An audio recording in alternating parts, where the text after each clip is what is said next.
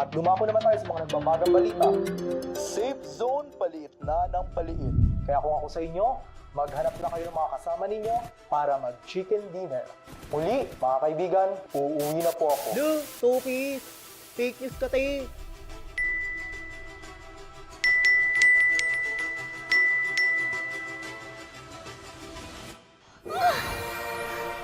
Gold account ba ako yun? Ay! Mukhang maasim. Ay! Parang kamukha ko to. Ano to, ha? Siya yung hinahanap ko.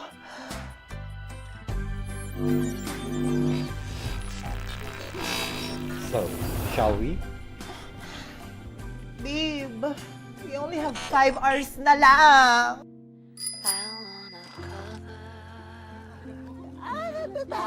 My scars, just find a place to hide away like a flower to the wall. I could join the circus.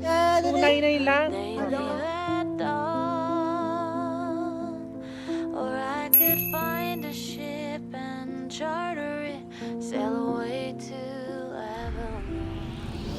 'Cause nothing hurts like a broken heart from someone who loved you.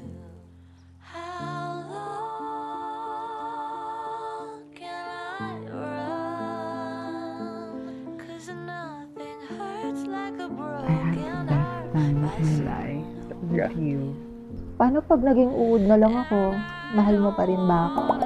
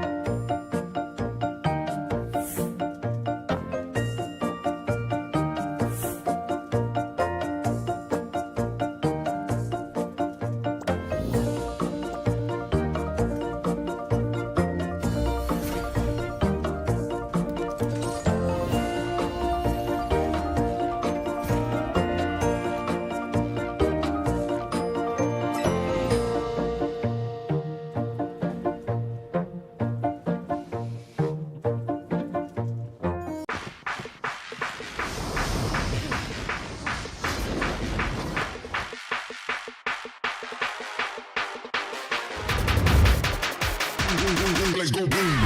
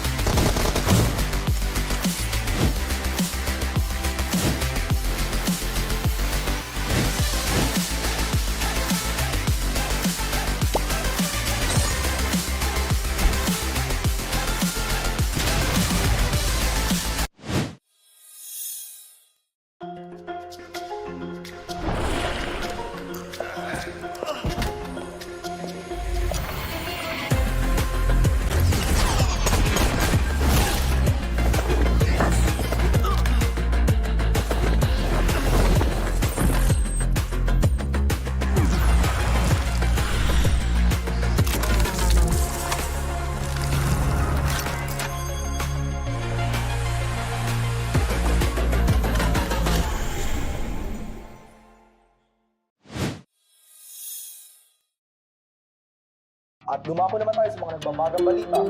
Safe zone paliit na ng paliit. Kaya kung ako sa inyo, maghanap na kayo ng mga kasama ninyo para mag-chicken dinner. Muli, mga kaibigan, uuwi na po ako. Duh, Sophie! Fake news ka tayo!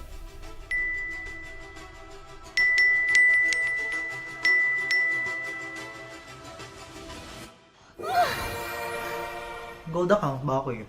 Ay! Mukhang maasim. Ay! Parang kamukha ko to. Ano to, ha? Siya yung hinahanap ko.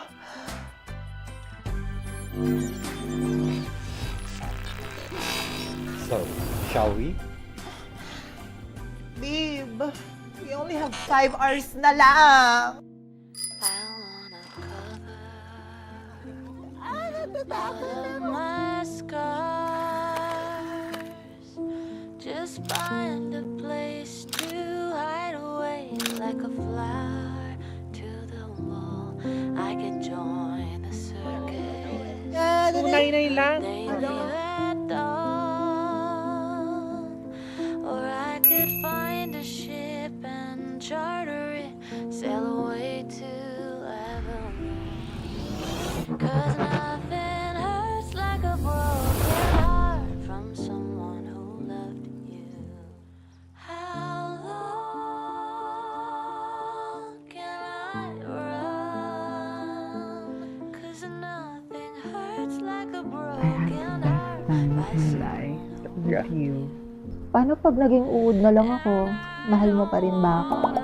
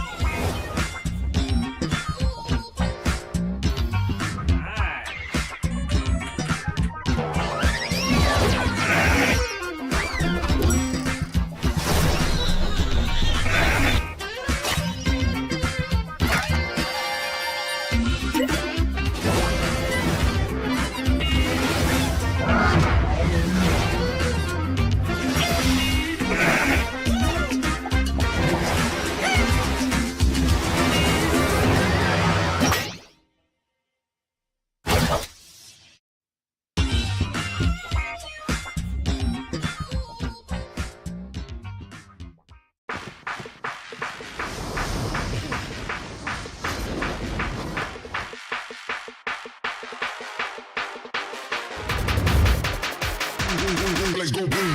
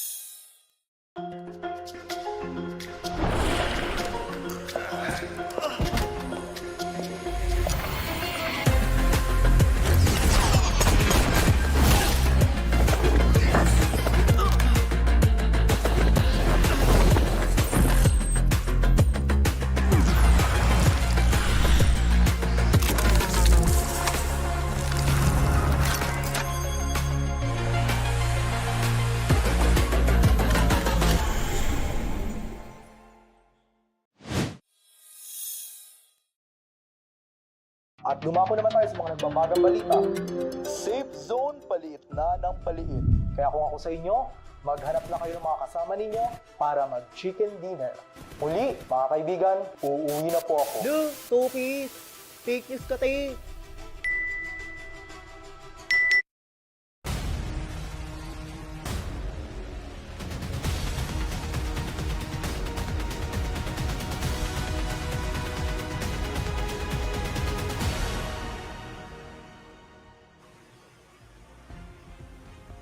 Ito na kaya ang linggo kung saan mamamayagpag ang ating PH teams? Welcome to the Week 2 of the PUBG Mobile Challengers League Southeast Asia Spring 2024 at kami pa rin ang inyong mga kasama, Kuku TV at syempre yours truly, Aya Plays. Will this be an exciting one, Kuku? Ano sa tingin mo? Luzon, Visayas, Mindanao, Aya. Nandito na naman tayo, pangalawang linggo ng PMCL. I think this is the time for us to be number one. Ito na yung oras, no? Para mag number one ang kahit anong PH team na kasali dito. We have 7 PH team. They now know what to do now here in the second week.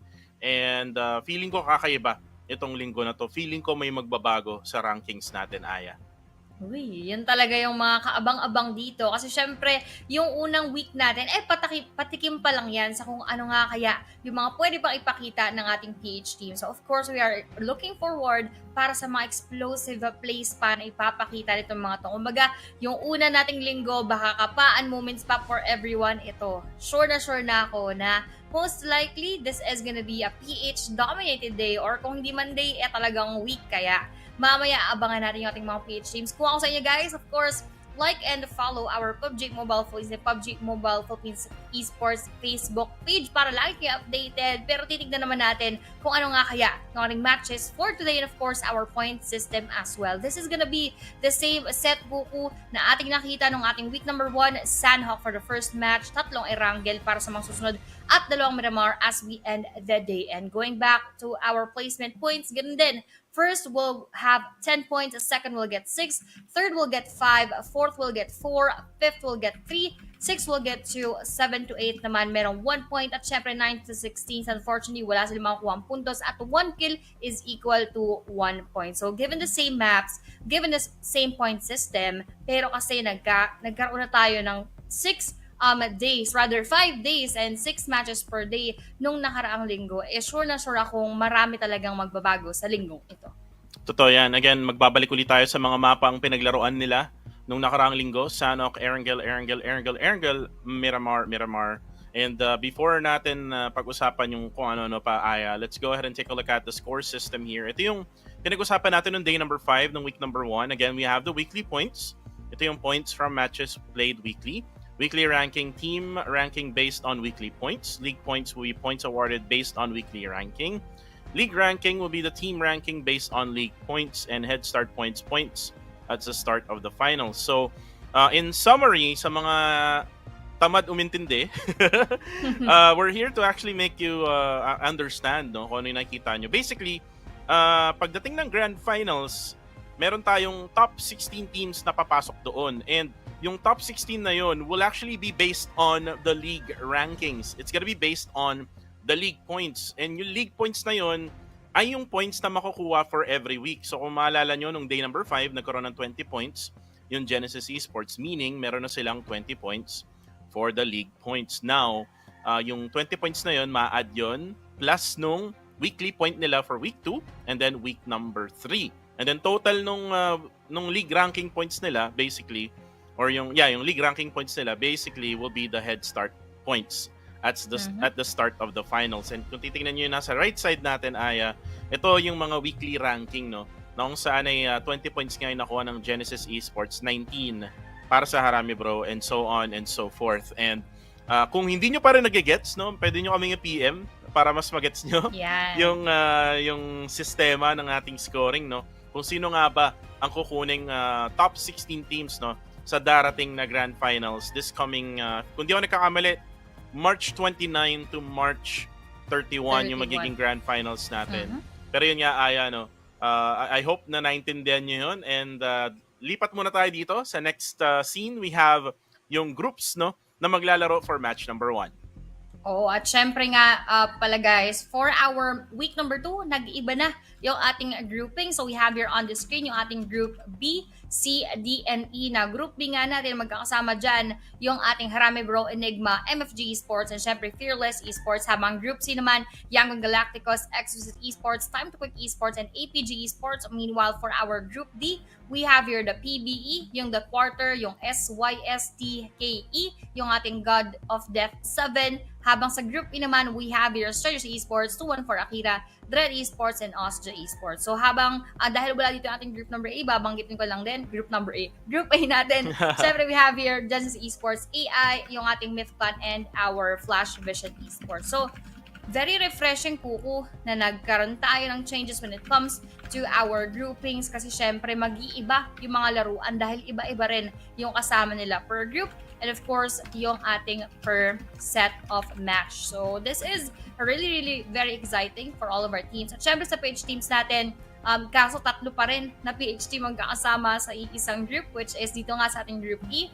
So kung sakali sila magkilalaro if ever groups A, B, C, D lang medyo onte yung ating mga Filipino teams. Pero silipat naman tayo, Kuku, once again, na dito sa ating league prize pool. Ayan, meron tayong total prize was $27,900. At ano nga ba yung mga breakdown dyan, Kuku?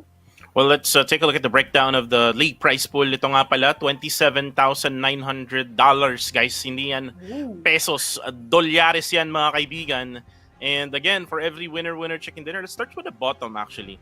Every winner chicken dinner, every manok may 100 USD. So if converted yan, kung gagamitin ay 50 pesos per USD, 5K yan no, per winner chicken dinner. Terminator weekly will be 150. Best performance team weekly will be 150. So meaning nakuha na yan ng Genesis Esports no, kasi sila yung top number 1 nung week number 1. Terminator weekly, we're not yet so sure kung sino nga ba yung nanalo niyan. Hopefully makita natin no, Aya. And then pag i-share nila yung bawat price pool no with the first place getting 4,500 USD. Walang uuwing luan kasi hanggang sa 20th place ay makakuha ka pa rin ng 150 USD. So now, let's go back to our casters. Again, my name is Kuko TV together with the one and only Aya Place, ang hashtag Kuya tandem natin for this week or actually for last week and this week. And I hope na mas may enjoy niyo pa itong week number 2 kasi nga mas marami pang babawi, especially Dread Esports. Dread Esports, Aya, one of the teams na talaga nag-struggle ng week number 1. What do you think can they do? Aside from dun sa sinabi ko dun sa post, no, with our insights, aside from that, ano pa ba ang pwedeng gawin ng Dread Esports? Ako, in my perspective, Dread Esports, nakikita kasi natin yung kanilang struggle. Hindi lamang kasi ito nag-root from their gameplays and their skills alone. Yung kanilang chemistry together, medyo nakukulangan talaga ako. Hindi ko nakikita that they are playing as one team. Parang minsan medyo magkakahiwalay yung kanilang mga decisions as we are seeing it on the battlefield. So, I'm just looking to na sana mas maging as one sila dito. And I hope na maging that will be favorable for them, yung kanilang synergy, which will be very much helpful and beneficial for them if talagang magiging on point. Right. And with the performance rather ng Harame Bro naman, they are currently at they currently have 19 points when it comes to weekly rankings. Pero yun nga, bago natin pag-usapan yan, may papakita muna kami sa inyo which is gonna be the Dragon set natin, Awaken the Dragon Power. All new Dragon team, a lucky spin available from February 9th until March 9th na lang siya. So 3 days na lang pala siya. New upgradable firearm, Draktrain MK14 has arrived. Loot crate, elimination broadcast, and yung on-hit effect await you. Don't miss out Dragon Emperor and Dragon Empress set. So kung mahilig kayo sa red, white, and gold, ayan, pwede sa inyo to. And kung mahilig kayong gumamit ng MK14 na sobrang lakas naman when it comes to close encounter, pero pwede rin gamiting DMR for long range, then why not, diba? Bilhin nyo na itong Dragon Emperor set. I think may nakabili yata ng set sa casters, no? I think it was Quintoyo, pero ito yung I think yung Serpent Gleam, kung di ako nagkakamali, Aya, tama ba ako? Yeah. Actually, yun nga yung babanggitin ko. Hinihintay ko lang na mag-circling game tayo. Pero now, of course, syempre, dyan naman sa mga hindi pa nakakapag-check ng ating Dragon Emperor, check na yan sa mga oras na ito. Pero lilipat tayo, of course, to the all-new guild set, the Serpent Gleam set, available from Feb 23 up until March 21. The new upgradable firearm Serpent Gleam AWM has arrived. Loot crate, elimination broadcast, and on-hit effect await you. Kaya naman jump into PUBG Mobile and show your glamorous moments. At katulad ng nabanggit ni Kuko TV, ay meron na ang isang twin toyo ng Serpent Gleam sana all. AWM. So malaking sana all yan, malaking sana all. And I am really looking forward dun sa mga iba pa, sa mga nanonood dyan, sa mga viewers na nung nakaraan pa namin to binabanggit since week number 1 up until our week number 2. Kaya naman, baka naman, tamang draw na rin kayo dyan. Dahil nga first draw nito, 10 UC lamang, malay nyo, matsyempohan nyo din, matsambahan nyo, tapos napakaganda pa na maging skin nyo. Ang tanong dyan, Aya, magkano kaya ang ginastos ni Quintoyo? Kasi natanong ko na siya sa podcast, so like around 80 to 100k na daw yung nagagastos niya sa PUBGM. So meaning, nadagdagan pa. Kasi nag-pull siya ng Serpent Gleam set, which is the AWM skin na nakita ko nga sa post niya. So, I hope that Quintoyo is here in the live stream right now and masagot niya kung magkano na nga ba ang nadagdag doon sa 100k niyang nagastos na in PUBGM. And actually, may darating din na pinakabago in PUBG Mobile, and this is actually the Miramar map update, which I have an idea about it. Pero mas maganda siguro na si PUBGM na lang yung magre-release. Hopefully gawa ko ng content about that, like a sneak preview.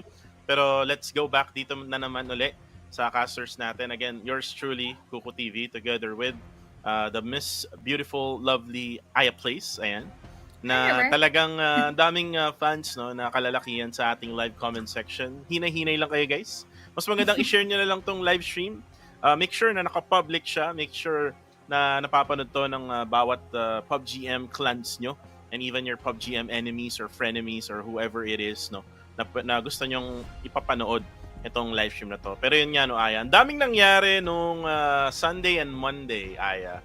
Just to let you know, ang daming nangyari. Pero again, mas marami ring nangyari nung, if I'm not mistaken, Monday and Tuesday. I was like organizing a tournament na kung saan ay naglaro yung ibang mga PMCL teams. And gusto ko lang i-open up to kasi dun sa tournament na yun, nangunguna yung Ostia Esports.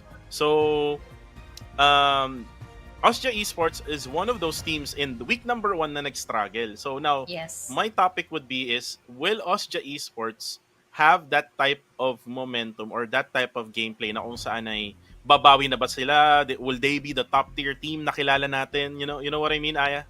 Yes. So, isang magandang isang magandang addition of course dito as an insight sa ating PMCL kasi coming from a different tournament na sila nga yung namamayagpag or sila yung nagdo-dominate tapos silipat tayo sa PMCL, will they actually keep that and will they actually be able to sustain that kind of run dito sa ating laban na kung saan dito kasi nag-all out yung ibang mga teams natin. Syempre, this is the PMCL, this is a greater stage, pero I am also wanting to see that na sila rin magkaroon ng changes in their gameplays. Pero ito, walang pagbabago, parang medyo bumibilis pa rin tayo sa ating 1-minute countdown. Kaya naman, in just a few seconds, we are gonna get inside of our Sanhok map para nga naman masimulan na yung ating week number 2. Right. And actually, I wanna point out as well na nasasabi natin lagi sa live stream last week na kung sana yung Genesis Esports ay magaling lang when it comes to mid-range and close range. Pero nung Tuesday yata yun, kung di ako nagkamali, or kahapon, pinakitaan ako ng Genesis Esports wherein si Smile yata yun or si Ichi na nag 1v3 situation siya against the time limit main team ng Philippines. And again, looks like pinapakitaan tayo ng Genesis Esports na kayang-kaya din nilang close range. Let's see now, here in the first map of week number 2. Let's go in Sanhok. Ayan na, nandito na naman tayo sa mapa na kung saan talagang napakainit ng ating mga nakikitang mga laban because of course this is a smaller map relative to the other two that we have, which means their worlds are closer to each other, kaya naman mas nagiging mabilis at mas nagiging malapit yung kanilang mga laban. Pero babalik tayo di sa ating point path. This will be coming from the southwest side towards patungo dito sa aking mapa na sinabi ko nga sa'yo before back in the days kung saan si Aya Place ay walang ibang nilalaro kung hindi Sanhok, Mongnay at Mongnay lang ang aking binababaan. So we are now gonna see itong mga unang laban after that 2-day sort of break from PMCL ng ating mga kupunan. Well, tingnan natin kung magkakaroon nga ba ng difference ang mga teams na hindi nagpakitang gilas no week number 1. That's gonna be the question right now. Mapapansin mo rin, Aya, na wala yung Genesis Esports dito sa mapa na to. But we do have a hot drop happening right now. Itong TTQ na to, Makati na naman, mga kaibigan, kasi gusto nilang iritahin itong enigma ng Philippines. And you can see right now na nakabang na itong sila Kupa together with the gang of Enigma, and nakabang na rin with the DBS. So handang-handa na ang Enigma na ngayon ay nagabang din yung kabilang side of the enemy or the teams. And meron pa palang isa pa, Aya. Very low on HP. Sinong team to? Hindi ko mabasa. Ayun nga, hindi ko masyado makita. Alam mo, gusto ko lang sabihin, as we start with number 2 at nag-iba tayo ng mga teams, nag-iba tayo ng mga numberings dito. As a visual person, nakastick sa akin yung colors ng kada team. So, medyo malaking adjustment siya for me. But anyway, babalik tayo sa ating Austria na binanggit mo nga kanina. Eh, naging magandang performance doon sa ating isang tournament. Pero makita natin mukhang umiikot yung ating God 7 sa ating Austria Esports na kung saan Astro X, tamang dapa lang, pinapakiramdaman yung movements ng ating team. Pero wala pa rin tayong nakikitang knockout right now. They are still being very vigilant. Kasi nga naman, the first game natin to, hindi pwedeng basta-basta alatin. Right now, Astro X nakabang lang with his Vector Magtanggol. If anyone would actually go up, talagang mababurst yan, Aya, with his SMG. Pero meron ding SMG itong si XZXY. Habang on the kill feed, Red Holy Lanju goes down right away with S12K. Grabe naman, the Red Esports. Wag naman kayong alatin agad-agad. Sana naman at least, magkaroon mas magandang bawi. There you go, boy Sean.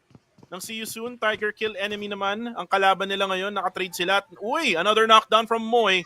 Sana napapanood natin, Aya, ang laban na yan. Kaya nga eh.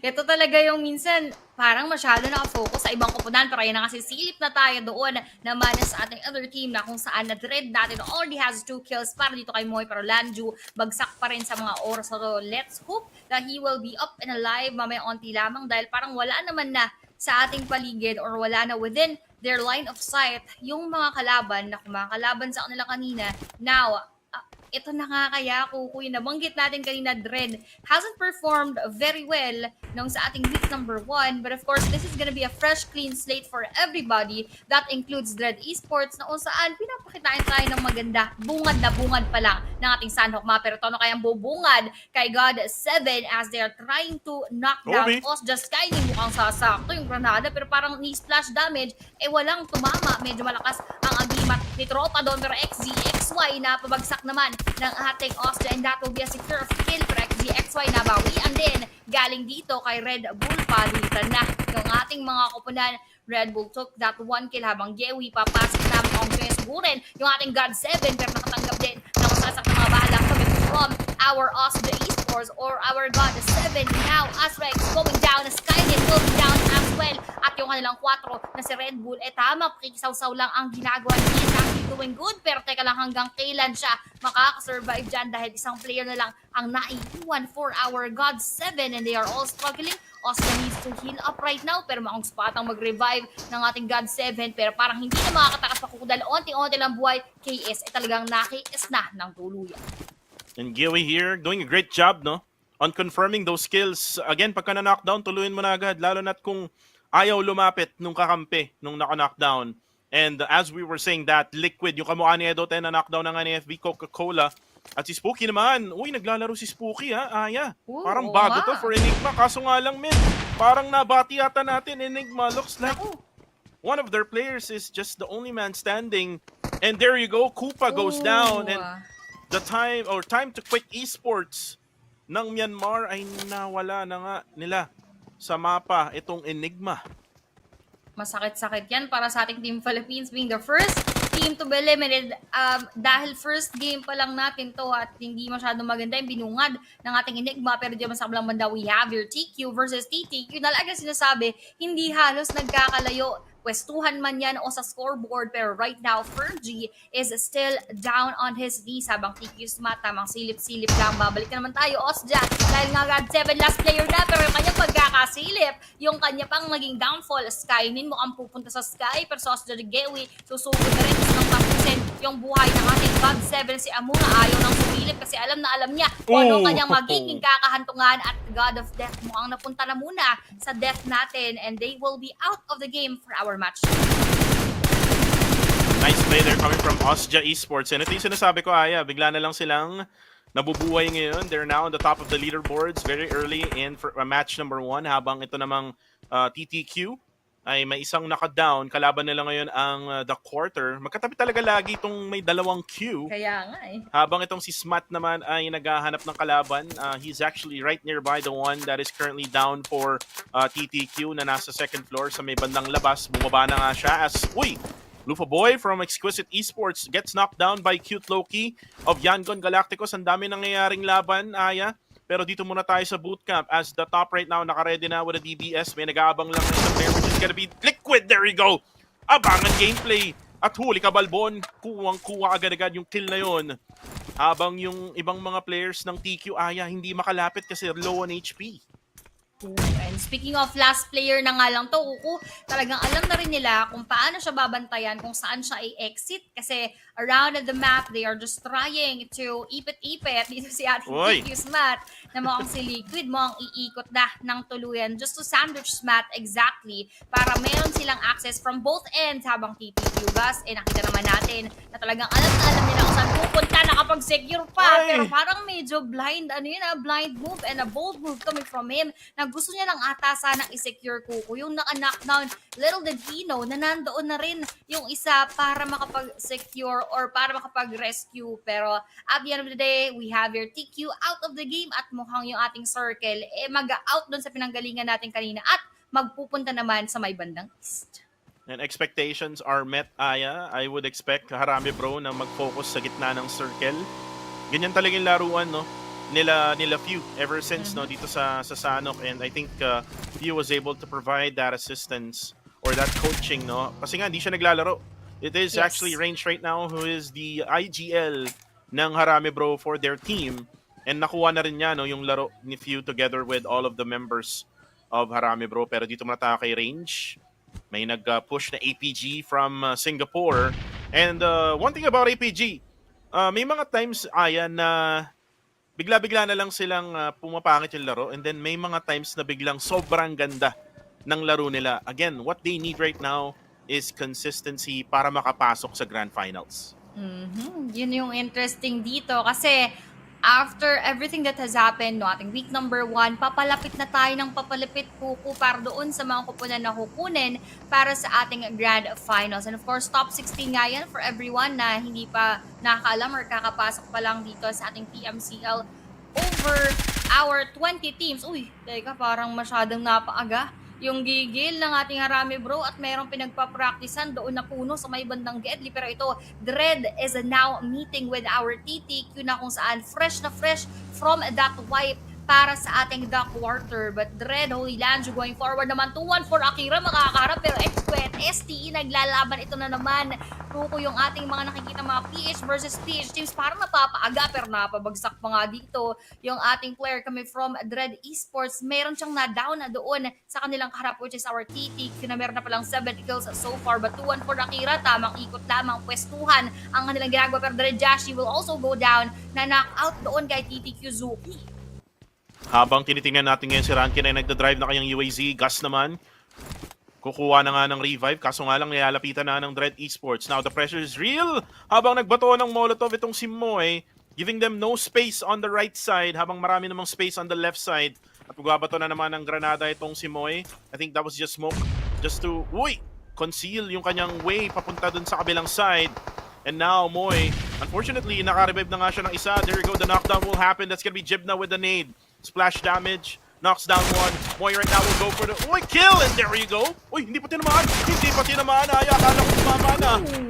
grabe naman yun. Parang immortal, mga kaibigan, yung isang player ng TTQ. Pero bigas, napakakunat talaga niya. And there you go, Jashi will go for the confirmation. Dread Esports right now has 3 eliminations in the bag. However, one player is currently down on them. And that's gonna be Jibna. Si Opti that too. ngayon ay gine-gatekeep nila. Itong team na to, dalawa na pala ang na-knockdown. Tapos meron pa sa likod, may Osja pa na babackstab. Ayan yung masakit pagka nagkaroon tayo ng engagement coming from them as well. But I doubt that they are gonna join kasi nakakita tayo ng backing out from there. And except for Astro X, which siya yung pwedeng mahirapan kung sakasakaling hindi din talaga siya umalis habang nagtatry mag-heal up ngayon. Wala nga siyang first aid kit kung napakatapang ni Astro X to stay in that location despite that situation. Pero ang sitwasyon nga natin dito, bababa yung ating circle. And fortunately for our bro esports, sila pa rin yung nasa loob ng ating circle right now. Habang 2-1 for Akira still on their move, still on the lookout para sa mga Dread Esports na lalabas pa lang din sa kanilang pinalalagyan. Yan ang ganda na pinapakita ngayon ng APG. Ang ganda ng adjustment nila after that shift of that circle. They're right in the middle together with Harame Bro, pero dito muna tayo sa zone. And now Astro X goes for the spray, knocks down Jashi. Matatamaan din siya sa malayo ng DBS, and now the spray goes from Dread Esports. Jibna will now confirm him with a DBS. Asan na yung ibang players ng Osja? Parang nawawala ata yung tatlo. Habang yung Dread Esports naman ay kukuha na nga ng USD papasok ng circle, but they need to reroute themselves, Aya. Hindi dapat sila dire-diretso papunta sa may eastern side or sa western side rather ng mapa kasi may nag-aabang na 2-1 for Akira. I would definitely agree. They need to reposition and to take a different route indeed. Pero doon, mukhang iba ang route na nakuha ng ating XQS dahil meron silang kalaban sa mga oras na to. Pero nagkakapalitan lang ng down YG versus our Esports Cute Loki. Mukhang tamang silip lang dito sa XQS. Nathan ang alahati ang buhay pero nabawian din si Cute Loki from behind. They need to try to revive his teammate. Pero Cute Loki susunod sa kanyang tropa, Say Cloud. Mukhang mamamaalam na rin at yun na nga ang pagtatapos ng buhay ng YG dito sa ating game number 1 dahil Harame Bro also wanted to join that engagement at meron silang pakiramdam at alam na nila din ngayon kung saan magagamit yung ating XQS. And one thing I love about Federales, Aya, is ang galing niya mang KS, no? I mean, not really KS, but third party, to be more specific. Pero habang sinasabi ko yan, 2-1 for Akira versus Fearless Esports. Baby Harry Fearless na gumagapang, parang sanggol, mga kaibigan, dyan sa may harapan nila Opti. Habang may mga granada silang binabato, Wako naman ay babaril na kanyang UMP-45. Wako naman ay mag-aantay muna ng kanyang mga teammates habang binabatoan din sila ng granada. Andito na yung kanyang granada of his own. Now, cooking up a nade. Kobe! May matatamaan ba? Yes, indeed! Saktong-sakto kay Baby Harry. Pero parang kukuha ng masibang angulo habang nanakdam na nga itong si Wako together with the two players of 2-1 for Akira. That play coming from na. At nasa third party pala sila sa likod. Kaya naman pala. Yes, at kita natin may 2-1 for Akira sa isang pinabagsak ng ating Dread na si Jashi nagigil din coming from behind them because of course 2-1 for Akira challenged them sa kanilang pwestuhan and they escaped that one. Pero Dread Jashi naman yun ang magiging tinik sa lalamunan ng 2-1 for Akira. And as they are pushing forward, they are rushing din dito sa ating Fearless Esports na mukhang nagtatago na ang Perbelt as Rancer is eliminated from the game. At Poso sumunod rin sa yapak ng kanyang tropa. Sina na lang to. Masusurvive din kaya yung ating bakbakan naramdaman na pero nakabawi ng isa. Pero that will be the end of them right now. Although 2 players are down, ay kailangan nila mag-heal up agad-agad dahil Jibna blue zone pa yung naka-down. Ganun nakasakit ko yung ating play zone sa mga oras na to. And grabe yung shift ng circle, no? Pumunta dun sa may eastern side ng mapa. Now, MFG has the circle. Grabe talaga tong circle ito ng Sanhok. And this will actually give a hard time for Harame Bro, no? To adjust from that place na meron sila. Though makakuha sila ng compounds kasi maraming compounds dyan sa area na yan, APG will not move any muscle dyan sa may circle na yan. They will actually keep that location. Exquisite Esports naman ay nakakuha ng magandang pwesto din just on the northern side kasama itong MFG Esports and yung Strangers Esports naman for sure, Aya, baka ma-gatekeep to nung dalawang teams including na rin natin doon yung Exquisite habang si Raymond may na-knockdown on the kill feed. Isama mo na si Super Pickles na na-knockdown itong si Exit ng MFG. So yung dalawang team, no, na magkatabi, nagkakanak-nakan at nagpupushan na. Ito na si Lufa Boy together with the gang. Uy, bumangga pa sa may puno. Nagkamali ata siya. Yun lang. Aray! Oh my goodness! those moments are really very crucial. Di mo naman naghaharap pa talagang 1v1, talagang face-to-face pinasok na dito. Pero Lufa Boy also receiving a bit of that damage. Hindi pa niya na-secure basta-basta yung ating kill. Pero unknown Yatka, last 2 players left for the side of our MFG na kung saan nakikita na natin yung kanila smoking up sa paligid para makapag-push forward also to challenge more sa ating XQS and Lufa Boy will be secured. Nathan, last player left para nakakita na naman tayo ng medyo masakit-sakit na error coming from them doon sa kanilang pagkakabangga na crucial nga yung moment, pero to crucial na rin ang buhay ni Dreadboy. Galing naman kay Federalis na nasa taas ng ating bubong at talagang makikita niya yung dread natin at kanilang mga onting galaw as Jashi is already inside. At alam niya na kung nasaan, throwing that Molotov or rather that nade right now sa Holy Lanju. Mga matatamaan si Federalis na yanig ang kanyang mundo. Onti na lang ang buhay at Jeff na will secure that knockout with that DBS and range MM. Ngayon, forward na rin ang very very light pero already inside of that hot, pwede nilang manage ka. So mukhang maganda rin ang pinapakita ng Dread right now. Let's see where this battle will take them. MM with that nade. Unfortunately, hindi man na-knockdown. Splash damage lang. Half HP itong si Jashi. Jibna and Jashi right now. The 2J. J&J Security, mga kaibigan ng Dread Esports. Tingnan natin, no? Kumapag-push sila now that MM is cooking up the nade. Will disconnect? No, mali yung binatuan niya. Oh, pero yung nade coming from his teammate actually. Claire with the knockdown now with a DBS or S12K rather. At kita-kita na yan sa player na to. DBS versus S12K. Sino ang mas malakas, mga kaibigan? Ang matabang S12K o mahabang DBS? Pero nilabas na ang QBZ, mga kaibigan. Nagbato pa ng granada. Uy! Nabulag pati yung caster! Oh my goodness! Nabulag tayo dun. Ay, nabulag tayo, Aya. Pero medyo na talagang matalino ng batang to. Nakaskill pa ng isa. And that's gonna be 2v1 situation now, range. We'll try to go for the inside. Kaso nga lang, lumabas na si Jip na knockdown pa itong si Range. Oh my goodness, 1v3 situation. Kaya pa ba today? Oh my goodness! Ano yun? What? Claire naded himself! Medyo, parang medyo lost ako, Kuku. With everything that happened there. Nakita niya kung sino siya, Aya. Sa sarili niya. Oo. Pero, yan ang literal, nakalaban mo lang sarili mo. Pero that was very difficult to process, Kuku. Kasi harami bro natin, sila yung may upper hand kanina. Pero nung nagsimulang ma-down si Federales, nagsunod-sunod sila. And napakasakit nun for our harami bro. Tapos that last moment na kung saan kay Claire pa nga sumabog yung kanyang granada, talagang kalaban niya, yung kanyang self. Pero I would just like to commend our Dread Esports right now. No, despite that happenings with our Harami bro, yun nangyari din sa XQS na medyo nagkaroon sila ng hiccups doon sa kabilang banda. Dread Esports, this is a different Dread that we've seen on week number 1. Now they have 13 kills just from match number 1 alone. Wow. And now, Dread Esports, nakita nila yung post ko yung post natin Dread Esports, one of the teams na na-call out, no? Na talagang nag-struggle in week number 1. Now, pinapakita nila kung sino sila. At napakita nga nila kay Claire, no, kung sino siya. Kasi ginaranada niya yung kanyang sarili habang si Jarrell naman, mananockdown niya si Sky Meow. And magpupush na itong si Jarrell with Master Risk right now. Very low on HP. Nag-heal pa ata siya. There you go. Nakapag-heal na. Nagbato pa ng granada. Nakabukas yata yung pintuan. Nag-spectate glitch lang yata yan. Mon Boy goes down. Addict Boy. Nag-addict pa kaibigan. Kaso nga lang, nabaril siya sa likod. Si Jarrell na lang at si Michi ang natitira habang nagta-third party ang MFG. Sa 2-1-4 Akira naman ay mai-eliminate only with 1 elimination, Aya.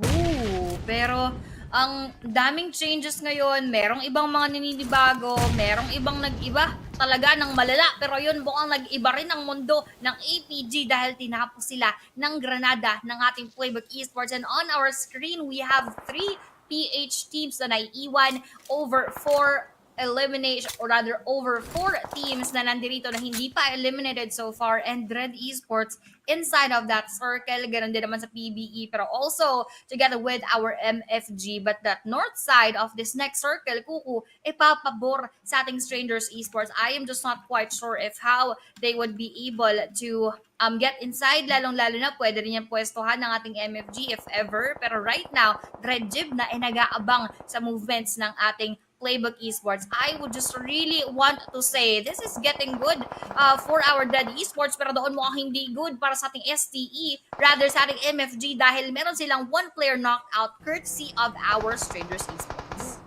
Right now, we're down 4. Mabas na nga itong si Newbie. Kailangan na niyang pumasok ng circle at nakita na nga niya no. Newbie, unfortunately, ay matutuloy na nga ng MFG habang isa na lang or dalawa ang natitira for Team Strangers Esports. I think that's gonna be 762 at saka itong si Scadi. Nasa loob na sila ng edge ng circle habang itong MFG ay ginagamitan nila ng higher grounds. Itong Strangers 214. We're down to 10 peeps remaining in the circle. We're not so sure kung sino pa pwedeng manalo dito. Maraming chance yung MFG because marami silang players na buhay pa pero baka ma-sandwich to ng STE saka ng PBE.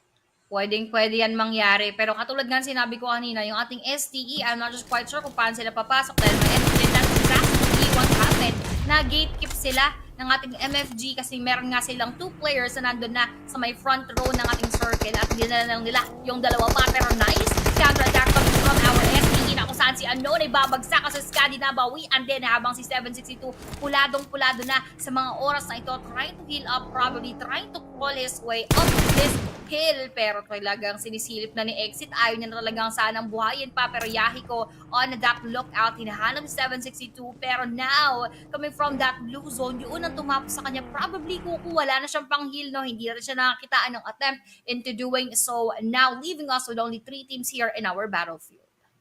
It's gonna be a 4v2v2 situation. Myanmar MFG versus 2PH squads, Jibna and Holy Lanju for the side of Dread Esports. And you can see how Jibna is for me is the most improved player from last year going into this league. Malaking ano yun, no? Malaking moniker yun, no? Aya, most improved player. And totoo rin naman kasi he's actually a really good solo player from all of those solo tournaments na napanood ko nung last year. Pero ito naman, nasa squad siya. Habang ito namang MFG ay nang-scout. I think nakita nata si Holy Lanju. They will have information kung nasan siya. Pero di sila agad-agad makakalapit, no? As now, Yaka goes for another circle. Yun, nakita naman itong player ng team ng MFG. Unknown. Unfortunately, hindi na knockdown ni Lanju. Yako actually gets the knockdown. Jibna will not try to help out habang may nangyayari din sa may bandang likod yata. Parang wala. Paparamdam itong PB at nakita agad-agad ni Yatka. Napakaganda naman nun. Dread Esports gets eliminated pero meron silang 14 eliminations. And now it's going to be a 1-4 situation. And that is it for Playbook Esports. They are now eliminated. Winner, chicken dinner para sa MFG Esports ng Myanmar.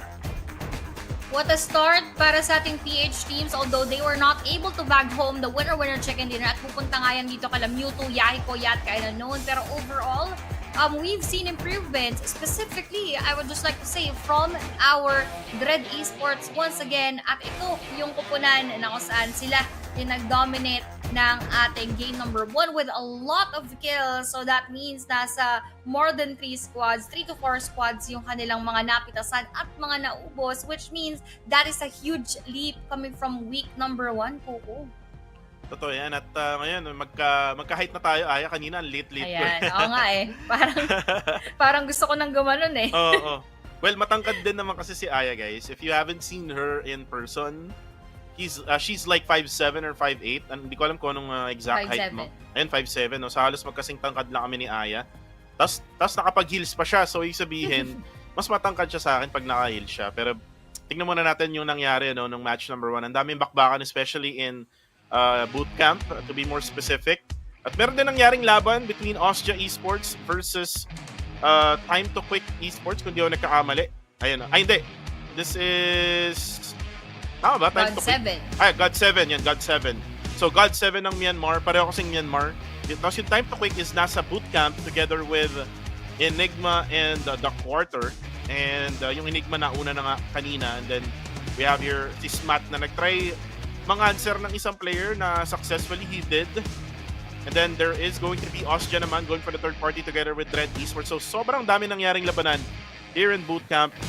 Bootcamp party tayo mga kaibigan. And this is one of the kills na ginawa nga ng Dread Esports. Total elimination by the way of 14. And kung hindi ako nagkakamali, parang sila pa ata ang mas mataas with addition of 5 points, no? Kasi yung third place sila, 5 points lang yun, Aya.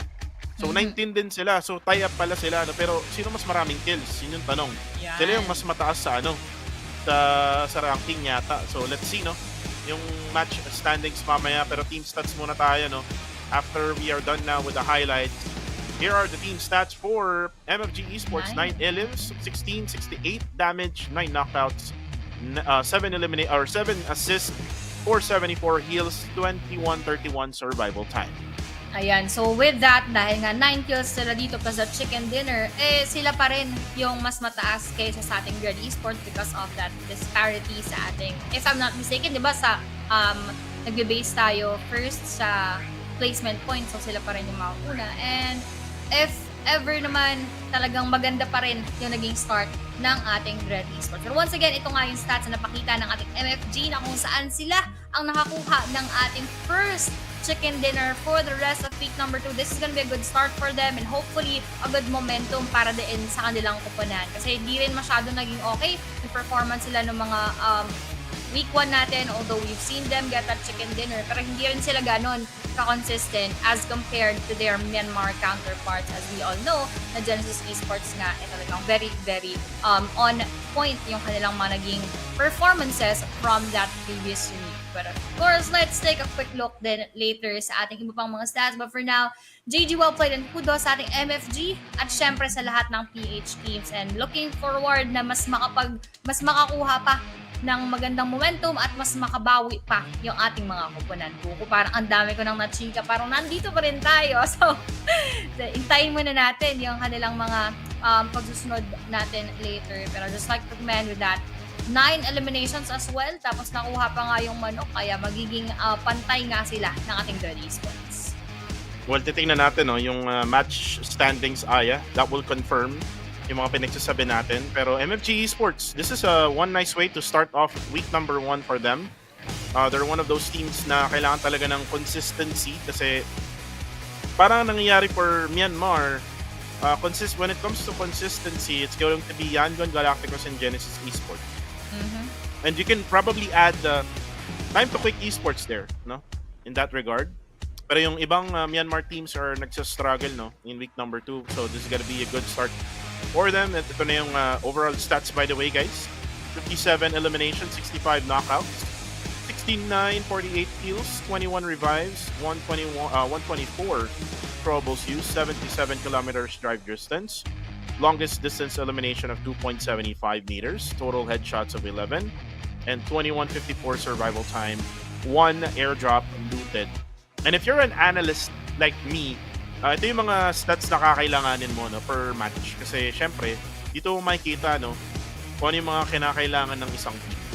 Especially for the match number 1 na nakita nga natin, na kung saan ay kailangan mo lang talaga pumasok ng loob ng circle, which what MFG did.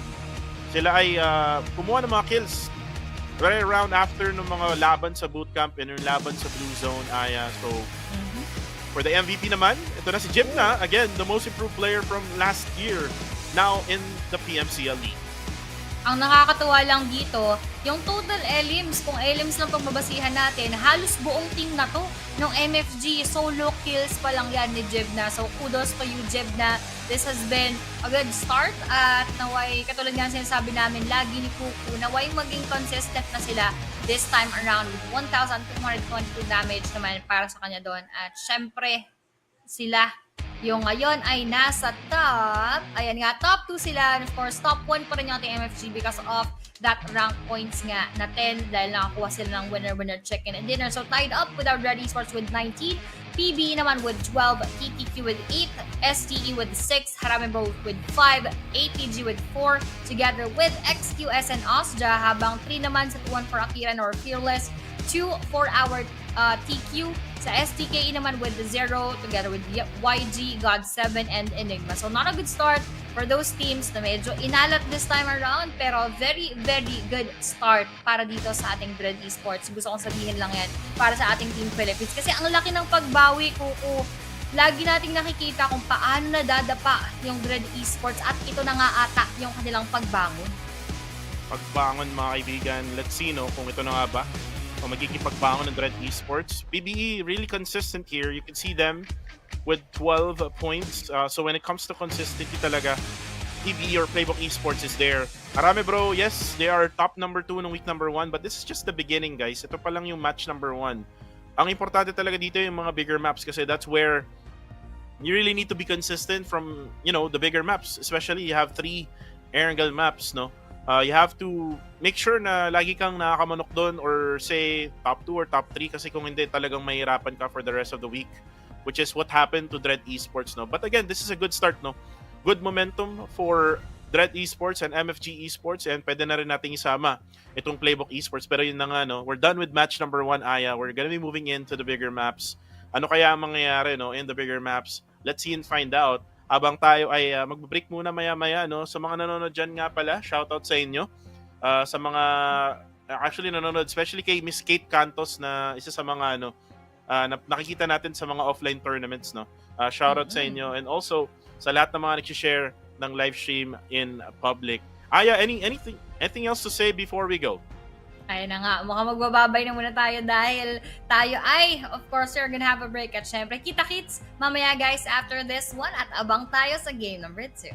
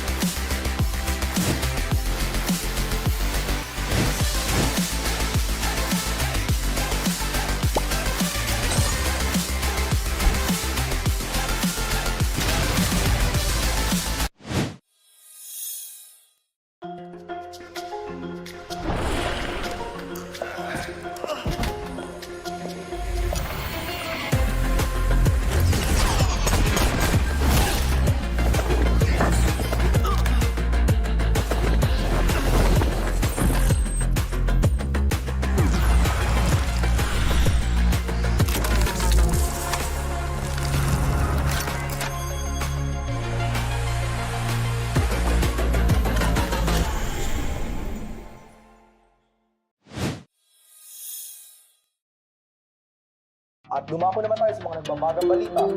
Safe zone paliit na ng paliit. Kaya kung ako sa inyo, maghanap na kayo ng mga kasama ninyo para mag-chicken dinner. Muli, mga kaibigan, uuwi na po ako. Toki! Fake news ka tayo!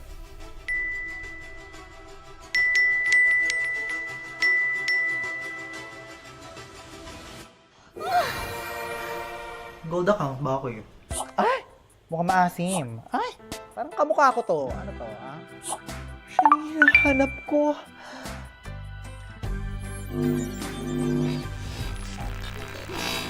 So, shall we? Babe, we only have 5 hours na lang. I wanna cover my scars. Just find a place to hide away like a flower to the wall. I could join the circus. Tunay lang. Daily at dawn. Or I could find a ship and charter it, sail away to Evermore. 'Cause nothing hurts like a broken heart from someone who loved you. How long can I run?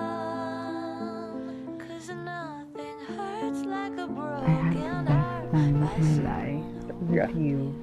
Paano pag naging uod na lang ako? Mahal mo pa rin ba ako?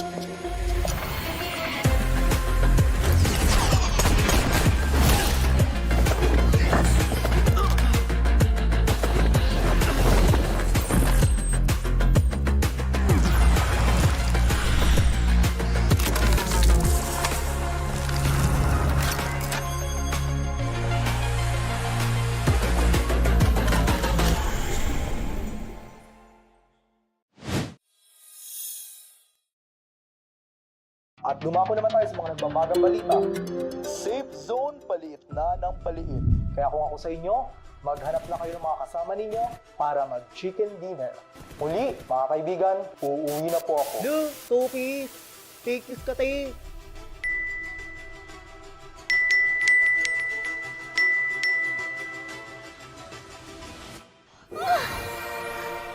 Gold account ba ako yun? Ay! Mukhang maasim. Ay! Parang kamukha ko to. Ano to, ah? Siya na hinahanap ko.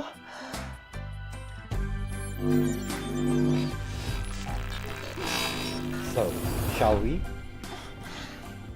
Babe, we only have 5 hours na lang. I wanna cover all of my scars. Just find a place to hide away like a flower to the wall. I can join the circus. Tunay lang. Maybe at dawn, or I could find a ship and charter it, sail away to Evermore. 'Cause nothing hurts like a broken heart from someone who loved you. How long can I run? 'Cause nothing hurts like a broken heart by someone who Love you. Paano pag naging uod na lang ako? Mahal mo pa rin ba ako?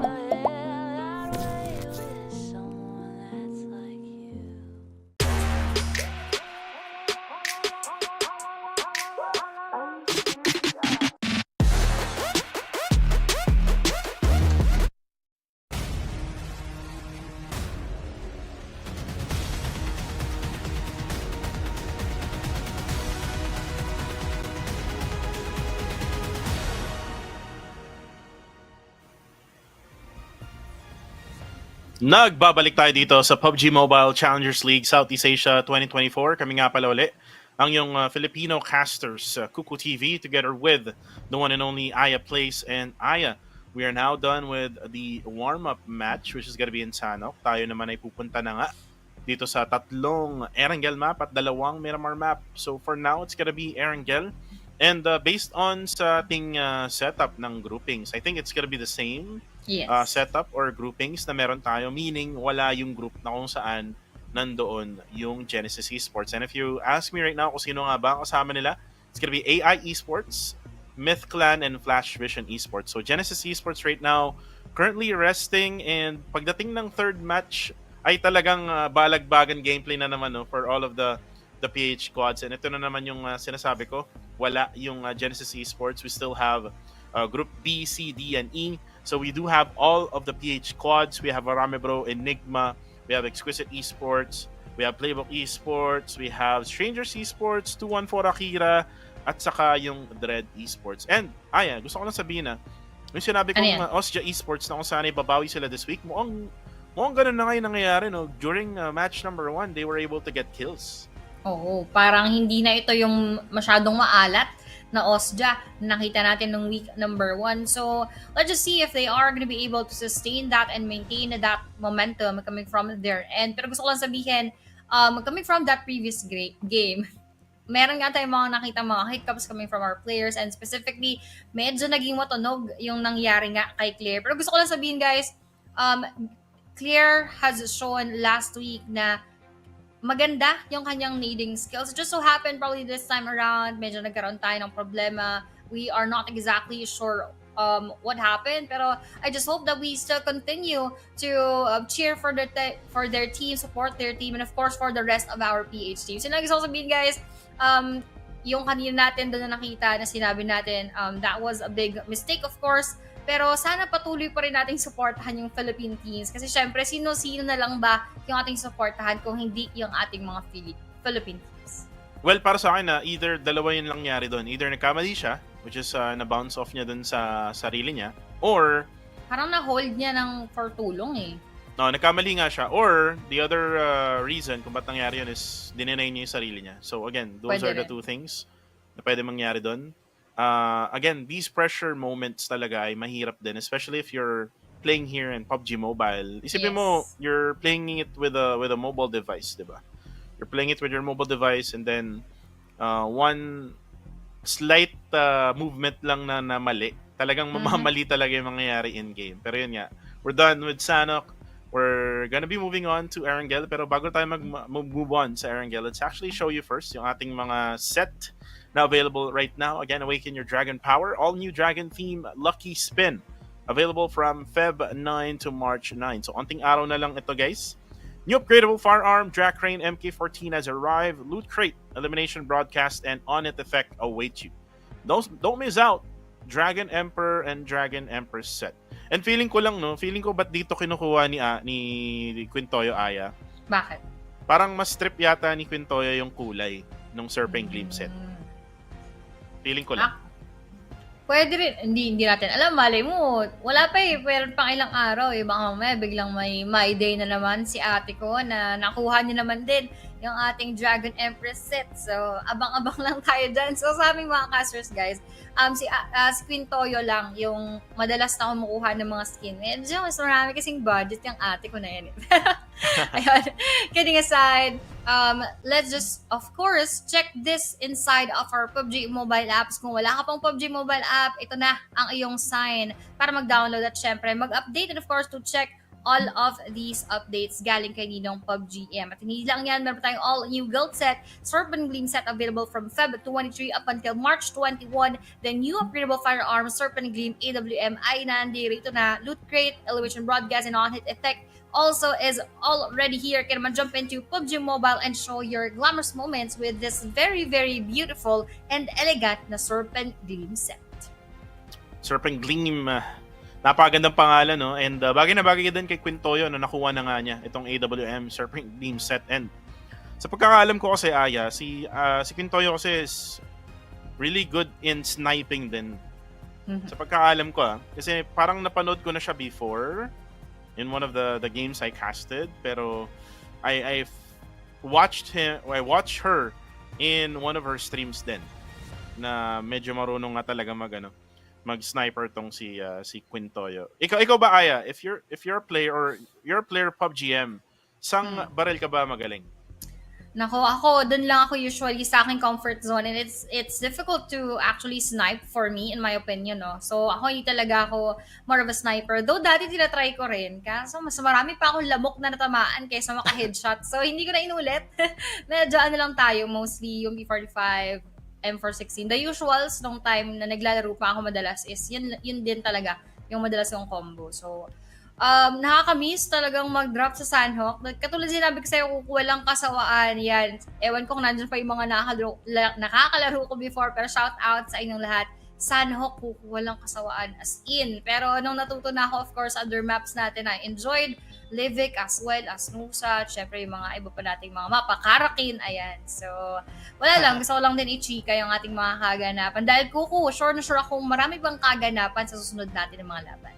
Actually, one of the maps na gusto kong bumalik sa competitive scene is Vikendi, Aya. We've seen Vikendi in 2019. That was the last time na nakita natin yung mapa na yun. And a lot of, actually may mga streamers akong kilala na mahilig sa Vikendi. Shoutout kay Ate Pe Gameplay, no? Mahilig siyang maglaro dun sa Vikendi map. And hopefully, no, na mabalik na itong Vikendi map sa competitive gameplay. We haven't seen that much yet, no? From that moment in 2019. Pero yun nga, we're gonna be moving on to Erangel, which is we now have 1 minute left, no, on the top right hand side corner of our screens. Isang minuto na lang ang aantay ng ating mga viewers. So kung nag-aabang kayo dyan sa live comment section na asa na ba yung game? Ayan na. 48 seconds left na lang at magsisimula na tayo. I know na you would love to see your favorite pro players, no, play in this game. And actually sa mga ibang nanonood din dyan, no, Aya, napapansin ko there are some other players out there na nanonood ngayon na ginagaya din yung kanilang mga pro players. Even the sensitivity, no? Tinatanong nila yung code ng kanilang sensitivity. So, again, if you would love to see them right now, you are gonna be seeing them in just 20 more seconds, Aya. Ito na. Talagang nakaka-excite kasi we started our first match with a really, really good tone. Pero magiging good pa rin kaya yung ating mga mapa dito sa Erangel and syempre sa ating Miramar later on. But of course, ito na nga, lilipad na tayo. Erangel number 1 for today will actually start in just a bit. Ayan na, Aya, Erangel. Dito tayo lagi nagsisimula sa may bandang North George, where nakita natin yung police station. Meron din tayong lighthouse dito sa may bandang ibaba, or actually sa itaas rather, ng mapa. That's gonna be Zarki. And then we have Yasnaya Poliana. Again, the police station is there.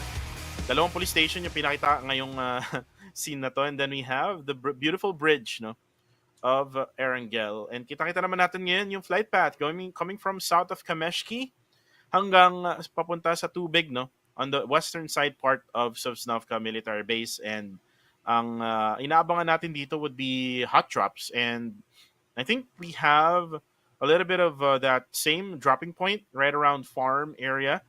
It really depends on who's actually playing. But remember, Enigma has been struggling actually in this game and in this league, by the way, na meron silang nakakasabay din minsan dyan sa area ng farm. Yes, and let's take a look if ever meron pang ibang makakasabay yung ating mga koponan dahil nga syempre first Erangel map natin to pagka nagkasabayan agad medyo masakit-sakit yan pero our PBE walang kasabay once again solong-solo nila yung ating Stalber, yung ating Kameshki era which they always take habang 2-1 for Akira mga magiging all good din yung kanilang pagdadrop dito sa may bandang Milk the Power. But take a look dito sa ating SMB na kung saan doon nga rin pupunta yung ating bilog. Nakita na natin to nung week number 1 na ganito rin yung halos exactly na circle natin. Parang umadjust lang sa may bandang kaliwa. Pero STE going together with our YD doon sa pinagpupwestuhan ng Genesis Esports sa Novo Rep Noye. So this is gonna be an interesting one if ever. Sino nga kaya yung mas magiging okay yung rotation with these two teams. Pero parang it looks like our STE is gonna get that vehicle all for themselves. So okay na okay sila doon. May 1 point na sila dahil mas sila ang nakakuha ng sasakyan. And I believe that dito sila pupunta kasi walang Genesis Esports. Yangon Galacticos though has a different set of mind right now, dropping nearby sa Strangers Esports. And I think ginawa rin nila yan kasi akala nila walang taong bababa sa Novo, knowing that they have Strangers Esports na bumababa sa may bandang ilalim pa ng Austria Esports. Pero itong si Pozo, tamang ubos lang ng bala ng M249, rambutan together with that PP Bison. And then ito namang si Pozo ay babalik na papunta dun sa mga teammates niya para i-pick up yung isa kasi nakabagi lang siya. Pero pero tayong death race ngayon mga kaibigan. Tamang barilan lang with a car, gameplay. Na naman. Oo, and ayan, napapansin mo, nagfo-focus sila ngayon na bumaba na ng circle. Oo, hindi katulad ng mga nakaraan. We've seen teams na nagbababag doon sa may labas pa rin ng circle but now these teams are already prioritizing to go down kasi syempre nga naman dalawa lang yan eh. It's either maipit ka sa labas at mag-gatekeep ka pag medyo late ka pa pumasok or ikaw yung mga abang doon sa loob and they are doing that exactly right now. Kailangan nilang pumesto na muna sa loob para syempre makapag-outplay sila if ever doon sa mga nasa labas. Pero kung magaling din naman yung gustong mag-contest ng area, that is gonna be a different story altogether. But let's hope na yung mga pumesto na ngayon ay hindi maipit. And speaking of, sana yung ating mga PH teams maging maganda rin yung pwestuhan mamaya. Pero ito nga, Harami bro, also going towards that bridge, ibig sabihin mo ang meron na silang pwestuhan na gagawin pero TTQ versus our See You Soon Tiger Kill ex-enemy meron nang kinakaharap sa mga oras na ito. At naglalaban sila ngayon. This is gonna be Myanmar versus Cambodia. See you soon, Tiger Kill enemy. Still struggling in the early stages, no? But they're actually able to get 2 kills already because of that rotation coming from TTQ. At kung mapapansin mo, Aya, no, nagro-rotate na rin itong Harami Bro. Harami Bro really focuses on the circle. And then later on, no, pag nakaposisyon na sila, they will be really, really aggressive. And that's what I love about Harami Bro. Kumbaga, ano sila, you know, systematic yung kanilang pag-eliminate, yung pag-engage sa mga teams. They don't just engage na yung basta-basta lang na kapag merong dumaan sa kanila, i-engage nila. So they really go in position first before they actually engage, which is siguro dahil nga doon sila ay nag-top 2 in week number 1. Yes, and that is a good approach para nga doon sa ating Harami Bro. But right now, coming from that first game, so far hindi pa ito yung Harami Bro na nakikita natin ng mga nakaraan. So let's just see later on sa mga susunod pa ng mga laban, and this included if ever that they are gonna be showing that same or even better Harami Bro that we've seen during our week number 1. And that goes to all of our PH teams. Sisilipin nga natin dito yung ating 2-1-4 Akira na kung saan they are still here in Will the Power. Tamang loot lang muna tayo ng ating mga kakailanganin mamaya. Tapos most likely, they will also go towards nearer doon sa ating circle. And yung ating Enigma, Kuku, na katulad nga sinabi mo, hindi rin naging maganda yung performance sa ating week number 1. Will this be their redemption doon sa nangyari nung nakaraan? And remember, they're now not with Caps, ang big boy ng Pinas, mga kaibigan. They're now with Spooky, habang yung player ng APG Esports ng Singapore na si Skymel ay binalagbag ng Austria Esports. And Austria Esports, ayun na naman sila, Aya. They're actually in or at the right spot.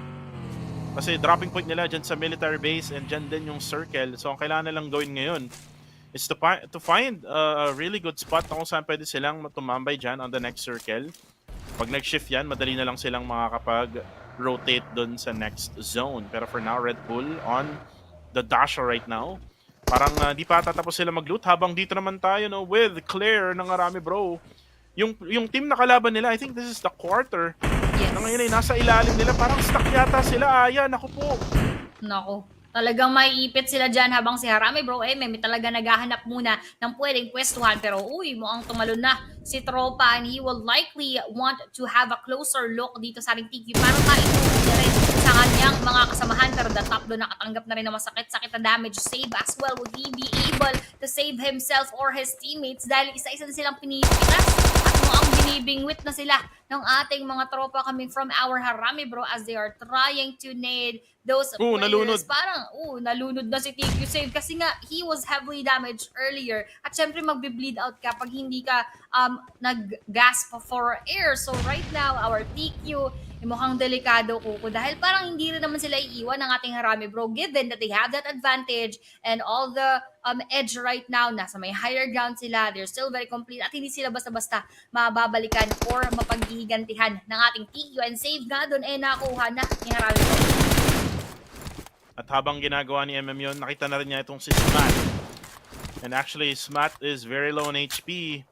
Delikado to, no, for the quarter. Ooh, actually, nice shot there coming from MM. Spots Smat na nasa ilalim ng tubig. And that's a random shot there na ginawa ngayon ni MM. Very low on HP na si Smat. And I think he was able to actually spot him underwater. Nice play there coming from MM. Napakalinaw ng mata. And now, that's going to be another one who goes down. That's Fern G for the side of the quarter. And there's going to be one more player left. And ito yung katabi ngayon ni Claire. Or actually, no, it's going to be range. Na nakita na nga itong si The Top and that's it. The quarter. Naging isda, mga kaibigan. Ginawang daing ng Harami Bro. Ayun yung magandang moments coming from our Harami Bro. Kasi it's exactly a very easy squad wipe for them. Wala tayong na-receive na pagbalik ng mga bullets coming from the end of the quarter kasi wala silang no choice. Hindi sila makalayo masyado ng malayo, nagtatago lang sila sa may likuran, tapos parang wala na talaga silang no choice, wala silang gagalawan. Pero ito, yung mundong gagalawan ng ating mga teams as that circle actually shifted towards the south side of SMB. Talagang hapit yung sitwasyon ko. Ito yung nakakakaba para sa kanilang lahat because very, very crucial yung kanilang magiging galaw coming from that point na kanilang pinanggalingan patungo sa kanilang destinasyon dahil napakalitan ng circle and that is also a very tricky one. Very tricky one. As WTZ ng Young Galacticos, naglulot lang, nagpalit pa ng barrel. Going with an AUG. At ngayon naka 4x scope pa siya. So again, very looted up na tong player na to. Yangon Galacticos, one of the teams na very consistent from last week. It's just that nakulangan lang sila with the elimination points. Gas naman ay ma-eliminate ng Austria Esports. Again, nakabang kasi to dun sa other side ng ating island, no, which is in Snovka. And right now, H2R for 214 Akira ay nang-gatekeep ngayon dito sa may bridge. Kaso nga lang, parang sila pa ata ang mabibridge camp kasi yung Exquisite Esports ay nakapwesto na, no? On the other side, Yui goes down, pero maganda ang backup sa kanya ni Skynin with that elimination onto Zuki. TTQ, wala na nga sa mapa ng Erangel. Once again, Austria Esports trying to prove to us that we are still the Austria that you've known even before PMCL. Ngayon, bumabawi sila paunti-unti dito sa ating bakbakan. And 2-1 for Akira, sisilipin naman natin muna dahil PBE yung kanilang possible engagement, but I don't think they will push through with that one at mukhang aatras muna. Mukhang they are gonna take a step back dahil hindi ata nila papalagan. Because of course, this is still a long battle for them at hindi lang yun, Enigma pala. Nasa likuran din nila and Spooky will be down coming from Monboy at mukhang tutuloy na mamaya onti lamang. Kaya naman yun ang signal para sa ating Enigma na mukhang umatras ng very very light at iniwan muna yung ating bakbakan habang STE newbie naman babagsak sa kamay ng ating Osja. And this is what happens no kapag ganito yung circles. Karamihan sa mga PH teams hindi agad-agad nakakapag-rotate sa ilalim. And this actually has been the trend no from week number 1. Kasi kung mapapansin mo, yung week number 1 kapag ganito yung circle, either Myth Clan or Genesis Esports yung nananalo sa gantong circle. And yung PH squads medyo nag-iisa na lang or dalawang teams na lang yung nasa loob ng circle. And right now, habang sinasabi ko yan, Jashi, na down si Mitchie from PBE and Playbook Esports right now, is being backstabbed by Dread Esports. So, 4 na teams to. We have PBE, Exquisite Esports, Enigma, and then we have 2-1 for Akira, jockeying for position dyan sa may right side bridge ng Erangel. And this is something that we need to, study kung paano makapasok ng circle kapag ganito yung bilog and Coca-Cola gets a knockdown. So, ibig sabihin nito, may mga players pala ng Enigma na sa kabilang side. Tama ba? Parang nandun pa rin ata sila sa bridge ngayon. Pero ang nakakatakot at nakaka-pressure for all of those teams. Siksikan sila sa bridge kuko at yun lang yung kanilang madadaanan. So it's either they eliminate lahat ng nakakahinder sa kanilang route right now or they will actually have to endure the pain of the blue zone for quite a longer time. Then MFP naman natin ngayon galing sa bakbakan ngayon, napaka-open ng ating Dread coming from that very explosive game number 1. Parang medyo hirap sila ngayon to get inside of that circle. Si Amura naman tamang silip lang muna sa kanilang nilalagyan, but the Jashi will go forward dahil si Dread Moy pala ay na-down and he really needs that rescue right now. Pero yung re-rescue ay kailangan rin i-rescue dahil PBE Raymond dinagdagan yung sakit patungo dito sa ating Dread. And Dread Esports there. That was a really risky revive request, no? Coming from Moy. Dapat hindi na siya nagpa-revive kasi ang open eh. Nasa gitna siya ng daan. Yes. Jashi should have just get to a position wherein he will have a much better angle para dito kay Raymond. At ngayon siya napatay ni Raymond ng PBE. So getting 2 kills here for Playbook Esports. What Dread Esports needs to do now is to plan kung ano nga ba pwedeng gawin, no, para makapasok ng bilog, which is right now, there's just so many teams na nandito sa may right side bridge. And yun, narinig na nga ni Raymond, no? Sasakyan ng Dread Esports and Lanju goes down. Headshot sa ulo, mga kaibigan. Jim na naman. Will he escape this one habang meron pang mga players na pwedeng bumaril sa kanya out in the open, and that is it for Dread Esports. 2 elims at 14th. Napakasakit naman nun para sa kanila. Masakit na jump din yan, or rather drop, coming from that previous height na kanilang pinanggalingan na saan ang dami nilang kills. They earned 19 total points in just 1 game ngayon. Medyo na early sila dito sa ating bakbakan habang Enigma Boss po pa naman ay napabagsak din dito. And this will only be QB trying to face our God 7KS na upo mo yung kanyang last bullet ay makakapag-secure lang ata or hindi pa nga niya na-secure yung kill doon kay Kesen. He needs to heal up. Pero ang problema, Kuku, wala nga siyang pang-heal. Tamang bandage lang, and I don't think that will actually be enough. Pero ito, Amura, mukhang magiging enough para sa ating PBE because the Jared will be taken down, and that will only be Raymond from their end na kailangan munang tumakas. Rather, dalawa pa sila. Hindi ang gonna go separate ways. That will be Monboy na dadaan doon sa mailalim ng bridge habang si Raymond will take that longer route. Medyo malayong ikutan yan para sa kanya. Not a big fan. Ayan, ginagawa ngayon ng mga PH squads dyan sa Blue Zone. Usually kapag nagbababad ka sa Blue Zone, dapat meron kang assurance na pwede kang makapasok ng circle. Pero dito sa ginagawa nila ngayon, sila ay nai-stuck and sila ay naipagpatayan in the Blue Zone. No assurance of having a really good scores at the end. Pero dito na muna tayo sa loob ng circle, no? Habang yung circle ay papunta dun sa area kung nasan man ngayon yung Harami Bro together with Osja Esports. And remember, the team na binanggit ko nung simula, Osja Esports, they're now in really good position and they might get more points as we go along kasi nasa magandang pwesto sila, no? sa loob ng bilog. May compound pa. Pwedeng-pwede nga na yun ang kanilang gawin. But looking at our Fearless naman ngayon, talagang nakatutok pa rin sila sa ating YG. But just to summarize our Fearless, noong nakaraang linggo, parang hindi rin talaga sila masyadong nagparamdam. And let's see if this will also be the redemption time. Pero 2-1-4 Opti. Uy, mukhang naligo na si Tropa dahil Lupa Boy na pabagsak niya. Pero mukhang meron pa siyang magiging pagbawi. Kaya lang, we will have their super pickles nang galing may bandang likuran at natapos din yung buhay ni Opti. Nabasa ko lang kasi sa comment section, sabi niya maliligo na daw siya. Pero parang medyo may kaalatan pa rin ng very, very light as Monboy is now gonna be here in front of XQS UI. Delikado yung positioning at yung lokasyon ngayon ni Monboy, but he needs to survive this one kasi wala sila sa zone. Pero yung MFG tsaka Fearless naglalaban na rin together with Harami Bro and STE. We're experiencing and witnessing a lot of battles. Umukhang ito talaga yung isa sa mga sunod-sunod nating mga laban at sumakto pa yung granada ni UI. Mukhang talaga mapapabaybay mo na siya dito kay Monboy. And Monboy, unfortunately, ang inisip niya noon, magbaback siya kasi binabaril siya. Pero yun pala, may binatong granada tong si UI. Unfortunately, tinamaan siya saktong-sakto. So for PBE, it's gonna be one more player left for them with 5 eliminations in the bag. Boy Sean gets eliminated by Unknown. That's MFG, who got the winner-winner chicken dinner kanina, Aya. Sila yung nanalo, no? In that game. 2-1 for Akira naman. We have H2R na knockdown, no? At natuloy na agad-agad. Kaso na KS ni Dewey ng Osja Esports. Osja, just right in that very good position. Siyempre, makikita nila, no? Yung mga players na knockdown na. Pwede nilang ikutan, no? Yung compound na meron sila. Kaso nga lang ito na. May nag-push na dito sa side ng CU soon. Tiger kill enemy. It's gonna be Baby Harry with a DPS. Hindi tumatama ka ng DPS kasi napakakulit ni Lulu Tive. Pero meron din na knockdown dun sa side nila, sa right-hand side natin rather.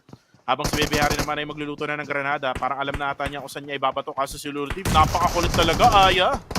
Ang dami ng iniikot ni Lulu Tive, kaya naman medyo naliligaw at nalilito na yung ating Fearless and they have their Pozo in front of them. Si Lulu Tive iikot, parang mahihilo niya talaga si Baby Harry doon sa kabilang banda at maghahanda ng granada as well. Habang ating YG mukhang pinasabog isa-isa yung ating XQS. Not just quite sure they're still alive right now, pero ang daming na down from their end. Habang si Lulu Tive binaabangan pa rin. ST naman ang na-eliminate on that 11th spot. Sumunod yung ating XQS on that 10th spot, habang iba ibisi pa rin maglaban ngayon. Baby Harry mo ang patentero at tagutaguan ang nilalaro kasama ng ating season. But from afar, we have here si Fearless na also providing that cover and lookout para dito sa ating Fearless. Pero sila na dyan, mga magkakasuguran pa lang, kaya bagsak dito sa kanilang side, but they are still not pushing through with this engagement. Parang iwasan moments at wala pa rin tayong pangil na nararamdaman from the other team. And season Tiger kill enemy. Tama lang naman kasi ginagawa nila. Ay, meron kasing 4 sa malayo. Itong si Baby Harry, which is si Na. And ito na nga, nag-push na nga si Baby Harry. Hindi na sila makahantay. Ooh, knockdown with the DPS na John. Shotgun to the face now. And now si Na naman ang natitira. Nagbato ng granada. Parang hindi yata pa mababato yun. Ooh, knockdown naman. Gamit ang kanyang S12K. Kaso nandun yung backup. The John saves the day. For see you soon, Tiger kill enemy. Fearless is now out, pero nandito na yung third party. Yan yung Galacticos now, scouting the area, pero mukhang hindi yata sila magpo-push kasi magpo-focus sila sa circle. Parang hindi nga nila babalakin na sugurin doon yung ating kupunan. And that is gonna be a smart move coming from them kasi once they get in, now they have that upper hand in to gatekeeping our season Tiger kill enemy. But for the teams left inside the circle, may pag-asa pa yung ating Harami Bro into getting this chicken dinner as they are having a good spot right now. Napaka-strategic nung kanilang pwestuhan, pero depende na lang yan kung saan papabor yung susunod pa. Meanwhile, 2-1 for Akira. Wako will just be the last player left here at mukhang naramdaman niya na rin yung possible na magpupush ng ating Osja Esports, pero trying to nade them down, I don't think that is the best thing to do, lalo na kung hindi pa naman nila sigurado or hindi pa naman nila nalalaman yung kanyang lokasyon. Habang tamang langoy-langoy lang yung ating season, hindi nila alam, meron silang mga katabing mga kalahing isda katulad ni Addict Boy. Addict Boy, nananahimik lang. Parang si Mark, mga kaibigan, pero si Wako. And that's it for 2-1 for Akira. Maalat Ang 2-1-4 from Sanhok to Erangel. Lulu Tive goes down, by the way. Federales gets the knockdown.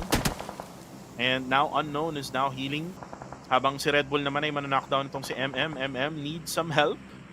Medyo malayo yung kanyang posisyon, no? Medyo mahirap din yung nangyari sa kanya. So now it's gonna be Range going for the throw of that smoke. One smoke lang ang pinop off ng team ng Harami Bro. Ito naman si Claire. Parang inaayos pa yung sasakyan, yung makina ng Coop RB. Nakatingin lang dyan sa harapan niya. Pero si Range ay maglalagay pa ng additional smoke. Will just pop up those smokes para kay MM para makapag-crawl siya pabalik dito sa kanyang mga tropa. And looks like he will get the revive there. Pero focus muna tayo sa Tiger Kill enemy Aya. Sila ay nasa edge ng western side of circle habang yung Galacticos ay naghahanap pa rin ng posisyon. Wala ata silang makuha kasi napaka-open pala na ito.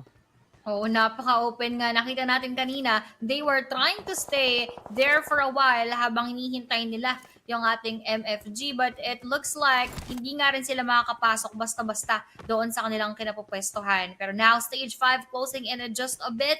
Let's see if that is gonna go away from the positioning of our Harami Bro. O kanino nga ba ito papabor? Pero PBE Raimon will have to say goodbye, and that will be the last player of Playbook Esports na kung saan mawawipe na nga sila dito. And we only have 6 teams, and this is just our Harami Bro. Last PH team na naiiwan for our second match. YG dadaan sa harap ng ating Osja. Sabi niya, teka lang pre, parang kailangan kong yumutan. Naramdaman ko yung presensya ng ating Osja na hindi naman din talaga nila ipinush na mapabagsak. Pero ngayon yung circle sa kanila pumapabor, and unfortunately medyo lumayo sa ating Harami Bro na kung saan napaka-open nung pag-aagawan nilang spot altogether.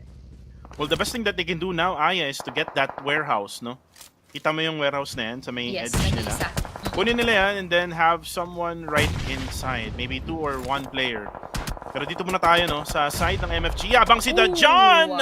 Sabi niya, you can't see me, pero I see you. Sabi ni Range. As see you soon, target kill enemy now is eliminated. Now we're down to 5. And balik tayo dun sa sinabi ko, no? Yes, pwede nilang gawin yung sinabi ko na 1 or 2 players. Pwede silang mag-duo split to sa current situation nila. And then, pagka-close na yung circle, iiwan na lang isang player na nasa may warehouse.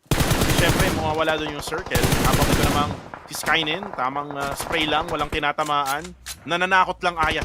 Itong Osja Esports. Young Galacticos, by the way, has 6 eliminations Aya.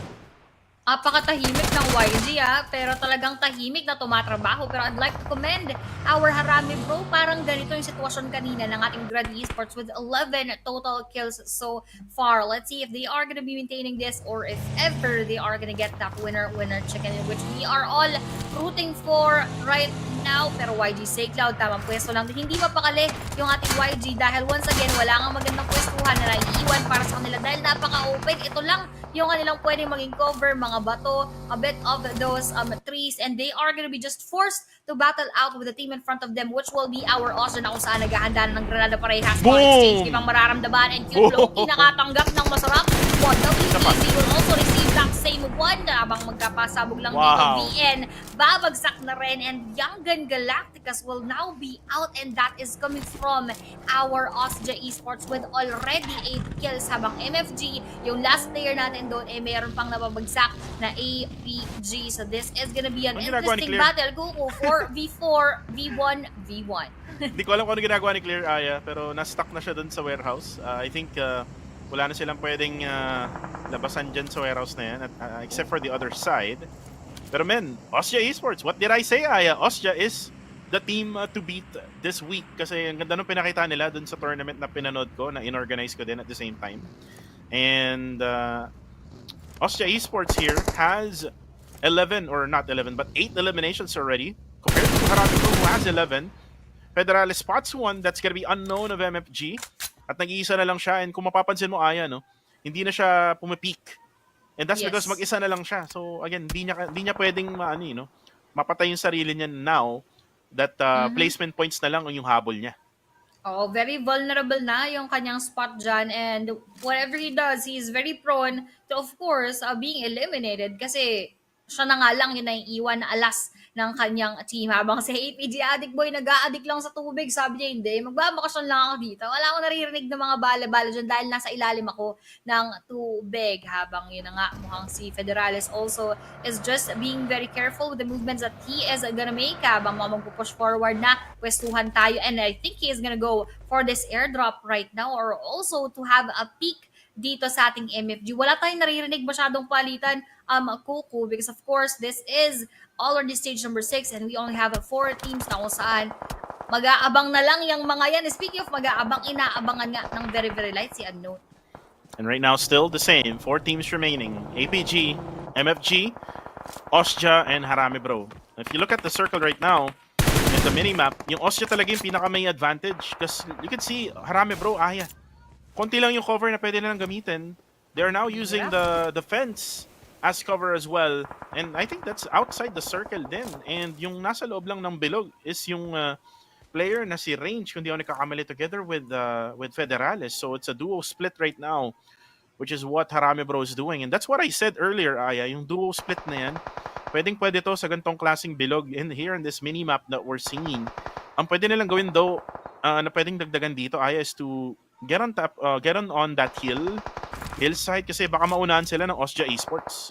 Mukhang yun nga yung kanilang plan in mind right now. Pero MFG Unknown receive so much damage kasi Osja Red Bull nasipat na si Federales dahil nga because they don't have much cover indeed right now. Harame Bro, Range, mukhang silip lang sa may Gedli. He already knows where Unknown is at right now. Mukhang kailangan nilang patumbahin to kasi baka yan pa yung makadagdag or makasnatch away ng kanilang kills. Pero Federales is still asking for that revive habang si Range tamang abangan moments lamang. Pero MM inaabangan din yung kanilang galaw coming from Osja Esports na nakapag-push forward na nga. Ini-scout yung ating area, dinaanan lang doon yung ating MFG because they know na merong one player but they also know that that is a good spot for them to take. Kaya naman unti-unti lang din-dominate yung ating mga pwestuhan. Tamang ikot lang Astro X. Nice, Claire! We'll have to say goodbye coming from Claire right now na maalam na yung MFG Kuku. Pero meron pang Addict Boy na hindi pa rin nila alam kung nasaan sa mga oras na to. Because MM goes down, this will be a struggle for him to be revived at parang hindi na nga talaga ata kaya. One goes down for Harame Bro. Okay lang yan, Aya. Okay lang yan for Harame Bro. They're still a 3-man squad. Ang kailangan nilang gawin is to be patient. While itong APG Esports ay pwede maging lason mamaya at maya, yung circle ay wala na sa kanya. 35 seconds left, no? Bago natin maramdaman yung laso na yan. Kaso nga lang si Claire ay na-knockdown. Binigyan din naman niya ng bomba. Bomba nag-aar, mga kaibigan, for Harame Bro. Pero ito namang si Skynin ay magbabato rin ng nade. Splash damage on Claire. Claire still alive. He can crawl his way through to where Federales is at para ma-revive pa siya. And this means it's still going to be a 3v4 situation with both squads, Osja Esports and Harame Bro. Pero yung lason ng APG Esports at naspatan na nga ata ni Range. And there we go, magbabato na ng granada papunta kay Addict Boy. And Addict Boy got spotted one more time. Bumaba na naman at habang nalulunod na siya, nababawasan na unti-unti ang kanyang buhay. One more nade. Range, wag mo nang sayangin ng nade na yan. Para na lang yan sa Osja. Pero kung hindi yata niya naiintindihan habang pinatay na nga niya itong si Addict Boy. They're now out of this game. 3v4 situation, reposition ang ginagawa ngayon ng Osja Esports together with Harame Bro. Ako yung kinakabahan sa kinalalagyan ngayon ng ating Harame Bro. But of course, let's see how they would be able to clutch this way around sa ating mga bakbakan. Nades are now being thrown. Let's just hope that all of those will connect doon sa ating Osja para nga naman talaga magkaroon sila ng splash damage right now. As we saw earlier, yung si Skynin doon, parang wala na siyang nade kasi hindi na follow-upan or na-back-upan yung kanyang knockout kay Claire. Pero ngayon, bumabagsak si Federales coming from that start. At mga magkakaroon na ng tapang yung ating Osja Esports to push forward further sa kanilalagyan ng ating mga Harame Bro. Ang need to heat up right now, pero Federales delikado sila ang one on the main out na may pero last time may goal secure. That one pero nice one for me. This will be another one for it. This one is gonna be so difficult and that will be the end. Once again, an almost chicken dinner para sa Team Philippines. But this one, it goes to our Osja Esports, Astro X, Skynin, Gewi, and Red Bull. Pero still not bad pa rin sa ating Harame Bro as they also bagged a lot of kills home. Totoo yan, Aya. And Osja Esports, ito na, Aya. Ito na yung sinasabi ko na gugulat sa atin para sa araw na to. And actually for this week number 2, kasi Osja Esports struggled really bad in week number 1 and in week number 2 napanood ko yung bounce back nila in Monday and Tuesday in that tournament, and now going in PMCL with 5 days, no? Nalalaroin nila, definitely na talagang sila ay parang rejuvenated sila, no? With all of those bad plays na ginawa nila, gumawa sila ng game plan in week number 2, no, na kung saan ay sila ay magiging victorious. Kaya nga sila ay ngayon nakakuha ng winner chicken dinner. Pero tingnan muna natin ang highlights for match number 2 at nagsimula tayo sa fishing ng Harami Bro. Ayun na nga yung namimwit, isa-isa yung ating Harami Bro na kung saan ang dami rin nga nilang nakuha, and that is just the stage number 4. Now also climbing those skills, pero ito mo ang nag-climb nga kanina yung ating see you soon sa harap din ng ating Fearless, pero yun, nakita nila yung huling member na sina, which they were able to manage that situation, pero naubos din sila kalauna na dito sa ating bakbakan at yung ating top 5 teams. This is a very good highlight coming from our Austria Esports. Those frag grenades connected very well. Nakita natin yung isa-isang pagbagsak ng Yangon Galacticos na napakaganda rin ng performance na ibigay sa atin ng ating week number 1. And this is also that last moment ni Addict Boy na kung saan Federales yung kanyang tumapos doon. And this is almost a clutch coming from their end. Kaso alam naman natin na napaka-hapit ng pwestuhan ng ating Harami Bro. They were really at a disadvantage early on in that circle. Pero surprisingly, still the MVP of the match here, getting that MVP title would be Austria Red Bull. Even with only 2 eliminations, meron siyang 729 na total damage habang knockouts of 4, 3 assists, and of course 139 total kills and survival time of 27 minutes and 30 seconds dahil sila nga ang nakakuha ng ating winner chicken dinner for that previous match. So that was our first Erangel map. Kung may dalawa pa, kaya tignan natin kung ano kaya ang magiging sitwasyon natin dyan. So what's in store, no, for match number 3, Aya, which is going to be another Erangel match. He is the MVP now, Red Bull for Austria Esports. Pero tingnan natin yung team stats ng Austria Esports para sa match na yun. How many eliminations? 11 ang nakuha nila for that match. 2244 damage, 12 knockouts, 8 assists, and 608 kills with 27-30 survival time. And again, maganda tong panimula for Austria Esports, meaning they will be the top number 1 team kasi nga kung maalala mo ng last game, they were actually able to get really good scores as well in that Sanhok match, even though na hindi sila nakakuha ng winner chicken dinner. So now that we're done with match number 2, ay titignan natin kung ano nga ba ang mga nakuha puntos ng mga PH squads, including itong Austria Esports na nakikita natin ngayon. Pero bago natin pakita yun, tingnan muna natin, Aya, no, yung overall stats, no, for the match itself. 55 elims, 60 knockouts, over 12,000 heals, 15 revives, 196 throwables used, 393 kilometers of this drive distance, longest distance elimination with 3.42 meters, 14 headshots sa ulo, 2730 survival time, and 2 airdrops looted. I think the one airdrop na nalut is yung nilut ni Range. So it was supposed to be only one, pero buti na lang nakahanap siya ng cover. Unfortunately, Aya, wala doon yung circle.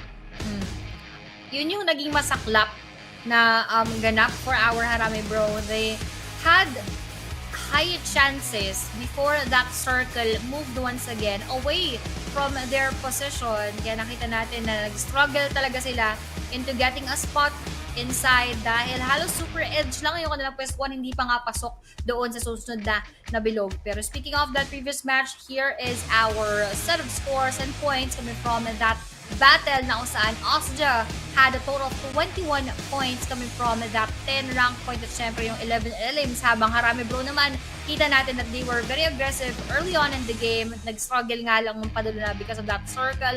13 eliminations coming from them and 19 overall points, habang yung sumunod naman which will be our YG with 9 together with STKE, habang MFG may 7, PBE with 6, APG with 5, XQS with 2 together with God7, Enigma, and Dread Esports, 2-1 for Akira, Fearless, and ST with 1 each, habang TTQ and TQ hindi na naman nagkakalayo kuko. Ito na naman yung lagi kambala ata tong mga to kaya 0 sila right now for our match number 2. Pero overall, ano kaya yung madadagdag ng mga puntos na ito sa kanilang mga previous scores? Let's take a look here. 26 and still on top, which will be our MFG na nakasurvive nga despite being solo. habang Austria naman humahabol with 25. And just 1 point behind as well is our Harami with 24, Dread Esports naman on the 4th spot with 21, PBE with 18, APG and YG with 9 together with STKE, habang TTQ with 8, STE with 7, and sino naman yung mga nasa kabila? We have Exquisite Esports with 6, 214 Akira with 4, 4 naman din ang Fearless Esports, God7 with 2, 2 din ang TQ, Enigma with 2 as well. And then yung group na hindi pa naglalaro, which is FBE, Myth Clan, AI, and Genesis Esports. This is the only time siguro, no, na makikita natin ang Genesis Esports na nasa top 20, Aya. Oo, parang ito lang nga ata talaga yun. Kasi syempre, 2 games silang hindi naglaro, so ibig sabihin, malaki yung naging simula nitong mga koponan na nakapaglaro na, at ito naman yung kanilang pagbawi later on, pagbalik naman nila on our 3rd match and onward sa ating 6th match for today. And I'm very much sure na talagang aangat to at babalik doon ulit sa may bandang taas. Well, right now, Aya, with this one now set, Austria Esports with a really good start here. I'm not sure kung sinong group yung hindi maglalaro for the next game, but we will see that later on kasi tayo ay malapit ng mag-break, no, for match number 3 kasi kailangan natin i-set, no, yung room, kailangan natin i-set yung mga players, kailangan din natin i-set, no, yung preparation natin for match number 3. And sa mga nanonood dyan, I hope na nag-enjoy kayo. I think na nag-enjoy kayo kasi kita naman sa mga comments nyo, no, na talagang engage kayo kapag may mga maling nagagawa yung mga pro players. Again, these are pro players, they're not really perfect. Sometimes they do errors, and yun nga, nagkakaroon talaga sila ng mga hiccups, no, sa mga laro natin, especially in Sanhok or in Claire needed himself. Pero yun nga, here in Erangel, nakabawi si Claire. Unfortunately, talagang high ground advantage kasi itong Austria Esports, kaya nga sila yung nanalo ng winner-winner chicken dinner. They also have man advantage. 4v3 situation ba naman, Aya, diba? Here in the top tier stage ng PUBG Mobile dito sa PMCL SEA region. Pero yun nga, guys, tayo ay magbe-break na. Again, ako si Kuko TV together with iPlace. See you later for more PUBG Mobile action on the next game.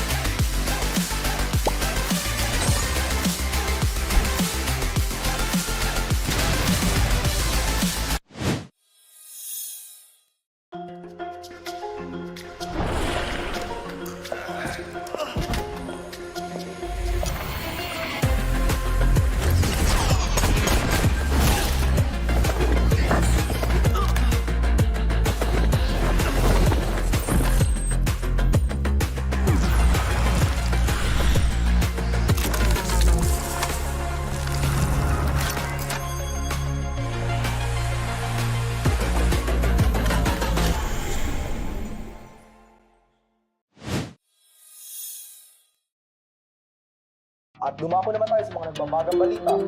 Safe zone paliit na ng paliit. Kaya kung ako sa inyo, maghanap na kayo ng mga kasama ninyo para mag-chicken dinner. Muli, mga kaibigan, uuwi na po ako. Duh, Tukis! Fake news ka, te!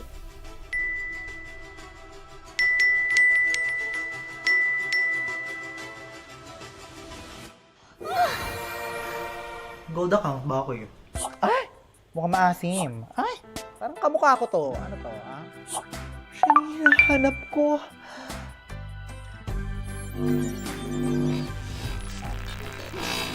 So, shall we? Babe, we only have 5 hours na lang. I wanna cover my scars. Just find a place to hide away like a flower to the wall. I could join the circus.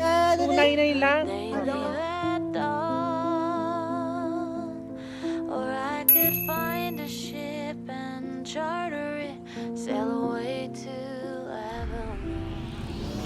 'Cause nothing hurts like a broken heart from someone who loved you. How long can I run? 'Cause nothing hurts like a broken heart by someone who loved you. Paano pag naging uod na lang ako? Mahal mo pa rin ba ako?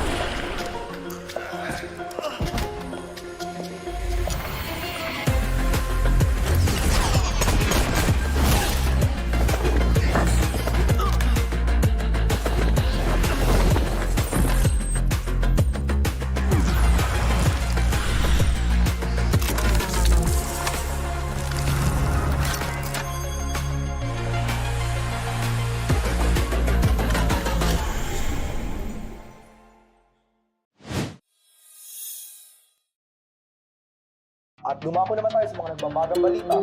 Safe zone paliit na ng paliit. Kaya kung ako sa inyo, maghanap na kayo ng mga kasama ninyo para mag-chicken dinner. Muli, mga kaibigan, uuwi na po ako. Lu, Topi, fake news ka tayo.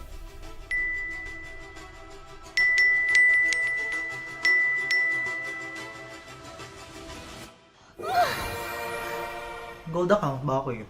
Ay! Mukhang maasim. Ay! Parang kamukha ko to. Ano to, ha? Siya na hinahanap ko.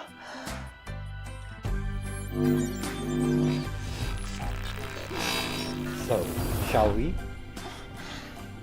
Babe, we only have 5 hours na lang.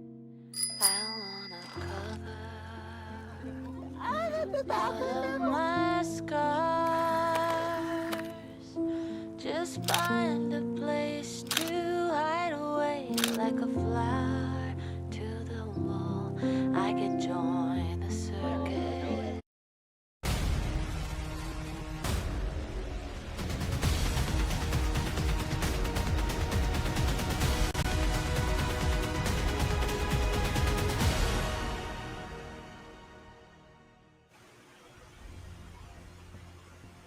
Kakatapos lamang ng ating dalawang mga laban at meron na tayong third match na mukhang pinaghahandaan na ng ating mga koponan. Kasi Kuku, dalawang almost chicken dinners yung ating nakuha. Kaso medyo masakit kasi nga almost is never enough. Pero once again, you're still watching the PMCL 2024 at kami pa rin ang inyong mga kasama. I Play Together with Kuku TV. Sit back and relax lang kayo dyan dahil marami pang mainit na mga laban ng ating mga makikita.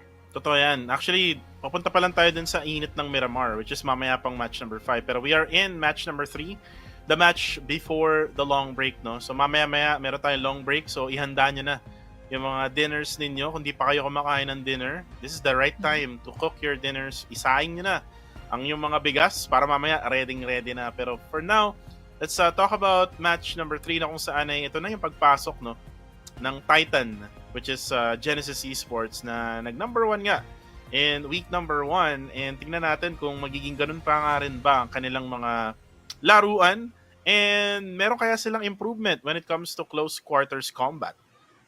Uy, yan talaga yung ating malalaman. Pero syempre, speaking of mga teams, tignan na natin kung sino-sino nga kaya ang maglalaro dito sa ating match number 3 na kung saan A, B, C, D naman tayo.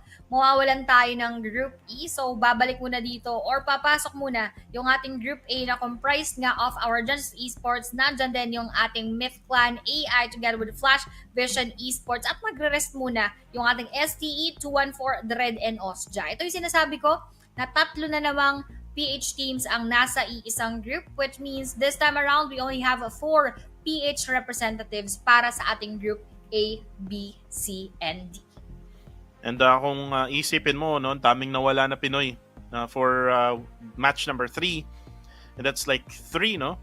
But, Yes. ang maganda dito, Aya, mawawala din yung hottest team right now, which is Osja Esports, na may 25 Yeah, points. So, exactly. makapagpahinga sila, and actually, there's gonna be a long break kasi nag-break na sila kanina. And then, may break pa sila ngayon habang naglalaban tong mga grupo na to. And then, may break pa uli na 20 minutes, no? Mamaya-maya. And we're not so sure kung babalik ba sila in match number 4. So, let's go Yes, ahead. they will. Yes, they will. Yeah, no? Na-confirm na ni Aya. No? Maraming salamat. Kasi ikaw yung may kopya kasi nung ano, ako wala eh. Wala akong kopya niyan eh. Ng mga groupings Maps. per match. Pero yun nga, we're going into match number 3 again. Genesis Esports with number 1 rank, no? Nung week number 1, actually 249 yung kanilang naging pinaka puntos altogether with a total of 148 kills. They're also the top fragging team out of all of the teams, no, nung week number 1. And ang tanong dyan is, will they actually do that? And the thing is, they're doing that mid-range to long range, no? What more pa kung dadagdagan nila ng yung kanilang arsenal, no, na kung saan ay may close range combat din sila. Yun yung hindi na talaga, kumbaga wala ng weakness or halos wala ng weakness yung ating Genesis Esports if ever they are able to actually hone their close combat skills. Ibig sabihin, hindi na sila basta-basta matatalo, Kuku. Dahil at as you've mentioned dun sa ating week number 1, lagi mong nababanggit na talagang sabayan ang Genesis Esports, lapitan ng Genesis Esports because that is the only way that you are gonna be able to penetrate their defense. Pero kung idadagdag pa nila yon, paano na lang sila tatargetin ng ating mga ibang koponan? So talagang kailangan din mag-adjust lalo ng mga teams natin. All of the teams below our Genesis Esports, dahil nga sila yung on top ng ating week number 1, lahat sila, lalong kailangan mag-step up ng kanilang mga laruan dahil pati yung Genesis Esports ay nag-step up, nag-evolve every now and then. We also need to see that gradual evolution coming from our teams, especially coming from our PH teams, despite the PH region also doing well nung sa ating last week compared to the other regions, mas kailangan pa nating dagdagan at angatan pa yung mga ginagawa ring adjustments ng ating Genesis. Right. And gusto ko lang i-shoutout yung mga outfits natin ngayon, no? Si Aya off shoulder, ayan. Uy. And then sa akin naman is malatito style, no, yung ating outfit or galawan ngayon. Hulaan nyo na lang kung ano yung mga suot namin sa pangbaba. Ayan. Mga typical na ano to, Kuko mga typical na simula nung nag-pandemic, work from yung home. mga Ayan. online work from home, mga face-to-face, mga online classes. Alam niyo na yung mga ganun, syempre medyo formal tayo sa taas, kasi sa baba, hulaan nyo na lang. Pero syempre ito na nga, malapit-lapit na ata nating makita for now. Pero ito muna yung ating titignan because of course, this is the weekly standings as of week number 1. Para lang magkaroon kayo ng idea, no? Just a quick recap because kung kakapasok nyo lang dito, ito nga yung ating mga naging puntos for our first week. Genesis Esports with 249 at syempre may 20 league points sila dyan. Habang Harami Bro, pumapangalawa with 225. That is 24 points behind ng ating Genesis Esports with 19. YG naman with 209 points, 18 league ranking points. PB with 176, STE with 158, 214 Akira with 153, TQ with 149, XQuest with 141, Enigma 135, just 2 points behind is AI with 133, Mythclan naman may 130, MFG with 129, na ang layo ha nung kanilang jump from this dun sa kanilang previous standing ngayon sa week number 2. Pero ayun na nga, TTQ naman on the 13th with 128, STKE with 106, tied up with Dread Esports, Oxda with 100, God 7 with 98, APG with 80, tied up with Fearless, and FDE naman dito with 34 overall points. Grabe, no? Ito yung mga puntos na pinag-uusapan natin from week number 1. Na kanina nga sinabi ko 249 points yung nakuha nga ng Genesis Esports, and out of that 249, Aya, they got a total of 148 kills. So top fragging team ang Genesis Esports. The second to them is actually Harami Bro with 142 kills. Yangon Galacticos has 141. So if you ask me right now, when it comes to fragging abilities, pwede talaga tayong humelera, no, sa mga pangalan na kagaya ng GE or Genesis Esports. And for others though, we have Playbook Esports, Strangers Esports. They got 110 kills last week. And then they got 106 naman for Strangers. So I think they need to be more aggressive, to say the least. Kasi maganda yung pwestuhan nila ay. Like if you ask me right now, 214 or not 214, but Playbook Esports and Strangers Esports has really good positioning inside the circle always. It's just that medyo kulang pa sa fragging abilities, which is they need to tap that potential. Kasi we know for a fact na pwede talaga na magkaroon ng potential na maraming kill output or elimination output tong mga teams na to. We have Mitchie for the side of Playbook Esports. Isama mo pa si Jarrell, no? 2 fraggers, and then Monboy na talagang gigil na gigil when it comes to engaging with all those teams na nakakaharapan nila. For the side naman ng 214 or ng Strangers Esports, nandyan pa rin sila QB or si Newbie rather, nandyan pa rin si Scadi, si 762. So again, a lot of fraggers still available for them. It's just that they need to risk sometimes to actually get more points. And what more pa kung, di ba, madagdagan nila yung elimination points nila this week from last week. Sabihin nating maging 120 pataas, di ba? Like have that set of goal, Aya, for this week. And then if hindi mo makuha yung goal na yan, bawi ka na lang sa placement points. Oo, talagang mahalaga pa rin yung ating placement points. Like sinasabi, of course, the key to victory is bagging a lot of kills, pero hindi yan basta-basta at hindi pwedeng pabayaan yung ating placement points. So, tignan natin kung gaano magiging kalakas yung ating mga teams as we enter another game. Pero gusto ko sabihin ko, sleeveless talaga ng suot ko. Kaya lang, gumigit na ako kasi baka makita niyo yung muscles ko. Pero, tignan natin Akala yung ko magiging ano eh. muscles. Akala off shoulder, ano lang pala, Off-shoulder. sleeveless lang. Oo. Sleeveless. Tignan natin kung ano yung magiging muscles ng ating PH teams inside. Kung tatalaban ba sila ng mga pa-biceps ng ating mga Oo. PH teams o sila ba ang makakrush in between the biceps of our other teams. Especially, nababalik ka yung ating Genesis Esports inside of the battlefield after a long break dahil syempre yung 2 days natin nung nakaraan tapos yung 2 matches din dito sa ating day number 1. Right. And now, we're just waiting for the timer. Pag may timer na yan, guys, ibig sabihin yan ay nasa loob na sila ng Spawn Island, which is gonna be in Erangel, dun sa may top rightmost part of the map. And as of right now, wala pa. So, ibig sabihin may naantay pa atang player, no?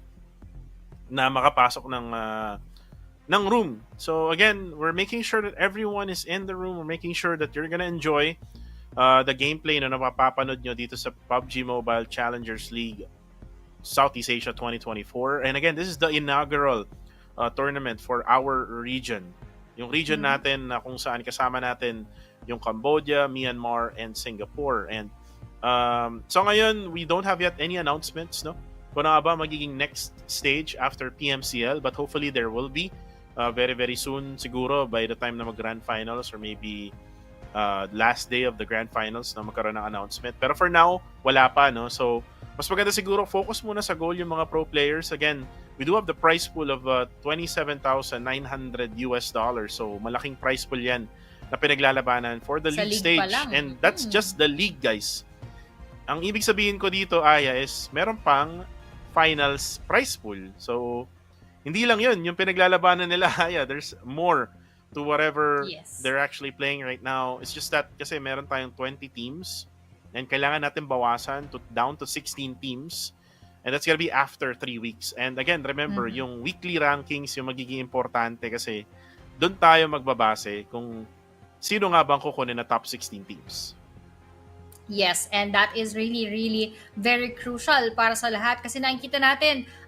Pero this is a good thing for our Team Philippines na after week number 1, I believe lahat ng PH teams pasok sa top 16. Pero yun ay magiging dependent din sa kanilang performance sa weeks number 2 and weeks number 3 if lahat ba yan cumulatively pasok pa rin sa ating top 16. Pero sisilip muna tayo dito syempre sa ating mga kaganapan within our PUBG Mobile Awaken Your Dragon Power. The all-new Dragon Team Lucky Spin is available from Feb 9 up until March 9. So 3 days na lang guys ang naiiwan para sa inyo. So kunin nyo na yan dahil nga first draw is only 10 UC. We have here the new upgradable firearm Drac Rain MK14 and Loot Crate Illumination Broadcast at On-Hit Effect ay nandyan rin. So don't miss out on the Dragon Emperor and Dragon Empress set because once again, you only have 3 days to get your hands on this amazing set. Oo, unti na lang. Kung last week, meron tayong line na kung saan ay wala na kasi tapos na. So hopefully yung mga nakakuha kay Sally, no, ay i-flex nyo yan sa kanyang yung mga pages, kung meron kayong page or sa mga personal Facebook nyo, pwede nyo i-flex yan. And speaking of Facebook, Aya, natatan mo ba yung time na nawalan ng Facebook kagabi? Actually, lang, tamang scroll lang ako. Siyempre, pahinga nga tayo kami from our PMCL. So, we had a break. Sabi nung mommy ko, sabi niya, bakit daw biglang nawala yung Facebook niya? Tapos parang parehas pa sa both phones. Sabi ko, hala, baka nahaka, ano pinagpipindot mo? Ganun pa ako. Tapos sabi ko, check ko nga sa akin. Ang yabang ko, ako rin pala wala. Then, nagpanic kaming sabay-sabay. Tapos, I just, of course, quickly Googled what happened, so on and so forth. Pero it turns out na lahat pala, or halos lahat, naka-experience ng ganun. So, kabado 20 lang pala tayo. Ikaw ba, Kuko, naabutan mo ba yun? Oh, syempre, I was like watching yung tournament na sinasabi ko na kung saan nag-dominate yung Osja. And that was in semifinals, by the way. And then, dun sa pagkabalik ko sa Facebook, bigla na lang siya na-logout. So, same sentiments na kung saan nakala ko na-hack ako. So, Yep. buti na lang nag-check agad ako ng downtime yung sa Google. Wherein nakita ko dun na meron yung downtime yung FB. Pero buti na lang ay tayo ay nagbabalik at napapanood nyo na kami ngayon dito sa Facebook with PUBG Mobile Philippines and also yung PUBG Mobile Philippines Esports. So I hope that naka-follow kayo sa both live stream. Kung naka-PC man kayo, pwede kayong manood on both live streams para at least makakita nyo kung meron mga ibang dayo, no, na papasok sa ating live stream. Pwede rin kayo makipagbardagulan. Pero ito na, 30 seconds na lang at magpa-fly na tayo dito sa third matchup. And guys, gutom na ako, Aya, kaya bilisan na natin to kasi after Oo nito nga magluluto pa ako kasi walang naiwan sa akin dito or wala akong naluto kanina. Pero for now, Aya, 15 more seconds to go. We're gonna fly in to the map of Erangel. We saw kanina nga na pumunta yung circle dyan sa may Sovsnovka military base na kung saan ay nakuha nga ng Osja Esports yung kanilang manok. Let's fly in to the map right now. Ituro muna natin, no, Aya, ang mga viewers dito sa mapa na to. Ayan na nga. Mukhang ito na ang ating next game. For now, we have here another map of Erangel na kung saan syempre mas magiging maganda ang ating mga bakbakan dahil nakapag-warm up na lalo yung ating mga teams after that first Erangel map or our second match for today. So let's see as we are proceeding into this battle. Kanino nga kaya papabor ang mga kaganapan and who will the zone actually favor inside of the game? Kanina kuku, we've seen our PH teams na nagkakaroon ng mga double digit. Ako gusto ko itanong naman yan ngayon sa ating comment section sa mga nandyan. Who do you think will get a double digit elimination para dito sa ating PH teams? Kanina, recap lang natin for our first game, that was our Dread Esports. Second game natin, Harami Bro yan. Sino naman kaya yung sa tingin nyong kukuha dito sa ating double digit kills para sa ating third game for today? Pero bago yan, tignan natin yung ating plane path manggagaling sa may northwest side patungo dito sa may bandang Novorepnoye. So everyone will disperse from this point onwards. At dahil nga, paalala lang sa ating mga players, ay sa ating mga viewers rather, iba na yung set ng teams na meron tayo dito sa ating next game. Hindi maglalaro yung tatlong PH team na nabanggit natin kanina. But, you see right now on the part of the Giorgio, wait lang yung circle Medyo swerte dito yung 2-1-4 Akira kaso wala sila sa game na to. So, ibig sabihin nito ay i-expect natin yung pati ba God 7? Wala. Aya? No, hindi. So, ibig sabihin nito, God 7, baka pumunta sila dyan sa Milta Power agad-agad. Kung maalala mo yung rotation ng God 7, Aya, na kung saan ay pinupuntahan nila yung Milta Power na yan. Pwede silang maunahan ng AI kasi sila yung naglalaro ngayon. Pero si Mr. Tay, si Tropa! Oh no! Ano ginagawa mo, Mr. Tay? Ano yan? Ba't ka tumatawid, no? Wala kang karapatan para tumawid dyan. No jaywalking. Walang pedestrian lane. No, walang pedestrian lane, no? No jaywalking, ika nga. Kumbaga mga players ng si Yusun, mga MMDA, no? Oh. Kumbaga ginwardyahan nila. Dinaanan lang basta-basta doon si Mr. Tay. But right now, medyo inaalat nga. Kakapasok lang ng ating Flash Vision Esports. So, that is medyo masakit na start coming from them. Losing Mr. Tay here inside of the battle. Kasi nga sila yung last sa ating scoreboard as of week number 1. So, supposedly, ito yung kanilang gagawing pagbawi. Pero medyo na early nga doon yung kanilang isang player. Though hindi pa naman late para talagang to make bawi. But let's see if they are actually gonna make that para dito sa ating third match. Right now, tinitingnan natin yung Myth Clan. Nagbabalik sila, no? With this game. Kasi nga, kagrupo nila itong Genesis Esports. Genesis Esports now looking on the screen. The number 1 team from week number 1. First time playing for today. So they're gonna have 4 games in total, no? For today, and kasabay nila ngayon yung Arame Bro na top number 2. Sino kaya magda number 1 this week, no? I hope that you are watching this right now sa mga viewers and maybe meron kayong mga predictions. Sino ba ang sa tingin nyo ang magna number 1 spot for week number 2? Kasi napakahalaga niyan, Aya. If you get number 1, you get 20 league points na pwede mong gamitin para ma-determine kung finalist ka for this league. Yes, and dahil nga dyan, kailangan talaga nilang mapangalagaan yung kanilang scores every week. And of course, the goal is to get that first spot para nga naman talaga makapag-secure ng mas magandang standings as we approach the latter part of the week and the weeks para dito sa ating liga. At syempre, para maging maganda yung kanilang head start as we go into our grand finals. But so far, wala pa tayo masyadong, nararamdaman. Of course, we are not yet hearing those bullets coming from either of the teams at still kompleto pa. Kumbaga, wala masyadong magkakalapit siguro Kuku coming from that plane path and that circle din na medyo lumayo sa kabiyasan at medyo padulunga doon sa ating plane path. So let's see if we are gonna see our PH teams once again dominate and hopefully get that winner chicken dinner at sana hindi na tayo maging almost. Well, let's see. Kung ganun nga ba, wait lang. Uy, ano yan? Parang naglalag ata, no? Yung, I think, spectator ba to? Ah, hindi. Iba lang yung, perspective lang ng spectator. Akala natin naglalag siya. But it seems like we're on a different kind of perspective right now. And hindi natin nakikita yung harapan. And there you go. Caps is actually back, by the way. Spooky is still there. So, sino yung nawala? QB. Oh! Ay, hindi. Andyan din. Andyan siya eh. QB, Kupa, Spooky, Caps. Ah, si Coca-Cola. Coca-Cola. Eh, Tama. And this is the OG lineup of Enigma. Kung maalala mo, no, nung last year. Yes. Na kung saan ay sila yung top 2 na PH team, no? Across all of the PH squads. They were like PBE yung pinakauna and then Enigma yung pumapangalawa. So, baka ito na nga ba ang secret weapon, no? ng Enigma, yung ibalik ang nakaraan. Ooh. Minsan may mga nakaraang hindi na binabalik. Pero ito, tignan natin. Kasi maganda naman yung kanilang ibabalik if ever. And if they are gonna maintain that being in sync with the rest of the team, magiging okay din yan and favorable for our Enigma. Nung nakaraang linggo natin, meron silang mga magagandang mga laro pero parang mapantay din dun sa mga medyo maalat na mga laban. Pero ito, laban ay napipinto in between our YG and our XQS, but our XQS are unfazed and are unbothered.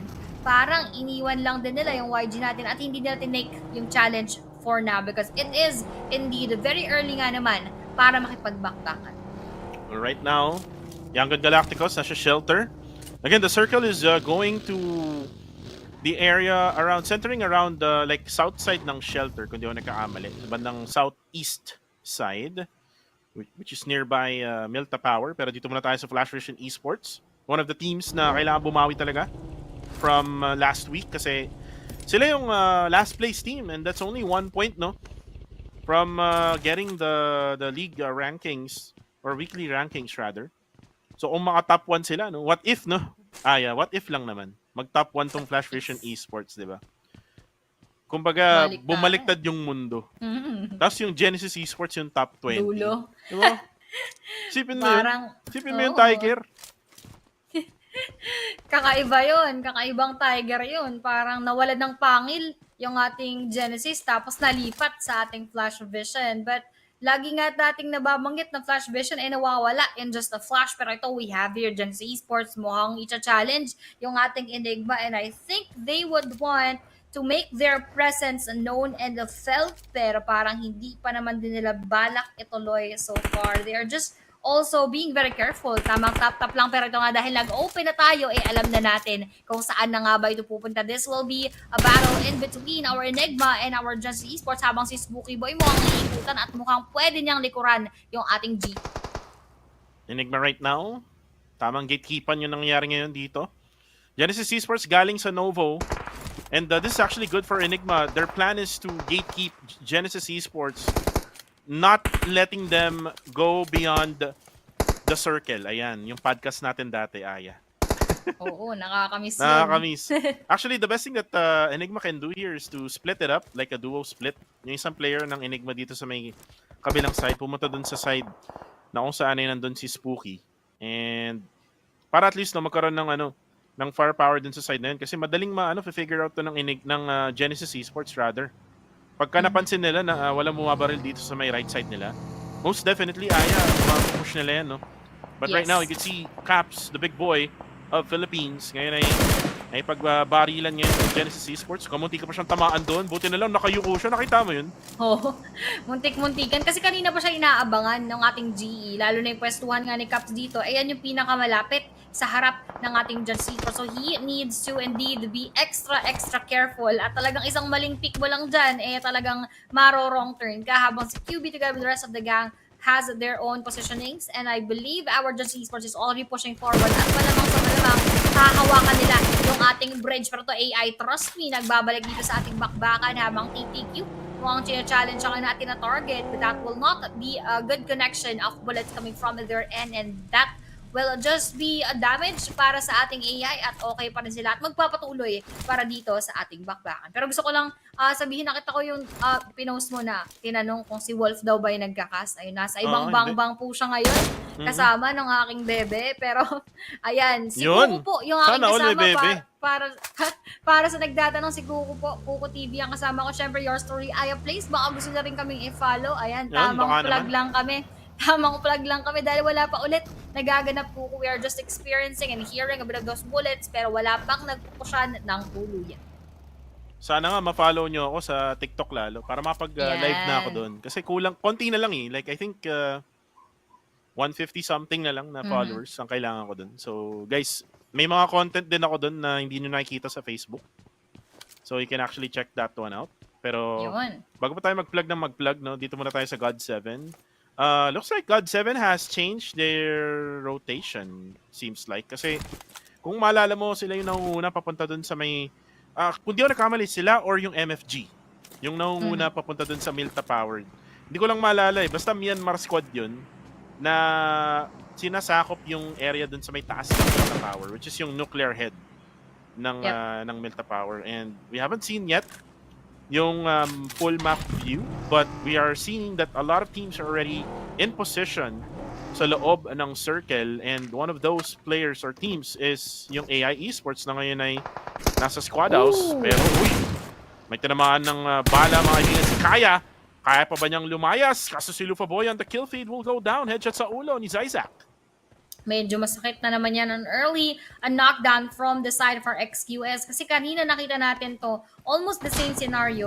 Medyo pag may nasimulan na ma-down sa XQS, halos nagtutuloy-tuloy. Pero in front of them would be our AI na kusaan parang pitas alis ang ginawa. Parang hit and run lamang at iniwan yung ating XQS Esports. They would not want to continue that engagement. Sabi nila, teka lang, mas gusto namin unahin yung ating bilog at makokontento muna kami sa 1 kill for now kasi pwede namin yung dagdagan later. Pero ang importante ay makapasok kami dito sa ating circle. Just like what the other teams are doing right now, pumapabor din sa ating PBE, and that is a good spot.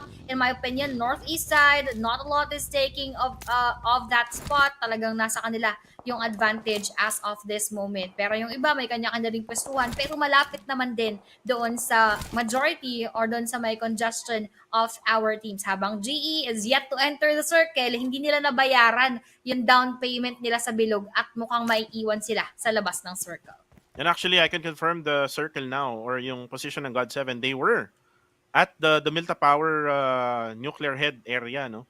Pero since yung circle ay nag-shift, kailangan nilang lumayas dyan sa area na yan, and they are now on a different area here in the circle. Flash Vision Esports naman ay currently outside the circle. Ranzer gets the John down. That's good for us kasi civil war to between two Cambodian teams, two Khmer teams. Uy, binangga pa ni Baby Harry itong si Dajan. Pero nga lang, God7 KS knocks down Monboy. Kaso nandun si Jarrell to go for the save. KS will go down. Mitchie will go for the confirmation. And lamang na lamang ngayon ng Playbook Esports laban sa God7. They will be able to also revive itong si Monboy.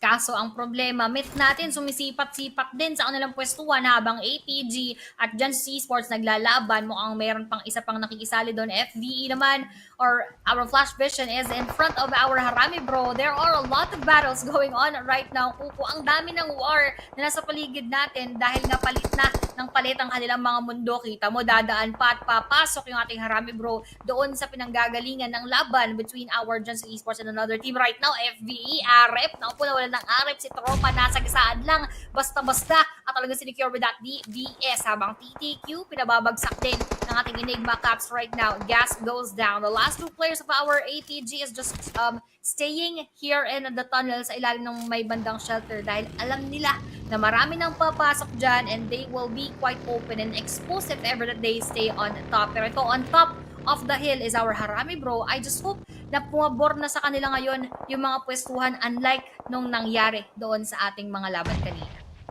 Right now, Aya, civil war naman tayo dito. Uy, Liquid goes down. Cookie Baby gets the frag grenade onto Liquid, pero civil war tayo between Jared. And Enigma, hindi nga lang tumama masyado yung kanyang spray ng Scar L. Habang meron pa palang nasa harapan nila, nag-aabang lang, nag-gatekeep itong Playbook Esports. QB goes down. And that's because of God7 na nasa may taas ng ng hill. Actually, nasa likod pala, Aya, yun Naku.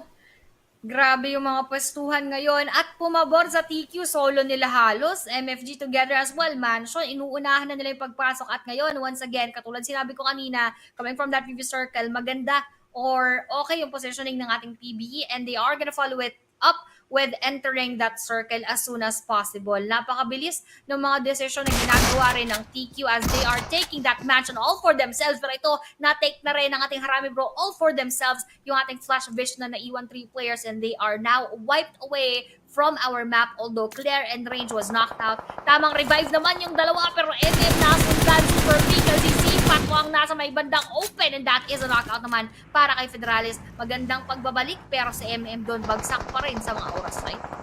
Pwede pa nilang ma-revive yan habang itong sila Jaril ngayon ay nambabalagbag. May dumaan na team sa kanila. There you go.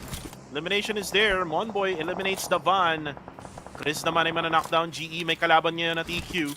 Sana makita natin yung laban na yan. God7 naman na si Nge Pacquiao ay mana-knockdown at may eliminate. Ichi goes down. Nathan, ang daming nang na-knockdown. Ang daming nagkakapatayan. Sana mapanood natin, spectator. Baka naman, wala kaming makakita pero manakita na natin. Babalik tayo sa Harami Bro, XQS, and of course our TTQ joining that engagement. Zuki naging Zuki ng mga bala. Mukhang susunod pa si KH sa yapak ng kanyang tropa dahil UI trying to heal up right now. Although, bandage na lang din ang meron siya at siya na lang rin pala ang naiiwan. So he really needs to be very careful right now. Kailangan niya mag-ingat sa kanyang gagawin na susunod na mga steps. Pero KH nag-aabang at mukhang wala siyang no choice kung hindi magpa-blue zone unless makapagharurot pa yung kanyang vehicle going inside of that circle. Pero Federalis dinadagdagan yung kanilang kill towards our AI Esports and Trust will go down and will be secured in just like that.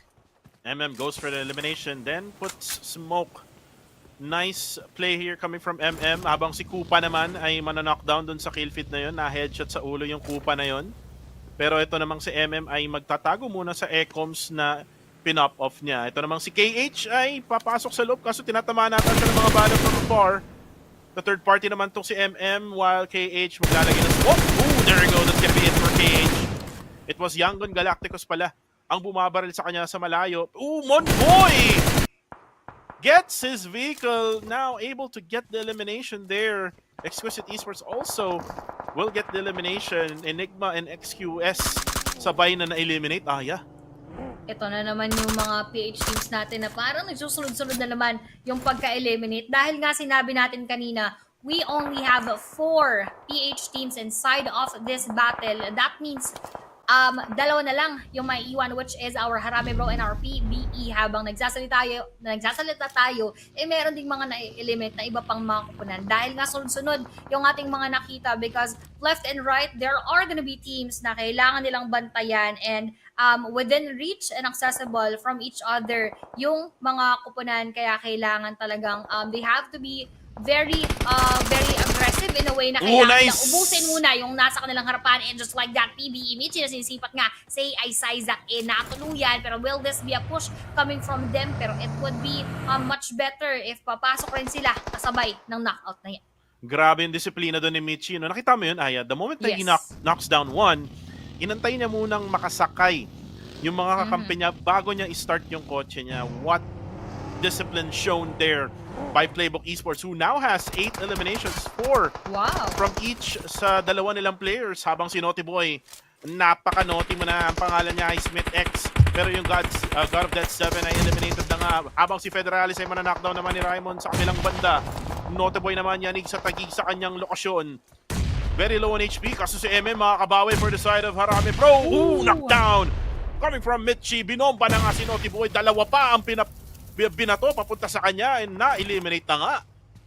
Wow, what an amazing set of battles that we've seen na kaliwat kanan nga pero to kaliwat kanan once again pushing forward is our YG knocking down unknown right now, pero mababawian si Say Cloud. Cute Loki ang naiiwan. He will be the Lone Ranger, pero mukhang magiging alone. Mamayang onti lamang at mauubos na ata ang kanyang buhay. Mukhang masusundan ba ang mga bala na kanyang natatanggap? Parang sabi niya, teka, pause lang tayo ng very light. Let's try to do this. May makukuha pa, pero Bro Claire pa, pagsak sa kamay ng AI na wrong turn. Pero ito kakasalubungan din. Pero Federalis will also go down from those set of bullets na binigay ng ating Harami Bro, rather ng ating AI, pero nabawian din naman sila, and Federalis will still have that chance. Teka lang, kakasabi ko lang magkaka-chance sana, pero Raymond ay nakaabang na rin sa movement ng ating Bro. Right now, PH versus PH, ang ganda sana kuku ng parehas nilang performance with that 10 eliminations from PBE, that 7 from Bro, pero sila rin yung nagkaharap. And look at PBE right now. 4 from Jarrell, 5 from Mitchie. Ito yung sinasabi ko kanina, Aya. Will PBE add more eliminations this week? Especially na meron silang Mitchie and Jarrell. Eliminated na nga rin pala ang Yangon Galacticos. And by the way, dalawa na lang ang PH quads na buhay. Harami Bro with 7 eliminations and then 10 for Playbook Esports. So they need to be careful now, Aya. Oh, nice shot there. Kaso hindi yata tumama. Ibang ano pala yun, ibang player. Akala ko si Yam na. Or si Zai rather, ang nakakuha ng knockdown. It was a different player. But Genesis Esports not having a good time here with 2 more players left standing. Not and Zai na lang ang natitira. But they do have a really good area na pwede nilang pagstayan, Aya. Kasi look at the minimap. Walang gaanong tao sa may itaas nila. Meron man sa may right side part nila. And maraming bahay. So ibig sabihin nito, hindi sila gaanong masismatan. Hindi maging expose yung positioning coming from our GE na kung saan lagi nga natin kinurse nung ating last week, pero they still ended on top of our leaderboards. And right now, Harami Bro being eliminated sa kamay ng ating PBE, who is just dominating the battlefield, by the way, with 11 eliminations for their name right now. MFG naman na meron ding 6 kills at naging maganda rin yung performance from the previous 2 games, and they are on top na, pero meron na silang knockout ngayon at nababawian din. Si the top, medyo napaatras siya doon, nagpanic at nagulat lang ng very light. Pero once again, pasok sa bilog yung ating Genesis Esports, although they are not very explosive, pero ito mga magiging explosive yung ating Fearless sa harap ng MFG as they are throwing those frag grenades towards their location para mapabagsak sila at para ma-deny of another set of kills from their end. Talagang binobombard with those set of frag grenades. Tamang push lang sila dahil alam nila na nasplasyan kung hindi man mada-down, pero na-down pa nga doon si Pozo dahil dado na rin yung ating PBE palitan right now. We have your left and right battles ongoing in MFG has been squad wiped from the side of our Fearless. And look at, ooh, nade! I was just about to say, look at PBE now, ready for the nades. Mini red zone muna tayo, Aya. Bomba nagar, mga kaibigan. Ito na yung push na ginagawa ni Raymond. Umikot muna, pero nakita niya na parang maganda ata ang depensa na ginagawa ng Fearless Esports kasi napakadaming kotse. Nandito pa yung monster truck ni na. Si Baby Harry naman ay down to just 1-4 HP. Ranzer naman ay makapapatay ng granada na yun. There you go. Jarrell will confirm the kill. 12 eliminations na for Playbook Esports, and they also have 4 members still strong left man standing here, Aya. Ito na ba yung first chicken dinner na inaabangan natin for our PH teams dito sa ating week number 2? We will know that later on, pero let's now take a look sa ating GE na kung saan dalawa na nga lang ang nandirito. Parang hindi pa rin maganda yung kanilang spot as they are also facing a full squad, rather 3 players pa ng ating TQ na pinapaulan na nga sila ng mga granada. Molotov as well, wala nang hingahan para kay Zai kasi nasa harap na lang talaga literal yung lahat ng Molotov na inihagis. He was just quite very fortunate na hindi pa rin siya nahahagip nung huling Molotov na thrown towards his location, pero gumaganti pa rin sila ng mga granada, but with no go right now. Palitan lamang yung ating nakikita, but right now almost everyone is just preparing for those next set of battles. Andyan na naman ang the quarter, kalaban na nga nila ang Genesis Esports. Ito yung team na nag-swimming kanina, no, naging isda lang, no, na pinitas, miningwit ng Harami Bro, pero nandito na sila with 3 members strong. 4 frag grenades para sa side ni Papay, habang si the top naman ay nasa taas. Si Ferngy pala yun, na merong 4 frag grenades, papalapit na, gapang matatag mga kaibigan, papunta doon sa loob naman ng kanyang granada, hindi nga lang tumatama kasi si Zai nandun sa may kwarto with that Groza Second time I'm seeing Groza being used right now in PMCL. Pero may granada naman galing kay Mernat Boy. At na-knockdown na nga, kaso nga lang ang bawi ni Papay. 1-to-1 trade coming from these two teams. Pero mag-isa na lang itong si Mernat Boy. Papush na nga yung dalawang player ng The Quarter. Banda boards mga kaibigan. Tama nga ba mo? Hindi pa rin. Pero itong si Mernat Boy wala nang granadang baon. At parang magre-revive yata siya, Aya. Oo, yun nata yung priority niya right now, pero without clue, parang hindi nila alam na meron pa atang nandoon sa kanilang harapan, trying to heal up right now, kaso kaka-up lang kay the top, na-down na rin, pero minsan also got eliminated. Susugurin si Mernat Boy, pero hindi nagpapatinag, basta-basta talagang still surviving the engagement and still proving that he can, pero sabi niya, you cannot, sabi dito at sagot ng ating TQ, that will be 3 players once again para sa ating The Quarter at Kuko sila full squad for our playbook Esports na mukhang okay yung positioning, but they still need to move forward and to push this location. Pero uulitin natin, Kuko, lagi nating nakikita na open yung ating next zone, which will really give a big pressure para sa ating mga teams. And nice positioning here para sa team ng Playbook Esports. Look at this one, Aya. 1-2-1 positioning. Wow. 2 of their players inside, 2 of their players outside na magkahiwalay pa. Ibig sabihin nito, more angles na masasakop ang PBE. But with the spray down, Jarrell almost gets knocked down. Kailangan niya munang kumalma, Aya. Kalma ka muna, bebe. Ito namang si Raymond ay kailangan din pumasok ng circle. Wala na yata siyang sasakyan or probably he's just waiting for the right time kasi itong The Quarter ay papush na nga papasok ng bilog. Will PBE be able to get the winner chicken dinner? And one more thing, Aya. One more thing na pwede ko sabihin dito is Esports. Parang na-figure out na ata ng mga teams. Yun ang maganda. Yung nakapa na nila ng maigi yung galawan ng Z in order for them to be eliminated early. At hindi lang early, deny them of those eliminations para hindi talaga sila or hindi nila magawa yung nagawa nilang streak coming from that first week. Pero this positioning, all is now inside of our circle. Mga smokes ang magsasalba sa ating mga teams on our 7th stage as that closes in. Kanino naman kaya papabor habang nagkakapalitan na nga ng bala at nagkakabigayan na ng masakit-sakit na mga damage right now. 6 seconds on our clock. They are all anticipating for that movement of that circle as well kasi doon nakadepende yung kanilang mga susunod na galawan. Given na napaka-open ng circle, kailangan nila mag-ingat from that frag raid from Raymond right now, knocking out Ferngy para sa ating TQ para hindi magiging madali yung pag-revive sa kanya. This is another follow-up, pinabackupan pa ng sunod at iba pang mga granada the top na push forward sana ay hindi niya na tinangka pa. At Ferngy mukhang magbe-bleed out na lang away from this. Kobe, another one. Will that be a secure and confirmation but still with no go? Pero PBE mukhang nagiging maganda talaga yung performance sila here in our game. That is a kill para naman dito kay Raymond. Dagdag na naman yan para sa kanila. At kung si Loki yung nagkakas dito ngayon, ang sasabihin niya, hindi Kobe, kundi Jaworski. Pero yun nga, habang sinasabi ko yan, ay si Jarrell ay magpaparamdam, half HP on him. Kumbaga, pina-open lang niya yung sarili niya para maalaman ni Monboy yung posisyon ng ibang players ng Fearless Esports. What a play there. Coming from Playbook Esports, they learned these type of things sa iba't ibang region na nalaroan na nila. And right now, Monboy, 3 Molotov mga kaibigan, inuman na tayo, sabi ni Monboy. Kaso nga lang, ang layo talaga ng Aya. Kailangan pa niya lumapit para lang matamaan niya ng Molotov sa mga players ng Fearless Esports. Fearless Esports also spraying in a random area in the ECOMs na meron tayo ngayon. Still with a 4v3v3 or v2 rather. Ngayon ay medyo uhupa kasi gapangan gameplay na tayo, Aya.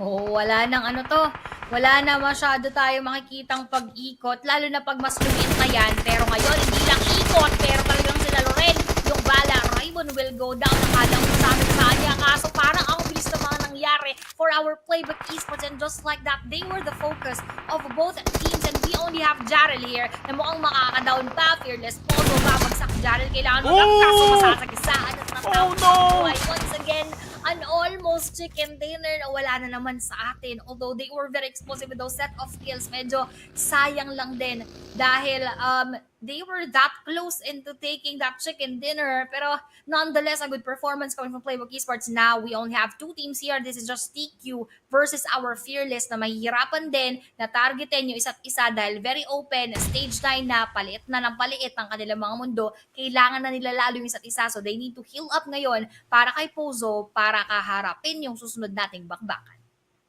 Unfortunately for PH, hindi sila makakuha ng manok pero maganda ang output nila when it comes to elimination. Yun yung mahalaga, Aya. Eliminations is the key.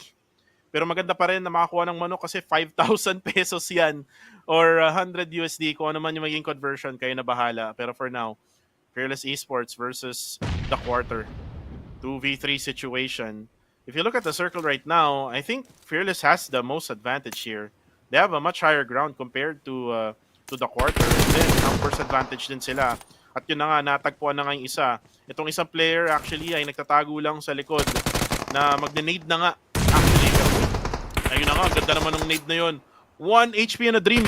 Yung isang player ng si Pozo, wala nang buhay, Aya. Zombie na yan eh. Nako, zombie na. Pero kasi nga siyempre guys, zombie pumakalagpa. Pero hindi na mukhang matutuluyan na, and that will be a winner-winner chicken dinner para naman dito sa ating Fearless na talagang naging fearless sila doon sa huling banda na kung saan nakakuha nga sila ng ating manok. Pozo, Baby Harry, Ranzer, and ay nakakuha ng ating manok. And kung mapapansin mo, Aya, yung mga lower teams ng week number 1 ang nakakakuha ng winner-winner chicken dinner. So, ibig sabihin na ito is they are putting in a lot of effort to make adjustments para sa week number 2. And para naman sa PH teams, they are adjusting on adding more kills or eliminations in the bag. Kung mapapansin mo, harami bro. And PBE for this game. And Aya, may sasabihin ka? Ayun, dahil sabihin ko yun lang din talaga yung maganda kasi despite us not getting that winner with chicken dinner, ang laki ng naging edge ng PH teams kasi ang dami nilang nawawipe dito sa ating bakbakan. Pero ito na nga muna, highlights muna tayo and let's see what happened actually inside of the game as of our match number 3. And kita-kita naman natin, no? Actually, midway through na to ng laro. Kasi this is stage number 4. So wala gano'ng nangyaring labanan in the early stages pero meron yan guys. Kasi dito, I think 7 eliminations na ata yung PBE or 8. Before, 8 eliminations sila before mapatay itong si Naughty Boy or Smith X ng AI Esports. And then, maganda sana yung yung posisyon ng PBE kanina. It's just that napitasan sila ng mga granada with the Fearless Esports. Mamaya kita natin yan. MM trying to survive here. Ito naman yung nangyari with MFG na kung saan pinush sila ng Fearless Esports. Fearless, showing them why they named their team Fearless. Kasi walang takot, na nag-push sila. Ito naman yung nangyari sa GE na pinush ng the quarter. And ito rin yung nangyari kay Jarrell na kung saan wala na siyang no choice kundi magpapangga na lang talaga. And at the end of the game, it was Fearless Esports who just used their numbers advantage against the last team na nakalaban nila. Pero grabe talaga, laki ng shoulders ni Jarrell. Nag-gym talagang maskulado. Sabi ko sa'yo, muscles yung usapan natin kanina, Kuku. Ngayon, pinakitaan tayo ng muscles ni Baby Jarrell here with 5 total eliminations and 1,013 damage from him alone. 7 knockouts yan, 2 assists, and total kills of 424 and survival time of 27 minutes and 23 seconds. So this is a nice sight for us na makita ang isang PH team PH player bilang MVP of the match dito nga sa ating match number 3. Pero titignan naman natin kung ano yung naging stats ng ating team Fearless as they took that chicken dinner all for themselves. 10 eliminations yan para sa kanila at 2,570 damage, 12 knockouts, 7 assists, 1,191 total kills and survival time of 28 minutes and 57 seconds. Kanina, parang hindi masyadong pumapabor sa Fearless yung ating mga kaganapan, pero it ended with them because once again, just like as you've mentioned, Kuku, talaga naging fearless sila and they were very bold with their movements dito sa match 3 that we did not see so much noong ating week number 1. So kudos for our Fearless Esports for their adjustments and their adaptations na dito na-apply nila agad-agad. And we are just into the day number 1, Kuku. of our week 2. So that means marami pa tayong pwedeng abangan, hindi lamang dito sa ating Fearless, kung di dun pa sa ating ibang mga teams inside of the game. Pero overall stats, 59 total elims is 60 knockouts, kills of 7,000 plus, revives of 18, throwables 279. Ang ganda ng pagka-climb. Ito lang yung gusto kong sabihin with the throwables. Kanina, nasa 120 plus lang tayo ng first game. Naging 180, 190 nung game number 2. Tapos ngayon, game number 3, 279. Ganon kahalaga or ganon nila pinapahalagahan yung paggamit ng throwables inside of the game. Pero drive distance naman, 382 kilometers. Longest elimination distance of 3.97 meters, 11 total headshots, survival time 2857, at airdrops looted, dumami na rin nga dito with 4. Well, grabe yung yung difference ng throwables from last game to this game.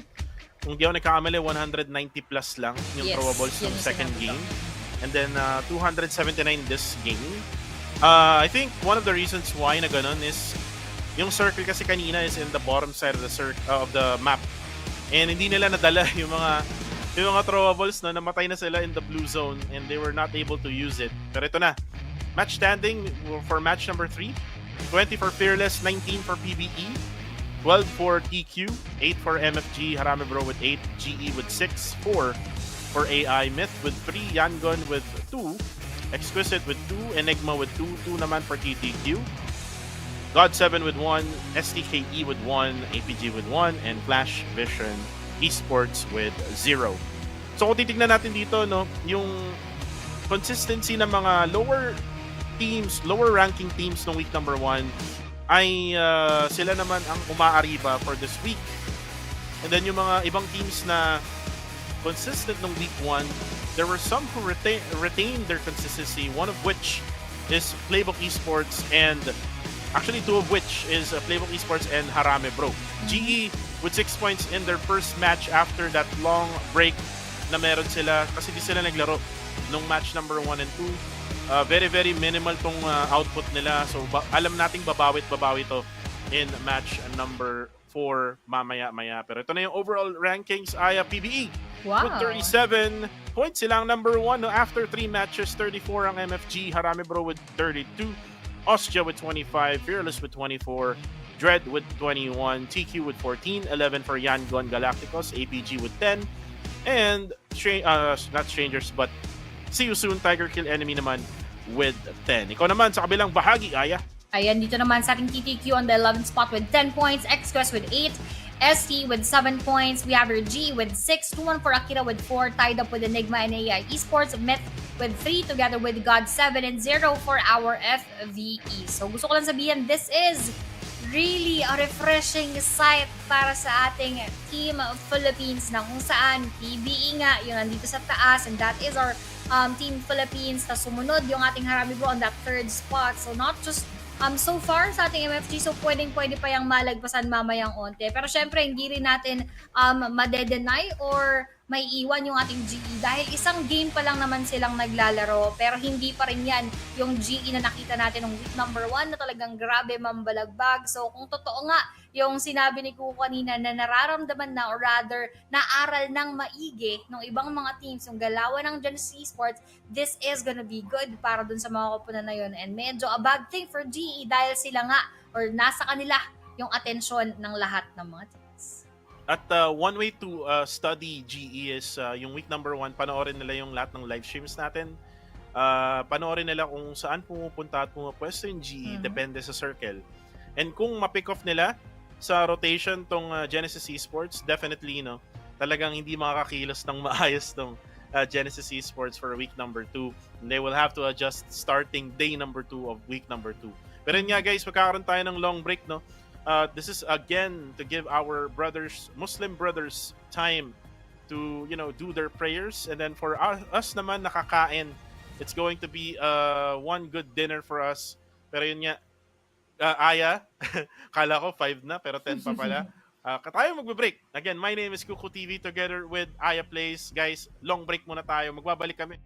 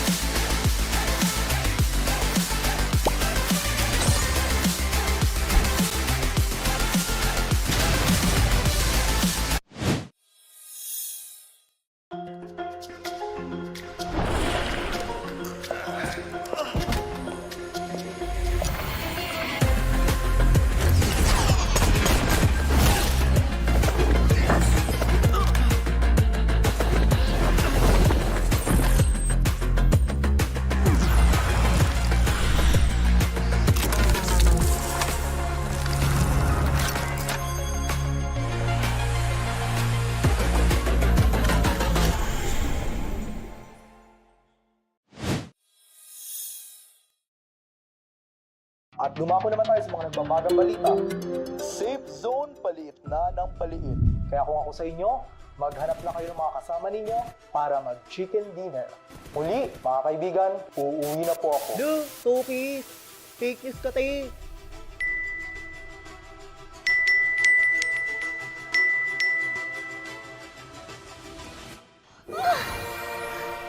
Gold account ba ako yun? Ay! Mukhang maasim. Ay! Parang kamukha ko to. Ano to, ha? Siya na hinahanap ko.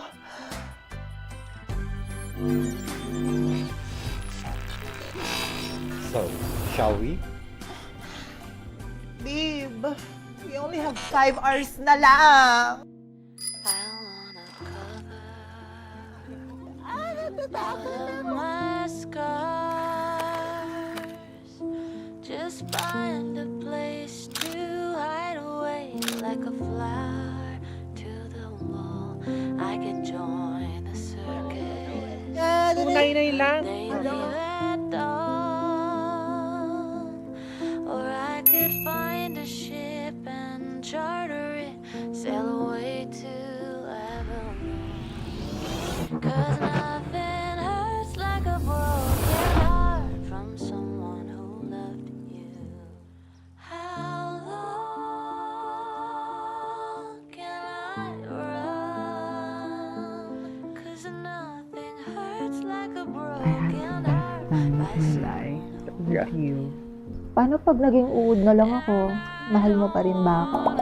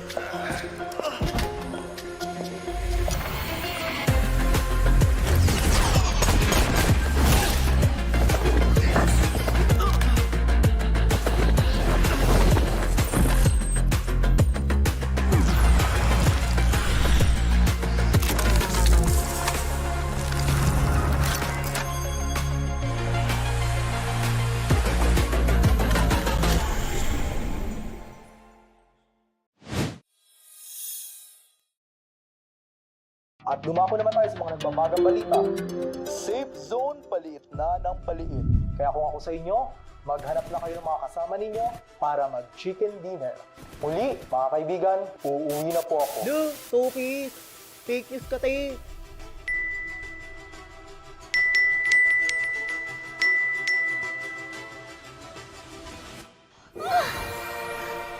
Gold account ba ako yun?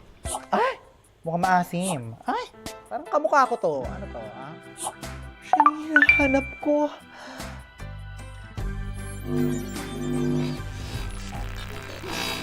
So, shall we? Babe, we only have 5 hours na lang. I wanna cover my scars. Just find a place to hide away like a flower to the wall.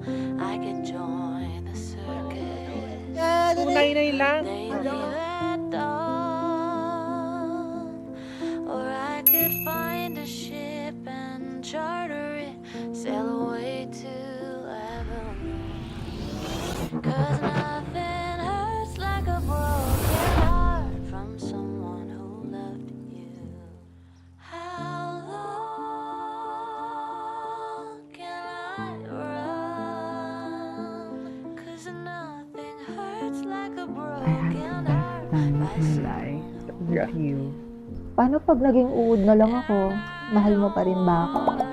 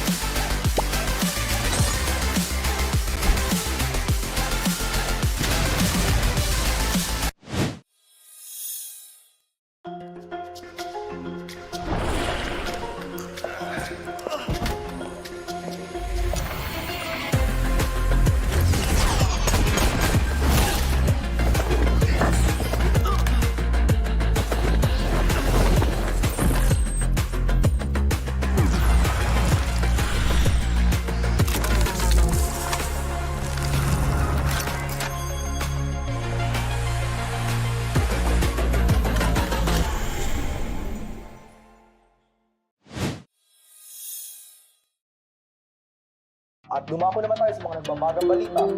Safe zone paliit na ng paliit. Kaya kung ako sa inyo, maghanap na kayo ng mga kasama ninyo para mag-chicken dinner.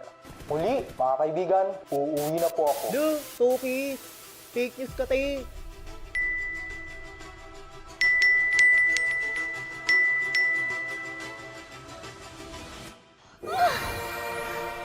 Gold account ba ako yun? Ay! Mukhang maasim. Ay! Parang kamukha ko to. Ano to, ha? Siya na hinahanap ko.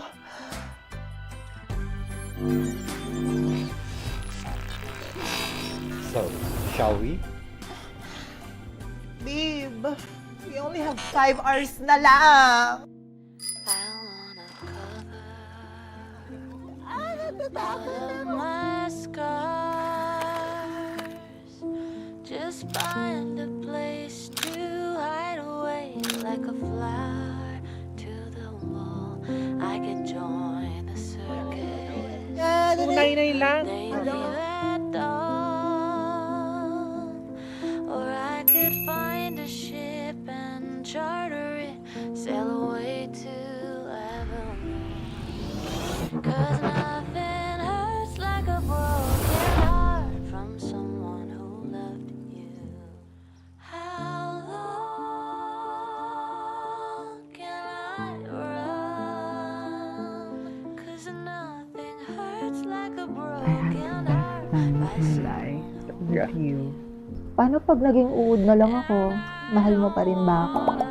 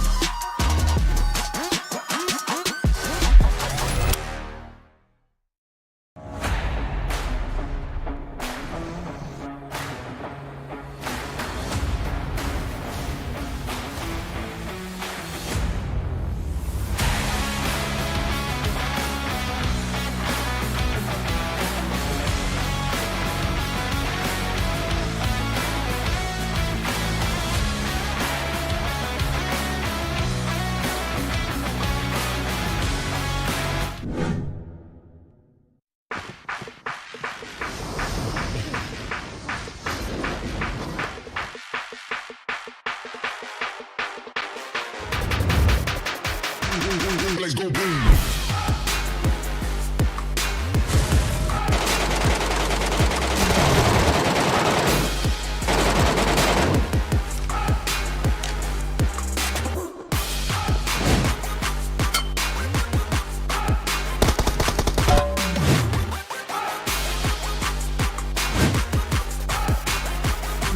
Let's go boom.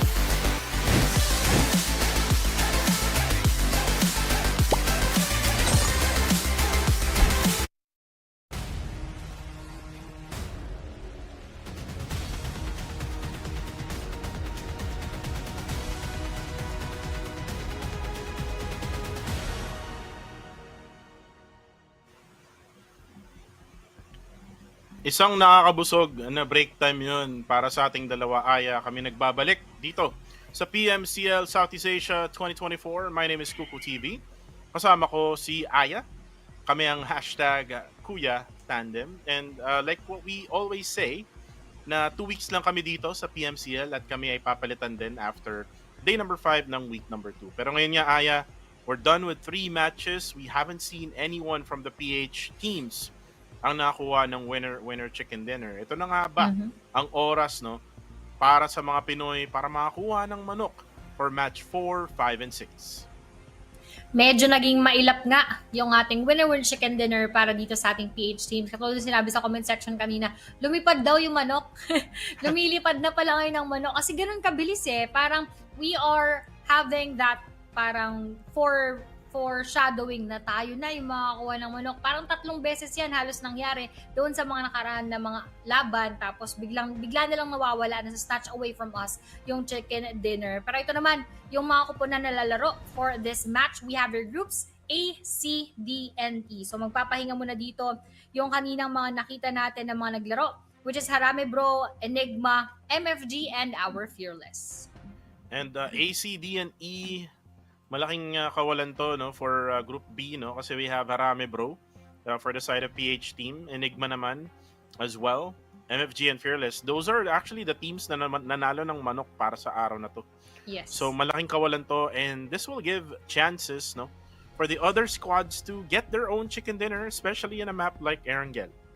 Well, Genesis Esports, Aya actually might be the ones to do that kasi ang pangit ng nilaro nila in match number 3.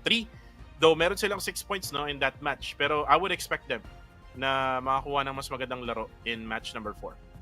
Oh, most likely ito nga yung magiging pagbawi ng ating GE. So let's see if they are actually gonna do that, or pwede rin naman na may mga ibang kupunan yung biglang magpakilala katulad ng ginawa kanina ng MFG together with Fearless. It is not quite expected from them na talagang makuha yung manok kasi nung mga nakaraan na nakita nga natin once again, they were not that explosive. Pero lo and behold, we have here those 2 teams na mukhang sila ngayon yung umaarangkada dito sa ating day number 1 ng ating week number 2. So hindi pa natin masasabi kung sino nga kaya yung possible na mag-dominate or kung sino talaga yung makakuha ng ating next na winner chicken dinner. Pero alam lang natin, we are once again still rooting for PH teams na baka sakali ito na yung pagkakataon after that first half for today. But let's now see kung ano nga ulit yung ating papakita on screen dahil ito yung ating all-new guild set na Serpent Gleam set na available from Feb 23 up until March 21. Ang ating new upgradable firearm na Serpent Gleam AWM ay nandito na with the loot crate,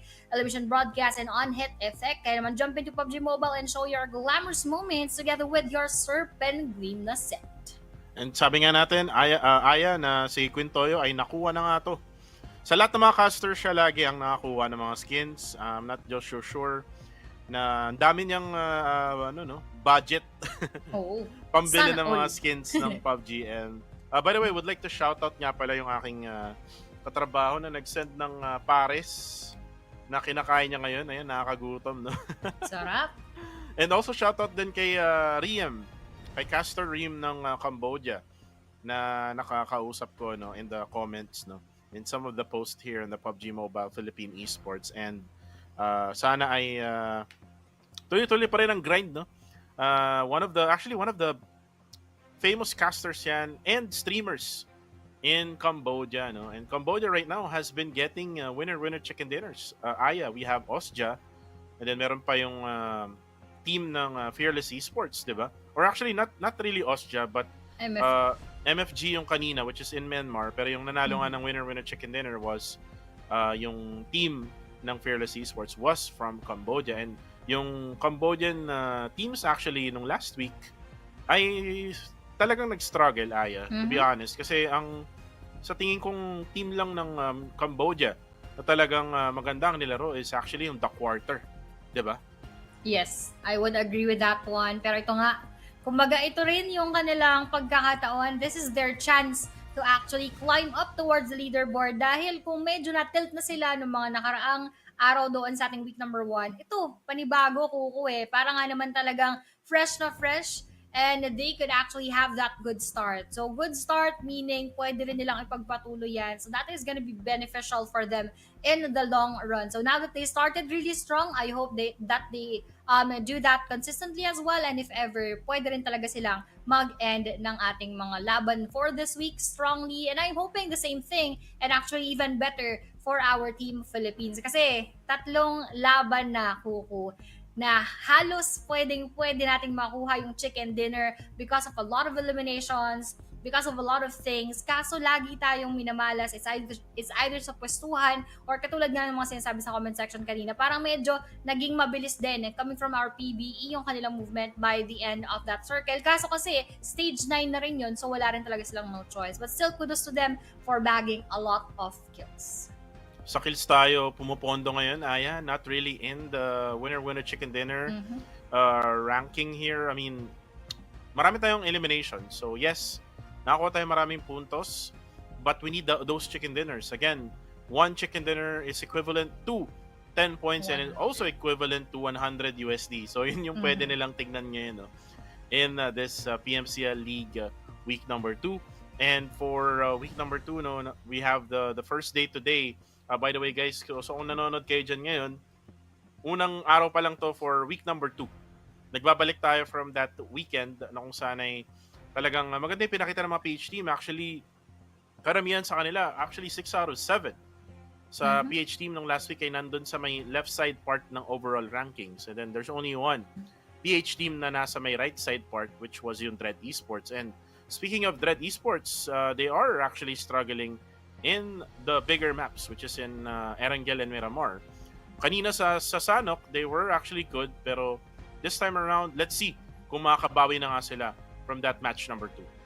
Ayan, yun yung hinihintay natin noong nakaraan pa, a chicken dinner coming from Dread Esports. I just hope that this will be the week, if ever, kasi parang it's a bit too late if ever nasa week 3 pa sila magkakaroon ng manok or doon pa nila magigain yung kanilang momentum. But right now, we just have less than a minute, around 40 seconds before we start once again another Erangel map. At ito na yung huling era map for today. So Miramar naman tayo lilipat mamaya, kaya naman I am looking forward na gamit, maigi, ma-utilize itong mapa na ito for the favor of our PH teams na kung saan makapagdagdag ng mas maraming puntos at kung hindi man, talagang makuha na talaga yung ating manok. Well, let's see, no, kung ito na nga ba yung araw for Dread Esports, ito na nga ba yung laro or match for Dread Esports to get their own winner-winner chicken dinner. Pero 10 seconds na lang, guys, at lilipad na tayo sa pang-apat na mapa ng Erangel, which is actually the last Erangel for today. And we will be left with 2 Miramars. Let's go, Aya. Erangel, tayo na. Ayan na. Medyo may countdown pa ng very, very light. Pero ito na nga, tayo na talaga ay lilipat or rather pupunta naman sa mapa ng Erangel. And as we tour you dito sa mga kaganapan at sa mga sceneries that we have inside of the map, all of our players are already preparing inside of the plane dahil mamaya onti lang makikita natin yung plane path at kung saan nga ba pupwesto yan at kung saan din bababa yung ating mga koponan. This is gonna be an exciting one as we end yung series ng ating Erangel. Magiging malaki na naman yung adjustment or lead coming from this towards our Miramar map. But right now, let's go and check that plane path na medyo nag-iba. Coming from north side towards the south side sa may bandang Ferry, Pierre, and Primorsk. At mukhang dispersing na sila from this plane path once again. Interesting is something to note once again, Kuku, no, para sa ating GE. Talagang nagro-rozok sila pagka malayo doon sa kanilang dropping point yung ating pinapwestohan. So, let's see if they are gonna be meeting one of our teams or parang wala namang sumasabay so far. This is just our Dread Esports that we are seeing na alam naman natin na sa may Yasnaya talaga pupunta. So, hindi naman nila makakasabay agad-agad yung ating GE. Well, right now, wala yung team ng Harami Bro, Enigma, MFG, and Fearless. So, Harami Bro, walang tao sa gitna. And kukunin na nga ng APG Esports yan. Uy, Circle. Actually, hindi to goods, no, for Genesis Esports because, remember, Aya, na yung STE or Strangers together with Osja ay baka mang-gatekeep dyan sa area na yan. So, Genesis Esports actually had to change their dropping point, which is nandun na sila sa Rozok. And you can see right now, nag-aabulan na parang nagtatayaan, Ang no? cute. Itong dalawang tong player na to from Nako. 214 and TTQ. Habang binabaril na nga sa malayo, nandito na yung backup na sila Wako. And Bilis. delikado to, no? For the side of, uy, tatagayan mga kamigan ni Gripuan! And Wako, ginripuan na nga si Liquid. Yung kamukha ni Chinapchap. Edo 10. At chinapchap na nga, no? Ng 214 yung players ng TTQ. Tatlo na lang ang natitira sa kanila.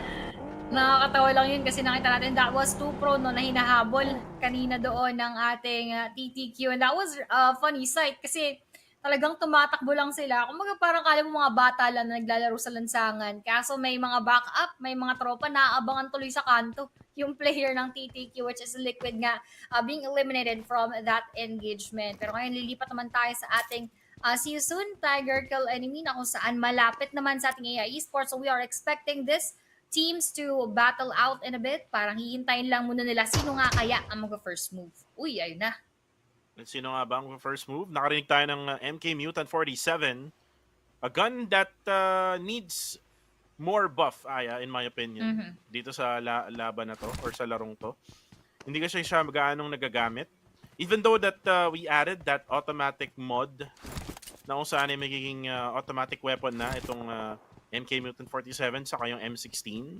Yep. It is still not enough kasi bibili ka pa sa marketplace, di ba? You still have to buy that mod.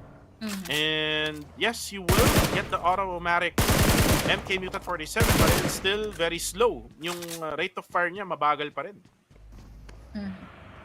And yun nga, sabihin ko lang din na hindi siya automatic in a way na hindi siya agad, hindi option agad yung pagiging automatic.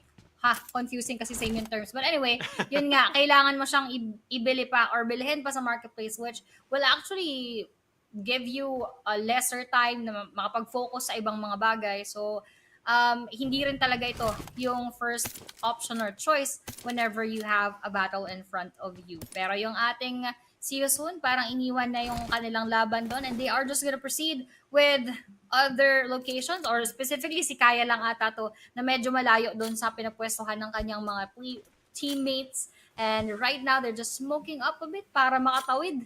Grabe si tropa. Gumamit na agad ng tatlong ng smoke para lang makatawid doon. Eh, hindi naman super crucial ng ating moment. Kasi lagi ko sinasabi, very important yung management of utilities dahil nga hindi naman yan unlimited and you really need to use them very, very wisely. But I don't think that is a wise move coming from their end right now. Pero lilipat muna tayo sa ibang koponan ko. Kung ano sa tingin mo yung pwedeng maging strategy right now ng ating PH teams dahil parang palaging hindi natin nakukuha yung manok. Well, for the circle na meron tayo ngayon, remember merong area dyan sa may left side bridge. Pwede nilang kampanyan. If you remember what Strangers Esports did nung last week, na dun sila tumambay, dun sa may lighthouse area. And then dun sa may compound na sa tapat, no? So pwede nilang tambayan yun in this circle, which is actually ito na ata yun. Ayun yung sinasabi ko, Aya. Yes. Na tinatambayan na ngayon ng TTQ. So yung lighthouse, tinambayan na. Delikado to for Strangers and Osja na kung saan ay nag-drop dyan sa may military base. So I'm not so sure how will they play this, but magugulantang na lang sila, Aya, na may mga pala dito, nakatambay. Oo. And baka sila pa ay mapitas along the way. So they need to be careful with this one. If hindi naman dyan, Aya, the other best area to actually be on is yung gasoline station dyan sa may ibandang itaas lang natin ng minimap. And then there's a warehouse right beside ng gas station. Ayun nga, maganda rin yung mga spots na tinitake na yun. Just like what we've seen ng mga nakaraan.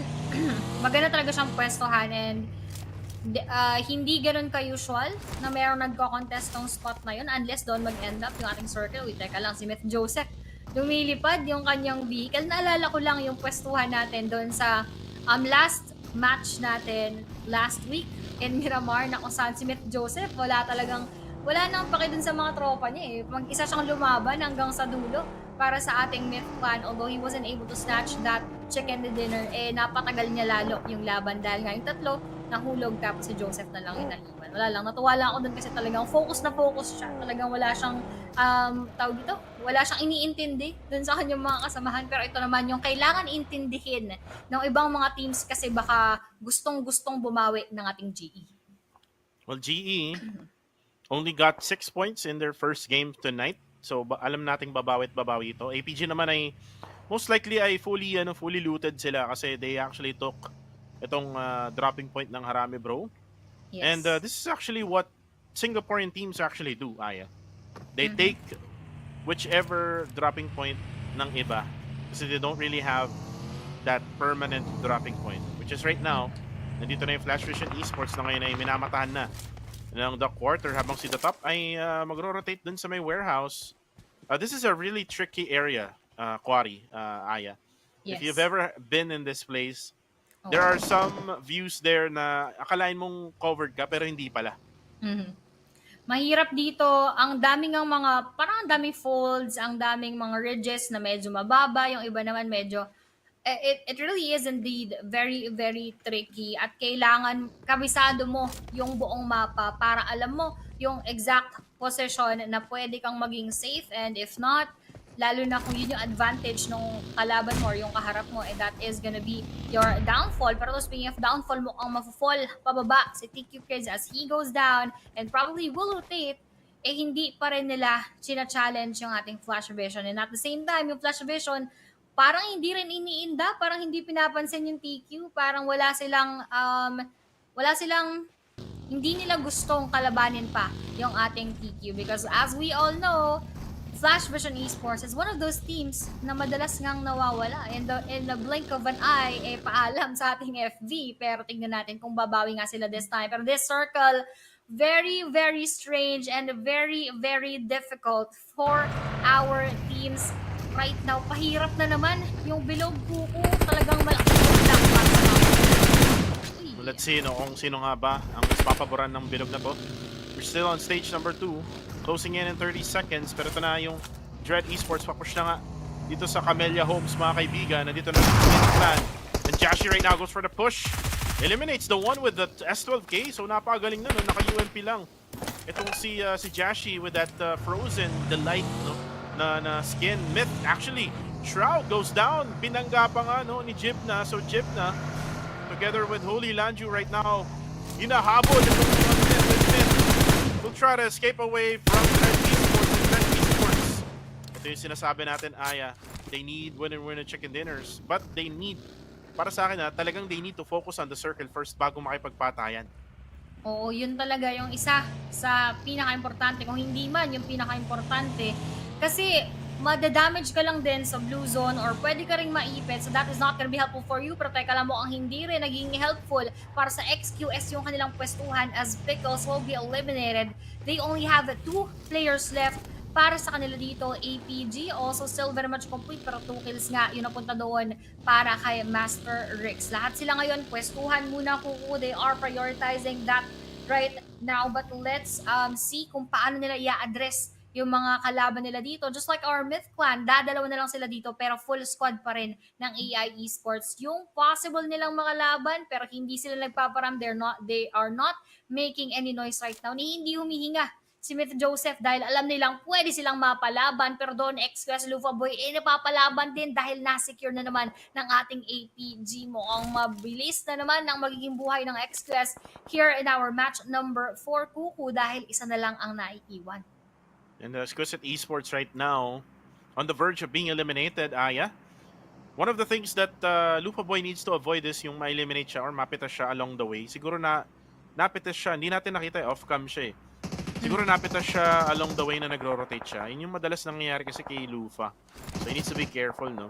So mga ganong klaseng sitwasyon. Pero si Gui, 5 nades. Jaworski, let's see! Hindi tatamaan. Actually, splash damage lang na maliit. Gani will now be fully aware na may malapit sa kanya at nagparamdam na nga yun. And Dewey right now will try to get away now. Lalo na't alam na ng Stranger Esports kung saan banda galing yung nagbabato ng granada. Together with Red Bull now, they will rotate. Coming from the outside to the inside of the circle. Monboy, sumabog mag-isa mga kaibigan. I think tinatry niya atang going cover yung sasakyan, no? Pero na knockdown din siya all at the same time. Pero hindi hindi pala yun. Kumbaga, siguro na sumabog lang talaga, no? Yung sasakyan niya, uy, adik boy! Adik ka, ayan, napatay ka tuloy ni Raymond, pero ito na si Sky Meow. Na-revive na nga si Monboy, lumabas na nga yung player na nag-revive sa kanya. Si Sky Meow naman ay parang hindi ready for action. Kasi hindi niya alam kung anong gagawin niya. Hindi tumatama mga ibigay, parang naglalag pa ata itong si Sky Meow. Kaso nga lang yung mga kasama niya, yung gumagawa ng paraan para mabuhay sila, Aya. Like, parang hindi ko rin alam kung bakit hindi nakikita ni Monboy kanina. Nakatayo lang sa harapan nila si Sky Meow and they were just panicking and a bit na parang hindi nila alam na nandun si Sky Meow. Pero very open in our perspective. I'm not quite sure what happened there. Pero PBE being eliminated here after that very, very good performance in our previous match, magiging malaki ang difference yan sa kanilang mga puntos. Pero teka, hindi pa nakakapag-reset APG. Nandito naman another PH team. This will be our 2-1 for Akira, pero sumakto yung granada doon ni Master Rex at mayroon pa atang susunod. Muntik-muntik ka na rin ma-down si Tropa habang sa inside naghahanda rin ng isang granada towards Ranked right now, but that will not connect. Pero 2-pro, tamang sipat lang din doon. Sky Meow will go down inside. Malilikuran din. Master Rex na lang ang nag-iisang up and alive for the side for APG and Ranked preparing this frag grenade. Kakahapin na ba ng tuluyan? Kaso nasipat siya ng very, very light and keep push with that grenade, pero hindi din na down, pero mabagsak Ranked. We don't have one player from there and mukhang iikot na lang din. 1v1 with a great one indeed. Half of his life is already out. Wako, unting-unti na lang buhay. Trying to heal up right now habang revive muna ang gagawin ni Master Rex. Pero Wako, what will he do? Will he try to eliminate our APG right now or magre-revive din muna tayo? Pero granada muna ang kanyang ihagis para nga naman magkaroon ng damage, pero parang wala doon yung tropa natin from APG and now they have 2 players up and alive at ngayon si Master Rex parang nararamdaman din at alam niya kung nasaan nandoon yung ating 2-1 for Akira and that is what happened here. Yun yung malaking difference, Kuku. Alam ng APG kung saan niya exactly pupuntahan yung 2-1 for Akira, and on the flip side, 2-1 for Akira did not have that same information. How in the hell did Master Risks actually do that, no? Paano niya alam yung exact position? Well, it's a random shot, but wow. That's how pro players do here in PMCL, Aya. Pero anyways, no? Unfortunately, for 2-1-4, Akira and PBE, they're out in this match early in this game. Stage 3 pa lang tayo, Aya. 4 more seconds to go at magko-close na nga yung circle. Saan nga ba tayo pupunta? It will actually be at Ferry Pier. Napakaswerte talaga ng AI Esports in this regard. Pero yung GE, yung GE na naman, oh, nananahimik na lang basta-basta, no, on the top right side part of the circle. Ang pwedeng challenge sa kanila dito ngayon is going to be Dread Esports, but ang problema ng Dread is nakabantay na itong Genesis Esports sa pagpasok nila. Yup, and that is what exactly we are seeing right now kasi doon nakatutok si Master Ichi. Though pushing forward, mukhang ikot yung paningin, parang titignan muna yung nasa kanilang harapan, pero Osja dito tinatarget naman ng ating TTQ. This will be Gas. Also awaiting for that movement coming from our Osja Esports as they are inside of that circle. Dahil mag-move away from them, yung ating bilog, kailangan nila pag-isipan yung kanilang mga susunod na galawan. Si Gewi, kitang-kita doon, pero tamang spray down lang, tamang tap-tap lang, pero Zuki will not get him down and take him down alive. Si KH pa nga yung nakita ni Gewi habang binabakbakan nila yung ibang players ng ating Osja. Hindi naman mada-down, pero Gus, susunod, magre-revive lang sana siya. Osja Skynin will give that exact pressure towards them right now, pero binabawian. Mythcar is also gonna be in front of them right now habang si Dajan babagsak naman doon kay Ngapik Yap.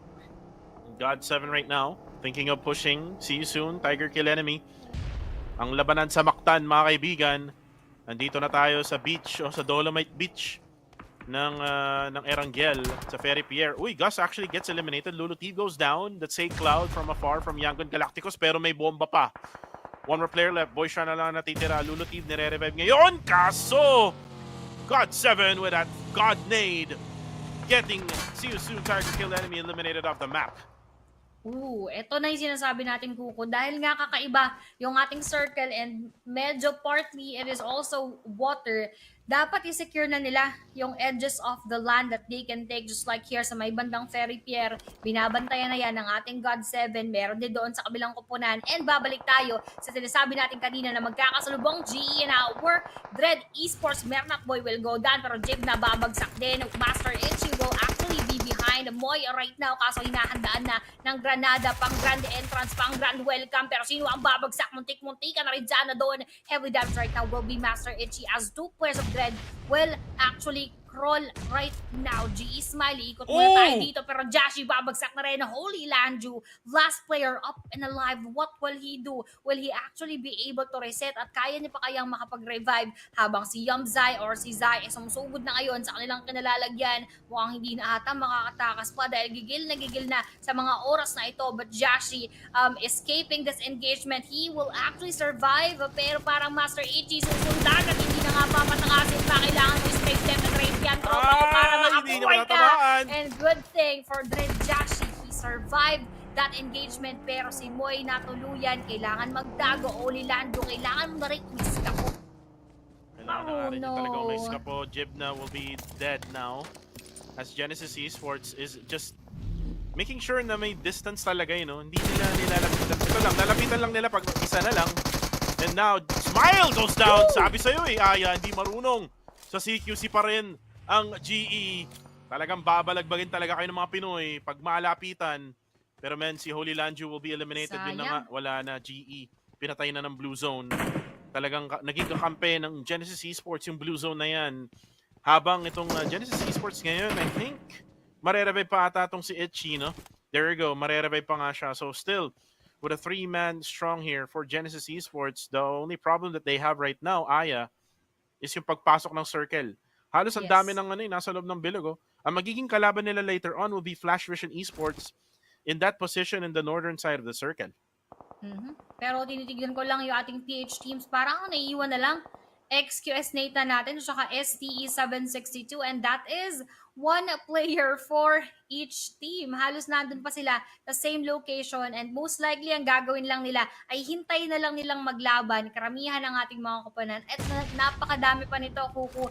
We still have 10 teams from other regions. At syempre, yun nga, XQS tsaka ST na lang yung naiiwan. Kaya kailangan nilang magdoble, triple, ingat, quadruple kung pwede pa. Pero AI Naughty Boy babagsak.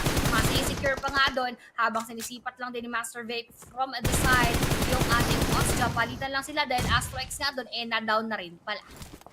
And AI, trust me, parang wala siyang tiwala dyan sa puno na yan. Kailangan niya mag-back muna pabalik ng wall. As Mernat Boy, ito na yung sinasabi ko, no? Labanan ng Flash Vision versus Genesis Esports. Kaso nga lang, magkikayos doon. Kill Steal coming from Say Cloud. Mr. Tay goes down as well, coming from Cute Loki's DMR. One of the best DMR weapon here. Handlers no ng DMR, itong si Cute Loki. Isama mo na yung mga bolt action, no, kapag mayroong bolt action. Pero napakagaling niyan tumutok, no, with those sniper gameplays. Pero si Arep ay mapapatay na nga rin. Si Masteris naman ay papasok na nga ng circle. And now, Flash Vision Esports is eliminated together with APG. 2 Singaporean teams now gone. Pero yung APG, no, they have 11 eliminations in the bag. So okay na yan, Aya. Wow. Oo, talagang okay na.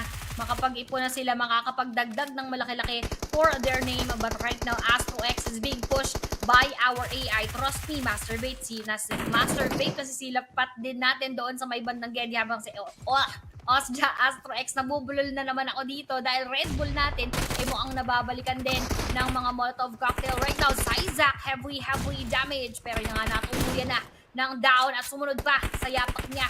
I see, trust me, as Red Bull will be here waiting for that push coming from our AI. Pero para umatras ng very light, kanina sila yung pinakamatapang, ngayon mukhang talagang aatras muna sa bakbakan. Well, Astro X here from Osja Esports now pushing in towards sa may dock area ng Ferry Pier. Meron pang isang player, ang AI Esports, na nagtago na nga dun sa other side ng dock. But the thing is, Aya, it's a 3v1 situation rather. And Osja Esports is just doing really well. In the past couple of games, and then nag-rest sila na isang beses, and then nag-match 4. Maganda pa rin yung laro nila. So, ibig sabihin nito, talagang on point yung strategy and adjustments nila coming from week 1 to week 2, the circle now goes to their side. And by the way, swerte to for Genesis Esports. Oh. Look at their position right now. Ooh, They're in bayad a na much higher naman. ground. Tapos may mga compounds pa. So, talagang kailangan lapitan tong mga to, men. Kasi kung hindi, sila na naman magna number 1 this week. Malamang yun na naman yung mangyari pag wala pa rin talagang nag-challenge at pag wala pa rin nagpatumba sa ating GE. Pero ito, sinusubukan ni ex-Quest Nathan mag-ubos ng Granada with 5 right now. But I don't think that is actually gonna connect dito dahil hindi pa rin ganun kalapitan. Pero kailangan nilang muna maging safe for now at hindi basta-basta makita ng ating Genesis Esports. But they probably have that idea kasi nga syempre may nanggagaling na Granada para may factory ng Granada dun kahit nananahimik lamang yung ating XQS. Pero STE 762 nakisali pa doon sa laban with our AI Esports and he managed to knock out and eliminate that last player of AI na kung saan nabura na nga dito sa ating mapa habang nagkakasuguran ng God7 and TQ Chris nakatanggap ng masakit na mga bala. KS as well, 1-for-1 trade is what we are seeing. Tamang pasabog lang muna ng mga vehicle habang nagtatago tayo. God7 KS will be secured and will be confirmed from the end of our TQ. Habang binabantayan din nila Kuku dahil pumapasok na ngayon, ginagamit ng YG yung advantage nila dahil busy pa sa iba yung ating mga kalaban. Pero cute Loki na down din naman ni TQ Chris from the side. Grabe yung tutok na yun, no? Saktong-sakto sa may bintana ng mga sasakyan ng Yangon Galacticos habang may nangyayari ring laban sa ibang bahagi. It's actually Genesis Esports, no. They're actually third-partying, no. Yung nangyayaring laban ngayon dito sa may Dolomite Beach. And the quarter is not having a good time as well because sila ay napapalibutan na no, ng karamihan. We have God7 dyan sa may outside ng circle. Yangon Galacticos sa may northern side ng area nila. And then may third party pa sa malayo which is Genesis Esports. Talagang third party is the key para sa ating G at kung sakali na sila na naman yung swertehin sa positioning, they have that higher possibility na naman to get a winner chicken dinner which we do not want to happen kasi nga pagka nasimulan na naman ng GE yung maganda nilang streak talagang hindi sila basta-basta nahihinder from that. Pero ito TQ Chris na tatakas pa sana pero nakagitna ng mga bala ng tuluyan ng ating God7 pero from the side that will also be TQ na kung saan mauubos na nga ng tuluyan yung ating God7. Try to heal up right now dahil pasaran na naman yung ating bilog at most likely this will be another open field for everyone to take and hopefully din lumayo sa GE para nga naman talaga mahirapan sila at sa kanila tumingin lahat ng mga nasa loob na. And speaking of PH teams guys, isa na lang talaga ang ating pag-asa for both squads. We have Exquisite and Strangers Esports. Si Nathan for Exquisite and then mag-isa na lang for Strangers Esports na hindi ko pa rin nakikita no, sa ating camera. Pero uy, Loki gets the knockdown there with a frag grenade. That's the top right now na nanghingi ng tulong para ma-revive. Pero another nade coming from Loki.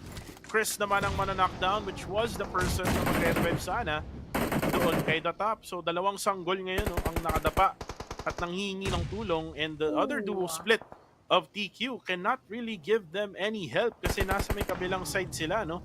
And what Nathan can do here is just to third party pero hindi siya makakuha ng tiyempo kasi 4 na players ng Yangon Galacticos ang nakatayo ngayon. So mahirap din no kapag ka nagparamdam siya talagang siya ay ma-sprayan agad-agad. Speaking of agad-agad, pinush agad-agad, YGVN, sinundan pa ng isa pang player ng ating YG para makuha yung kanilang spot. Babagsak si Papay, hindi umepekto ang kanyang spinach habang si Virgie medyo swimming muna ngayon, papanggap na Fern doon sa may bandang dagat pero meron at boy nakikisali sa ating bakbakan. GE nasa kanila pa rin yung ating bilog habang si Youngzai na down pa nga si Sakelao, dadagdag pa yung ating kill pero doon natapos yung Mitsban together with our TQ at yun na naubos na yung kanilang buhay, parang mukhang pumapabor na naman sa GE yung mga sitwasyon. YG natin na trim down na into 2 players only habang yung Genesis Esports is still at 3 player strong. And this is where Genesis Esports is really good. Long range battles, they keep it with the range no para mapatay nila sa malayo and even going for the KS or third party KS no nang ginagawa nila. And now yung isang player pala ng STE is actually 762. Yes. Na ngayon ay nagpapanggap na isda mga kaibigan, nandyan lang sa may ilalim ng tubig, aangat lang siya kapag wala ng air ang kanyang breathing space. At meron rin siyang bato no na pwede niyang taguan if ever man na may tao dyan sa may dock area. Pero itong si Astro X naman, magbabato ng granada. They're actually now planning on going to the side of Genesis Esports and that's actually good, no? Kailangan matigil na tong kalokohan ng Genesis Esports. Lagi na lang ay lumapit eh. Lagi na lang Tama. malayuan. Lumapit Tama. naman kayo, makipaglaban naman kayo, gaya ng ginagawa ng Young Gun Galacticos kanina. Ayan, talaga na nga naman tapusin. Tapusin na talaga tong GE na to. Pero we have Erangel.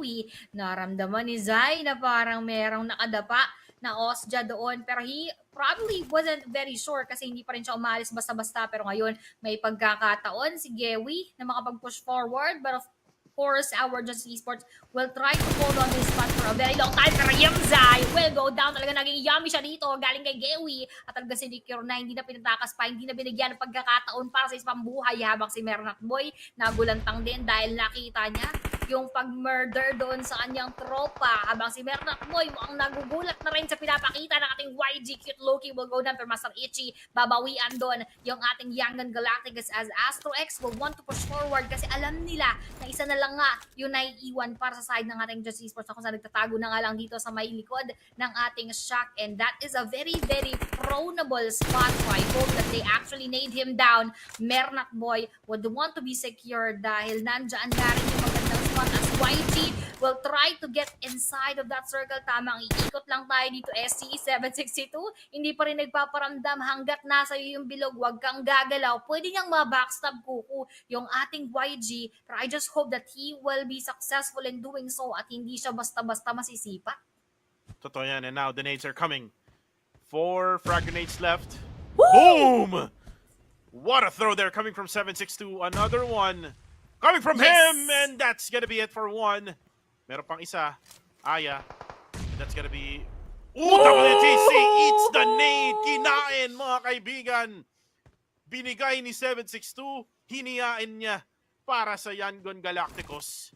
Napakasarap ng pagkakahagis doon ni 762. Sabi ko na pwede talaga ma-backstab. That spot is just quite perfect for him to take. Pero ito naman pagkakataon ng ating monster to take him down at hindi na siya makaalis basta-basta Kuko dahil nakabantay na talaga sa kanyang pinupwestuhan, and Red Bull is the nearest insight to his location. Sabi ko na ito na rin yung kanyang pagiging pagpasok, pero tamang blind spray lahat, nakatakas pa sa mga balak. Ayaw mo yun, 762, ikaw na lang yung huling alas ng Pilipinas. Pero Red Bull magpupush forward at hindi rin basta-basta ma-eliminate si 762 dahil ma-open siya, pero hindi na rin kasi lalabas si Master Ichi, so he actually needs to be very vigilant. Alam na natin na pwede suburin basta-basta ni Red Bull, pero na nga natapos na rin yung buhay, yung laser sight ang gumabay sa kanya para ma-eliminate yung ating STE. Ang galing ni Gui doon, no? Nakita mo yun, Aya. Like he pre-fired even wala pa ngayon, no? Yung player ng STE. So ibig sabihin nun, talagang lamang na lamang siya once na lumabas si 762, talagang mababawasan na siya agad-agad. Pero ito na, it's going to be a 3v1 situation. Genesis Esports versus Osja. Gusto ko lang sabihin sa kanina, no? Nung nilapitan na sila ng Osja, wala nang palag no? Wala nang palag ang GE. They have 5 eliminations with 6 points, so 11 points ang nakuha ng GE dun. And then we have the winner chicken dinner for Osja Esports. And what did I say at the start of the day, Aya? Osja Esports, babawi sila. I saw this coming, and it is now happening, Aya. Grabe. Gusto ko lang din sabihin na I commend Osja Esports for actually making bawi, literal, from what they've had nung ating week number 1 na sinasabi nga natin, parang hindi ito Kuku, di ba? Yung Osja natin, parang hindi ito Aya yung Osja na nakita natin from previous tournaments na nilalaroan ng Osja Esports. At ngayon, nagbabalik and they are explosive sa kanilang comeback for the side of Osja Esports. So I just would like to give them that credit right now. Pero credit at kudos din para kay SC762 na naihatid yung mga granada ng maigi doon sa ating YG. Totoo yan. We haven't seen much yet, no, of Osja ng week number 1. Pero ito na. Pinapakita na nila kung sino sila. Pero bago natin pag-usapan yan, Aya, let's talk about muna yung mga naging highlights for match number 4. That was the last Erangel, by the way, for today. So, 2 Miramar na lang ang natitira. Una is gripuhan, no? Sa area ng Milta. And that, actually, not Milta, but sa area malapit sa right side bridge near Camellia Homes. And then, ito yung labanan naman sa Camellia Homes, mga kaibigan. We have Dread Esports, no? And then, ito yung labanan ng PBE na hindi ko alam kung ano nangyari. Ba't di sila nagkakitaan? Sky Meow din, medyo potato no, ng kanyang DBS, ng S12K. They were able to get eliminated dyan, yung PBE. And then, ito naman yung kalaban nila, which is going to be 214 Akira. Na kung saan ay nahirapan yung 214 kasi unti-unti silang nabawasan. And then, this shot by Risk. I think this is the shot of the day. Kung saan ay talagang binaril na lang niya randomly right at that edge of that house. And kumbaga, inisip na lang niya, no, Aya, saan kaya sila magtatago? Eh di doon na lang ako babaril. Kaya saktong-sakto yung ating mga naging moment doon. Pero ito naman ang ganda rin ng pag-push, yung pamemressure ng YG sa ating TQ. Talagang sinugod sabay eh. Parang inipit, tinambangan. Pero ito, yung pagtatambang din ni Gewi doon sa ating Genesis Esports. And this very, very highlightable highlights coming from STE 762. One frag grenade nakapagbagsak kay Cute Loki, make that 2 to confirm, and the third one eliminates the rest of our Young Gun Galactic. Sa ating pagsipat ni Red Bull doon sa ating 762. Pero silipin naman natin yung ating MVP title na nakuha nga dito ni Master Rix with 6 total eliminations, 981 damage, 6 knockouts, 1 assist, 213 total kills, and survival time of 18 minutes and 27 seconds. GG, well played indeed, at maganda rin ang pinapakita so far ng ating APG. Master Rix, we're not expecting this, no? Coming from his team, pero we do see some little bit of that fragging abilities, no? From this team of Singapore, from APG Esports. And kita naman natin, 6 eliminations, no? Yung nakuha ni Master Rix. And he was actually the one who did that random shot sa ecoms ng 214 Akira. And he deserved this MVP, no, for this match. Pero ano nga ba ang naging stats ng Osja Esports? Tingnan natin, no. Ang naging elimination total nila, it is 11 eliminations, 22 total damage, 10 total knockouts, 8 assists, 1, 2, 8 heals, with heals or survival time rather of 28-19. Second winner chicken dinner, di ba, Aya, for Osja? Yes, and talagang naging maganda yung pinapakita ng Osja Esports natin. Natatawa lang yung isa natatakpan. Natakpan ng isa nating tropa. Parang naging ano lang tayo dyan, parang mysterious effect si kuya mo. Pero GG, well played once again sa our Osja Esports na nambabalagbag sa araw na ito.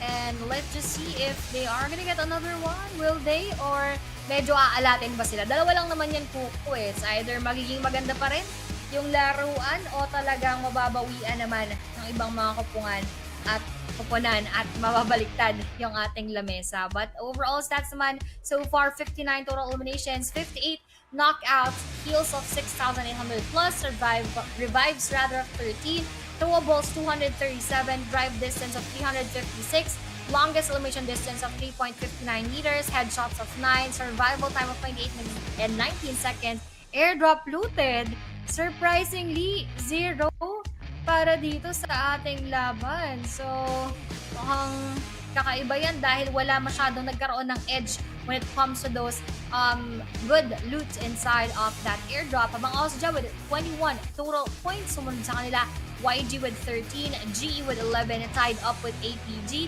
STE naman with 8, coming from that napakagandang highlights nga towards our Young and Galactic. Kasi TTQ at TQ hindi na naman nagkakalayo. 6 and 5, habang XUS with 4, Dread Esports with 3, Myth with 2, together with God 7 and 2-1 for Akira, habang Tig PP. So, AI, FDE, and PBE, and STKE walang puntos after that game. Looking at the match standings now, GE, nakuha sila ng 6 kanina. And then ngayon naman ay 11, so that's a total of 17 na for GE. A little bit of consistency being shown right now by Genesis Esports, pero talagang pinaka-consistent talaga para sa araw na to with all 4 matches done is Osja Esports. 21 points added to their overall. And speaking of overall, Aya, magpapakita na ang overall standing. Sila na ang number 1 with 46 total points, PBE with 38, MFG naman with 34, 32 ang Harami Bro, Fearless with 24, Young Gun with 24 as well, together with Dread, APG with 21, 19 naman ang TQ, Genesis Esports with 17, TTQ with 16, STE with 15, Exquisite with 12, STKE with 10, 214 Akira with 6, 5 naman ang Myth, God7 with 5, AI with 5, 4 for Enigma, and Flash Vision Esports with 1. Kung mapapansin mo, Aya, ang karamihan na nasa right side ngayon ay nag-top nung week number 1. Tapos yung nasa week number 1 na nasa right side, ngayon ay nasa left side. So, ibig sabihin nito, talagang bumabawi sila no, sa mga pagkukulang nila in week number 1 at talagang magandang bawi ito, especially for Austria Esports, who is currently now at number 1 with 46 total points. Sana all bumabawi sa mga pagkukulang. Pero to, yung mga pagkukulang na to, at least mabilis mapunan, lalong-lalo na kung nandun yung acknowledgement and yung adjustment right away here inside of the game. Pero overall, I just like to commend once again yung Austria. Kasi nga, malayo sila noong ating week number 1 and now they are here on the top. That just only proves to us na pwedeng-pwedeng makabawi at pwedeng-pwedeng mabaliktad yung mga ganap at scenarios, lalong-lalo na kung mas pagbubutihin at meron silang mga adjustments nga na gagawin in game. Pero syempre, looking forward pa rin tayo na makita din yung adjustments na pwede pang gawin ng ating PhDs. And we're all done with 3 Erangels. Now we're set to move on sa ating much bigger map, the biggest competitive map in PUBG Mobile. This is going to be Miramar. And Miramar is actually a much bigger place, so definitely magbabago ang ating gameplay and also the strategies of the players and the teams. Pero yun nga lang, may mga ibang players na ata or teams na hindi na maglalaro for, I think, for this game. So makikita natin yun maya-maya. We're just wrapping up no para makapaganda na itong mga teams natin for the next game and also for our production to get set for the next game. Tayo magbe-break muna no. In just a few while, Aya, again, my name is Kuko TV together with Aya Plays. Kaunti-unti na lang at papunta na tayo no doon sa pinakamainit na mapa na Miramar. Yes. So guys, just stay tuned, sit back and relax. Grab some drinks, grab some snacks no. And tayo ay manonood muna ng commercial.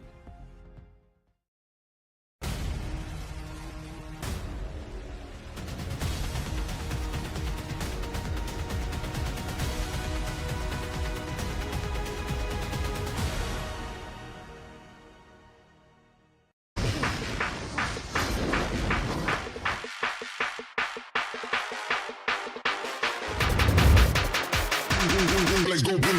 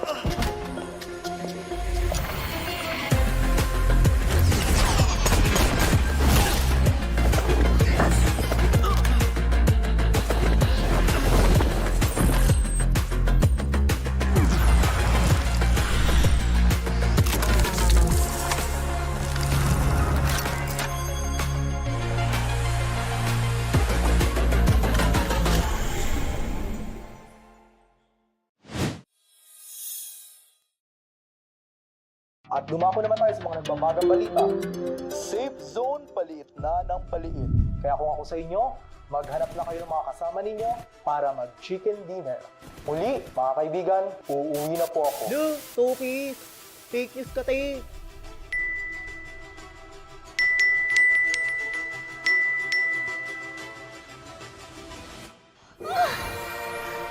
Gold account ba ako yun? Ay! Mukhang maasim. Ay! Parang kamukha ko to. Ano to, ha? Siya na hinahanap ko.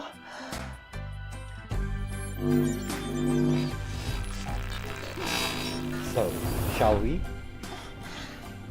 Babe, we only have 5 hours na lang. I wanna cover all of my scars. Just find a place to hide away like a flower to the wall. I could join the circus. Tunay lang. Maybe at dawn, or I could find a ship and charter it, sail away to Evermore. 'Cause nothing hurts like a broken heart from someone who loved you. How long can I run? 'Cause nothing hurts like a broken heart by someone who loved you. Paano pag naging uod na lang ako? Mahal mo pa rin ba ako?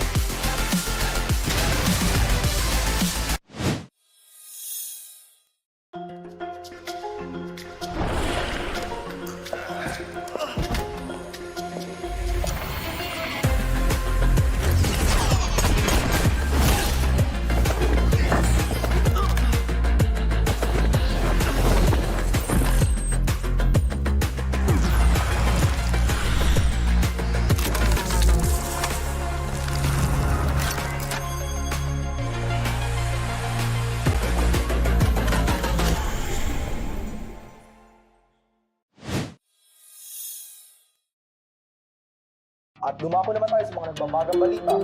Safe zone paliit na ng paliit. Kaya kung ako sa inyo, maghanap na kayo ng mga kasama ninyo para mag-chicken dinner. Muli, mga kaibigan, uuwi na po ako. Lu, Tukis! Fake news ka, te!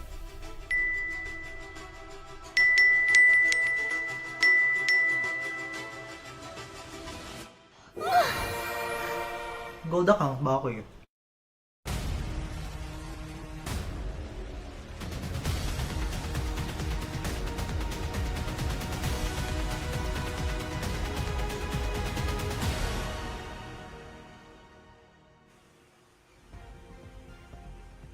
Tapos na tayo sa Eras Tour o yung paglalakbay sa mga mapa ng Erangel. Kaya naman ngayon, tayo ay pupunta sa Miramar na kung saan dalawang mapa ang ating paglalaroan. You are still watching the PMCL 2024 and we are still your casters. I play together with the Kuku TV. And Aya, tapos na nga tayo dun sa Eras Tour, no, sa Erangel. Tayo ay lilipat na sa napakainit na mapa ng Miramar. And nakita naman natin nung last week, there was one highlight play na sabi ko ilalagay sa sa highlight sa page niya. Tapos sabi niya sa comment hindi daw pero nilabas Hindi pa rin na niya. daw.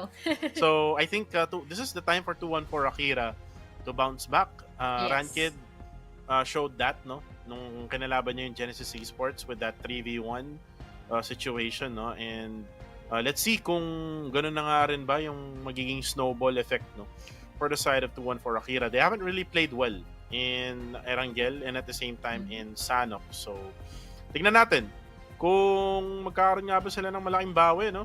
But let's see muna kung sino nga ba ang maglalaro for match number 5.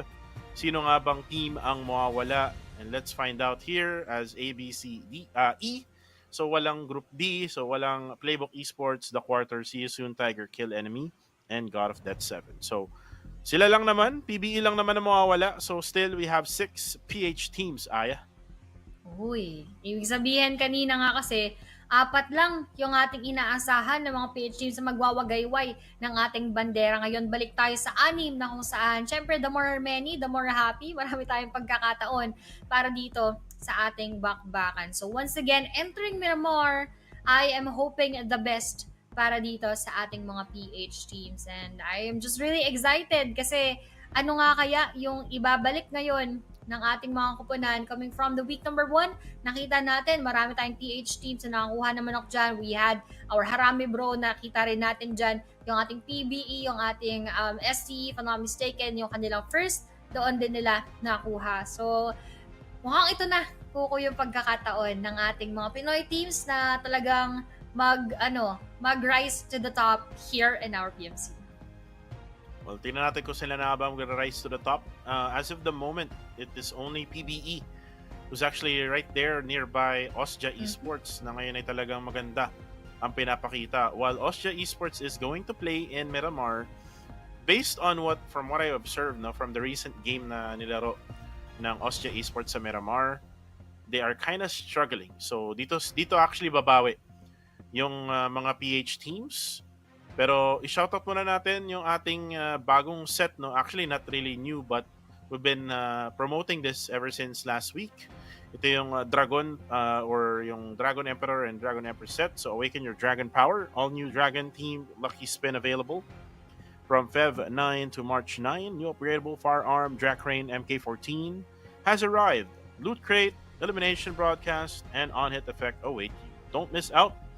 Itong dalawang set na to, Dragon Emperor and Dragon Empress set. And wala pa ata ako nakakita na nakasuot ng ganito, no, from the pro players, no, Aya? Oh, parang wala pa nga. Pero kakulay ko, ngayon ko lang napansin, kakulay ko talaga yung ating Dragon Emperor, Dragon Empress set for today dahil nga ako yung naka-red. Lady in red ako ngayon kasi birthday ni Aya, guys. Hindi pa. Baka mamaya madami na naman bumati, medyo ma-advance natin. Pero syempre tatanggapin pa rin naman natin yung mga birthday greetings if ever. But anyway, I am just really looking forward to our PH teams dominate. Lalo na may last 2 games na lang tayo for today, Kuku. Para sana maging maganda talaga yung simula ng araw or hindi lamang ng araw kung hindi nitong linggong to for our week number 2, syempre ng ating league stage. Well, Aya, sana mabili niyo na yung mga skins na yan kasi it is up to only until this week lang, no? So 3 days na lang yung skin na yan, and then next week yata magkakaroon yata ng mga panibagong skins na ipopromote here in PMCL. But for the meantime, we're waiting now for the next game. The next game is again Miramar, and sabi ko nga, Austria Esports had a hard time in Miramar. Yung last na Miramar na napanood ko sa kanila, which was Tuesday, it was a non-PMCL tournament though. And then there were some other regions na kasali doon. There was like Mongolia. There was like Thailand na kasali rin doon, which is not really in this PMCL league na meron nga tayo ngayon. Pero yun nga, I would expect them not to be good in this map. I will expect Genesis Esports to bounce back. Kasi kahapon, I actually saw, ito yung sinabi ko nung una, Aya, na kung saan ay na 3v1 clutch. Either ni Itchy or ni Smile. Nakalimutan ko na kung sino, pero isa sa GE. Na-clutch niya against 3 players of the time limit main team, which is a Filipino squad. And ito lang yung insight doon, no? Nagkamali lang ng granada si Proxy, na-nade niya yung kakampi niya. So, siguro that was an assist, like assist from the enemy, na kung saan ay naka-clutch nga yung isang player ng Genesis Esports. So, let's see kung magiging ganun pa rin nga ba ang laro ng Genesis Esports. Pero again, I would stick to the weakness na meron sila, which is yung lapitan mo at balagbagin mo ng malapitan ng Genesis Esports. Kasi pagka malayuan talaga, Aya, talagang talo ka dyan. They are really on point when it comes to their tutok. And with just 13 more seconds left to go, we're gonna be flying in now to the hottest map in the game of PUBGM. Ito yung tinatawag nating Miramar. Kuko TV Aya Place ay lilipad na papunta sa Miramar. Itur mo na kami, Aya. Let's go.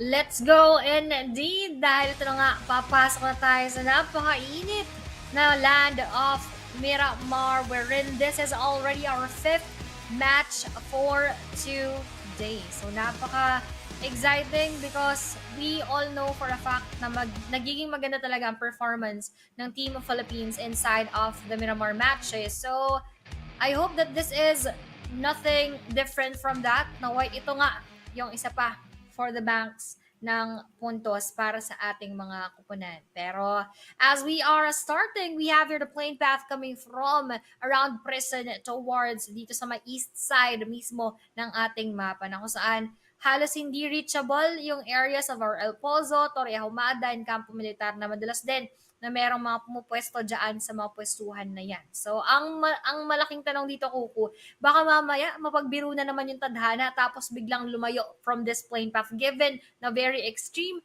towards the southeast side yung ating plane path. Napakababa, no, ng flight path na to. So, apektado dito yung mga bumababa ng El Pozo, no?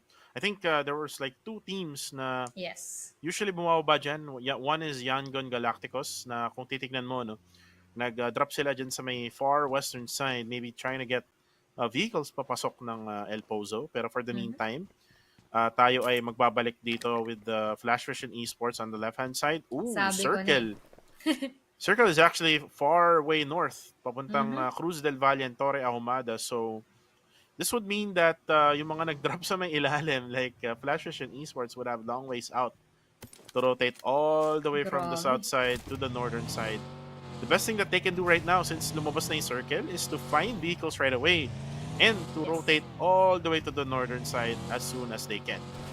As soon as they can indeed. Kasi matagal, no? Matagal yung kanilang kailangang lakbayin para makapunta dyan. Pero ito mukhang tatagal ba kaya yung ating Dread, XQS, and in front of our AI Esports, 3 teams yung nandyan sa El Azahar right now. Of course, mag-aagawan tayo sa mga loot, mag-aagawan tayo sa pwestuhan, and exactly at the same time, mag-aagawan din sa mga kills. As we are seeing here, Nathan already having his weapons right now, at meron pang hinahabol dito.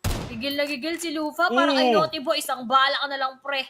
Win 94 niya dito ay gusto niyang tapusin yung buhay ni Naughty Boy, kaya lang nakababa at hindi naging open dito sa spot ni Lufa Boy. Pero syempre he would want to take him down alive kasi nga naman sayang yung kanyang kill if ever na hindi niya ito makukuha. Pero Naughty Boy will be very very open and he is in an unfortunate position. Nagtago, dumapa, Kuku. Ayaw ayaw niya na talagang ayaw niya na ibigay. Oh! Tapos tinawag niya si Trust Me, pero hindi mo matatrust kasi talagang babagsak. And Naughty Boy, tinake naman niya yung opportunity na yun para makapasok muna. Pero pare, parang susunod ka na rin lang din sa yapak na ngayon tropa sa Isaac. Nandun lang din sa may bandang Geddy looking forward. And tamang cover lang muna siya dito. Pero Super Pickles, also with that Tommy gun right now, masesecure naman nila yung kill para kay Naughty Boy. Winchester 94 being shown by Lufa Boy from the Japanese League, now in the PMCL. Na ngayon ay nasa Exquisite Esports naman ng PH Squad. And, uy! May ang, angkas. ang sweet naman nila Sana tignan all. Aya. Look at Master Vape and Trust Me right now. Just trying to get away from to where the battle is going. Dalawa na lang ang matitira sa kanila after this. Actually, no. Si Trust Me ay just low HP. Hindi siya na-eliminate pala. So, makaka-escape sila na ngayon, no? As you can see now, Super Pickles spraying his Tommy gun over to that side. They will have full advantage na ayos kasi makakapag-loot na sila. And tong Exquisite Esports ay hindi pa ganun nakapag-loot. They only have the starter kit, no? Like yung mga random weapons na pwede nilang kunin, like what Lupa Boy has right now, which is yung Winchester 94. So, yun yung mangyayari sa kanila for now. Dito muna tayo sa TTQ.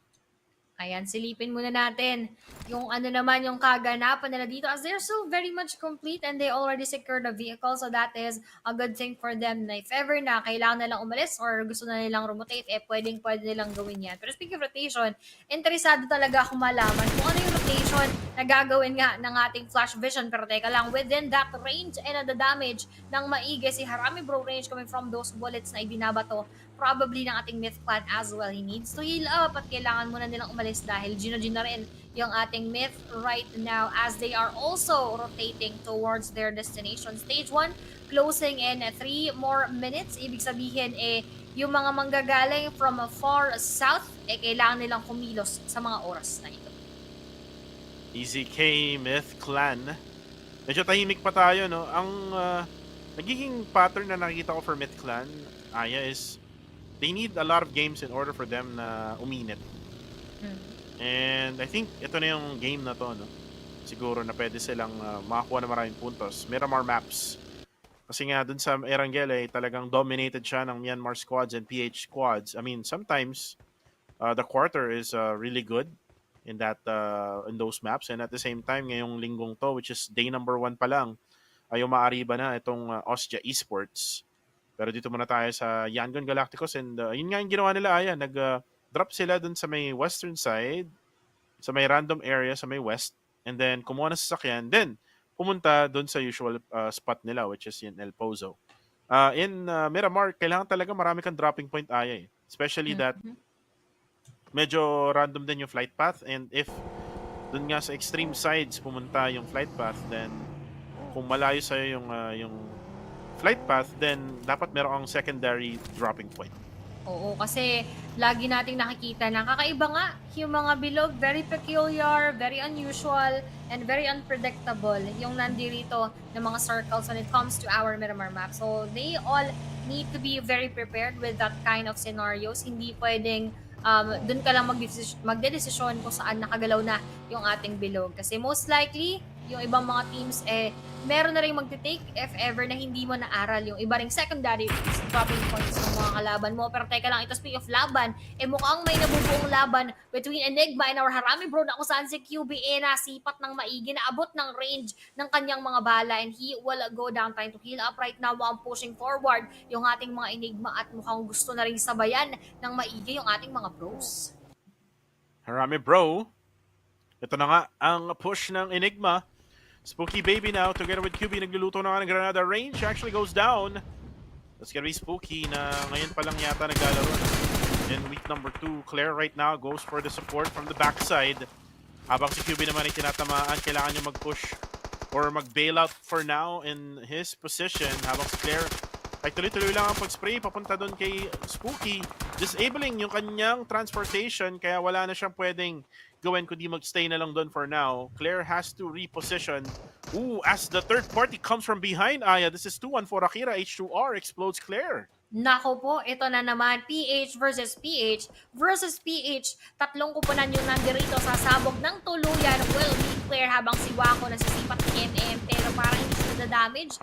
Parang tamang tap-tap lang doon pero Wako has been saved by that ridge for the longest time habang Federalis hinahabol na rin ng mga bala ni Ranked pero hindi siya natamaan. Now Super Pickles will go down. Galing naman kay Vape ng ating AI Esports na hindi ko nababanggitin ang kanyang buong pangalan, baka ako'y mawalan ng trabaho. Pero ito, 2 pro ng ating 2-1-4 Akira is also trying their best to knock down yung ating Harami Bros pero hindi pa rin nagkakatuluyan ng down at mukhang makakatakas pa yung ating Harami Bro habang doon sa kabilang banda XQS knocking down Sizak, securing that kill but Nathan is apparently down as well habang Lufa Boy inaabangan yung pagpupush ni Trust Me pero hawak niya ay Molotov habang granada naman dito para sa kabilang banda 2 players left for the side of our XQS UI kakaharap ni Trust Me mukhang makipag 1v1 makipagpatintero at babagsak sa kanyang DBS although UI received a lot of damage as well. He needs to secure that kill and he needs to heal up right now dahil kailangan pa nilang mag-revive.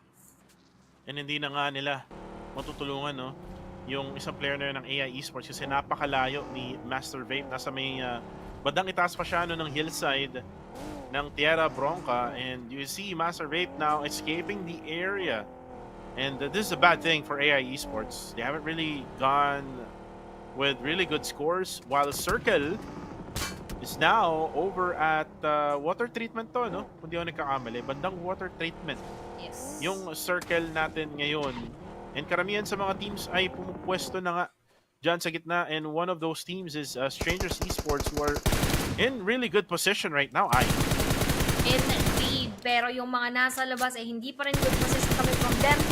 Lalong-lalo na, marami pa nga silang mapupuntahan. Pero FV is already a few hundred meters away from our circle. Ibig sabihin, natatanaw nila ang liwanag. Hindi na sila yung pinakamalayo dito sa ating bilog. Pero ngayon, 2-1 for Akira, eliminating TTQ Edward and securing that kill. Now, yung 3 players, kailangan na munang tumakbo at tumakas dito sa kamay ng ating 2-1-4. Kasi kung hindi sila ay magpapatuloy sa pagbagsak dahil gigil na gigil din 2-1-4 to also add those kills because of course hindi pa sila masyadong nakakapagparamdam sa araw na ito mas maganda kung they are also gonna be those or one of those teams who also will show us a good performance kahit day number 1 pa lang. At kung di ako nagkakamali, Aya, nasa labas to ng circle while Ranked right now spots TTQ. Tinamaan siya na isang bala, Zuki right now just driving towards that longhouse. Kasama na nga kanyang tropa, kaso nga lang kailangan na umalis ni Ranked dito sa area na to kasi baka barilin naman siya din ng TTQ while habang sinasabi ko yun, parang hindi na yata gagawin ng TTQ yun at papasok na nga sila sa loob ng circle. 2-1 for Akira, got 2 eliminations already, Aya. And ito yung sinabi ko nung simula na 2-1 for Akira is actually playing well rather. Here in the map of Miramar, and they're actually showing it in the early stages right at stage number 2. Yes, and dahil nga dyan, we are hoping na ganun din yung pagbawi ng iba nating mga teams. Dread Esports started very well today and tignan natin kung may pagpapatuloy nila dyan at meron nga sila na knockdown doon sa kabilang pero lilipat muna tayo dito. GE versus our mid clan na kung saan nagkakapalitan lang ng down. Babagsak yung isa mo ang susundan din. 2 players are knocked down for the side of our GE na kung saan yung isa pala ay nasecure na para sa team clan. Every damage right now, ganun din sa ating GE. Meron at boy nga lang ay makakabawi. Sayang. That is a good one para sa ating myth. They defended quite well kaso yung huling halakak napunta sa ating GE. Kahit si Zionesek na secure, mare-revive pa si Smile sa mga oras na ito. And that was a weak engagement no, coming from Myth Clan. Knowing that kalaban nila is Genesis Esports. Jassy gets the knockdown onto one player of APG. That was Master Risk, yung MVP nung kaninang laro. And then we have Dread Esports still alive on the northern side of the circle, on the northeastern side to be more specific. And maganda yung spread nila dito ngayon ha. It's a 1-2-1 split right now. Very much open dito si Moy. Moy needs to pop up smokes though. Pero meron naman siyang smoke na 5. So pwede pa to for Moy. Pero dito muna tayo sa Harami bro. They are currently up against Strangers Esports rather. And yun na nga, napatay na nga sa 762. Lagi ko nasasabing 214 kasi may Strangers 214 kasi nung nakaraan eh. Nasanay lang no? Na ngayon ay pangalan nila Red Drum na, di ba? Yes. And ngayon nga titignan natin kung ano nga yung kanilang gagawin right now. Karami bro natin almost got into a very big fight earlier with two of our pitch squad. And good thing for them na naiwasan nila yon dahil parang hindi pa sila masyadong handa para makipagbakbakan habang si Vape nandirito sinusugod ng ating mga bro at last player na pala yun. So si Federalis with that mini 14 secures and confirms that kill all for themselves. Now meron na siyang dos dito para sa ating kupunan at sure na sure akong dadagdagan pa nila to.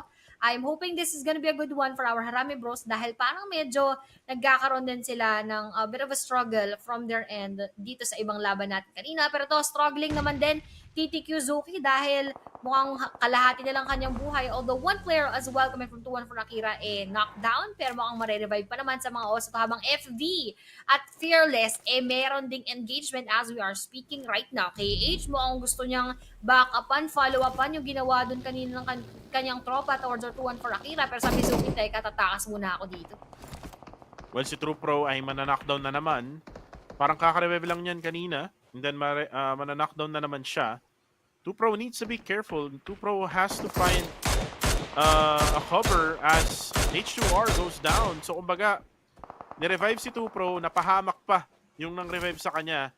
And Gus with a beautiful shot there coming from his DMR weapon Mini 14. And now, for the side of TTQ, dalawa na lang nakatayo sa kanila. One is currently down. 2-1 for Wako is right on the other side of the hill. 2 members left for the side of 2-1 for Akira. And they're in the blue zone being gatekept by TTQ. At yun na nga, nakita na nga siya. Yeah. Gus goes down. Actually, no, hindi siya nakita. Na-knockdown siya ng blue zone.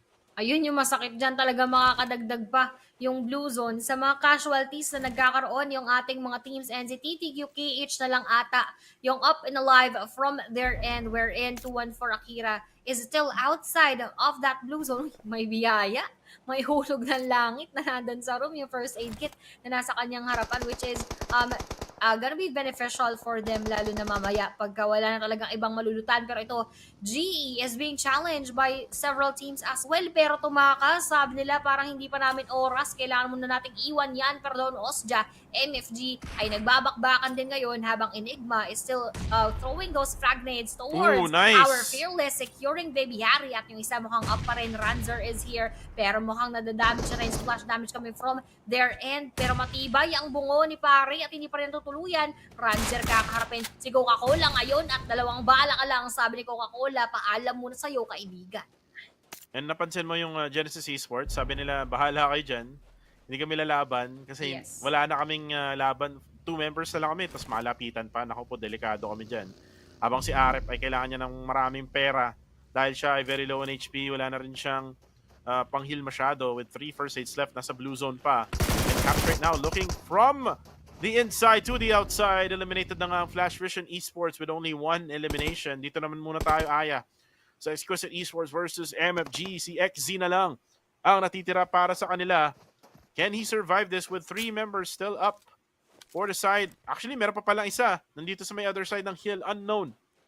Making sure na protektodo itong si XZ and si UI. Tinatry niya talagang lapitan itong si XZ, kaso nga lang hindi niya magawa ng paraan. Oo, parang hindi nga nila yan maitutuloy sa mga oras na tungkulado rin si Super Pickles, although unknown receiving that same damage. MFG XZ will go down habang UI trying to heal up, medyo may kasakitan. Unknown na lang ang naiiwan at mukhang kailangan nila munang iwanan yung kanilang kinalalagyan doon kanina dahil parang delikado na siya. Pero sabi nito ni Nathan, saan ka pupunta pare ko? Unknown. You will not be able to escape this battle. Pero nakatakas pa rin Buko. At buti na lang napakaswerte niya dahil meron siyang naging cover. Pero Nathan parang gigil pa rin. He wants to actually push forward. Nasa kunasaan nga ba ngayon sa FFG ng cute eh. Parang nag-face the wall. Tago muna. Gilid na gilid. Para nga naman hindi siya basta-basta makita agad. Oo, kumanto muna siya, dyan sa may warehouse na yan. Very open kasi yung, isang side na ito. There's only one side na may walls kasi, so definitely he doesn't want to be there. Madali lang din to mapupush ng team na kalaban niya kanina, which is yung Exquisite Esports, na ngayon ay papalapit na nga itong sila Nathan, pero meron pang Harami bro, na nandun na nakikita natin pagka nag-spectate tayo on that side. So, hindi pa siya makikita for now. Pero dito muna tayo sa Enigma versus Dread. Circle is closing, by the way, Aya. Sino nga ba ang makakuha ng Circle sa ngayon? There we go. It's still Oh. Yangon Galacticos and Harami, bro. Pwede mo na rin yatang isama dyan yung Strangers Esports na nasa may eastern side ng Circle. Maganda yung pwesto nila dyan. I think the best area to be on right now is kung nasan si Skadi ngayon, Aya. So, you would expect newbie na i-pick up niya yung kanyang tropa dyan and then pupunta sila doon sa area kung nasan si Skadi.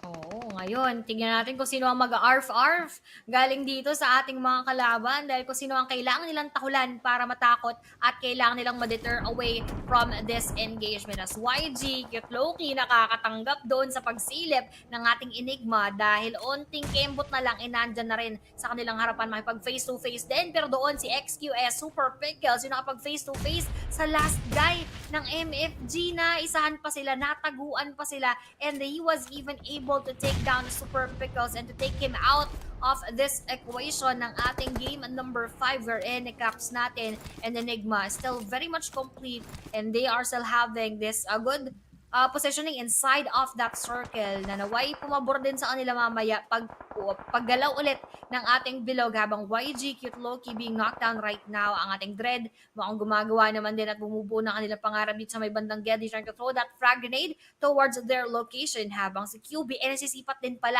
sa kung nasaan si Joshi sa mga oras na ito. Pero Cute Loki nagranada nga tuluyan. Uy, WTC dalawa. babagsak din. That is 1 for 2 para dito sa ating Dread Holy Land Jew habang sinusundan niya pa ng isa. Matutuluyan nga kaya makakapag-push forward ba ng tuluyan ay hindi na ba makapag-revive basta-basta. Pero Cute Loki mukhang ma-upgrade mo doon. Mukhang puladong-pulado din. Red Jib na parang gusto pang sundan yung ating Granada trying to heal up right now. Parang medyo natagalan tayo sa pag-push dahil up and alive na naman yung ating mga tropa from YG dahil naghihintay din tayo from that set of bullets ay mukhang kailangan mo nang umatras dahil kompleto na ulit sila ulit. Kuku. And more right now cooking up an aid. Papasok nga ba to? Punta doon kay... Uy, wait lang. Si Jib na pa yung na-knockdown. At nasunog pa yung sa player ng Dread Esports. And right now, pwede nilang labasan to, mga kaibigan. BN. I think this is the first time I've seen BN played in Yangon Galacticos. WTC knocks down Holy Lanju. Ito rin push ng Yangon Galacticos. And Yangon Galacticos, one of those teams from Myanmar na magaling talaga when it comes to up close and personal battle. Now, Jashi na lang ang natitira for their squad. Can he survive this? Buhay pa rin si Jashi, mga kaibigan. They still have 4 eliminations in the bag. And that is actually gonna be it. Na third party pala siya sa malayo. And that's Enigma who went for the kill. Ang sakit para sa ating Dread kasi they already had that upper hand, Kuku. Halos nando na sila, knocking out. That was a very good knockout. Doon galing nga sa frag grenade ni Holy Lanju. But it turns out na nabaliktad pa yung sitwasyon because probably also one of the factors is that yung hesitation, hindi din sila nakapag-push agad. So nabigyan nila ng pagkakataon para makapag-revive yung ating YG. And now STE, newbie, taking out our APG and in front of them ngayon naman ang ating Enigma habang Harami Broken Rallies knocking out Genesis Esports. Enigma naman doon mukhang namumulan na rin ang buhay coming from our STE and as that circle pushes forward 1-3 split right now for our Harami Bro at sa kanila pumapabor ang ating bilog.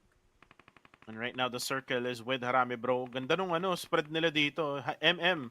I think he's trying to scout the area kung saan yung mga areas na walang tao pa.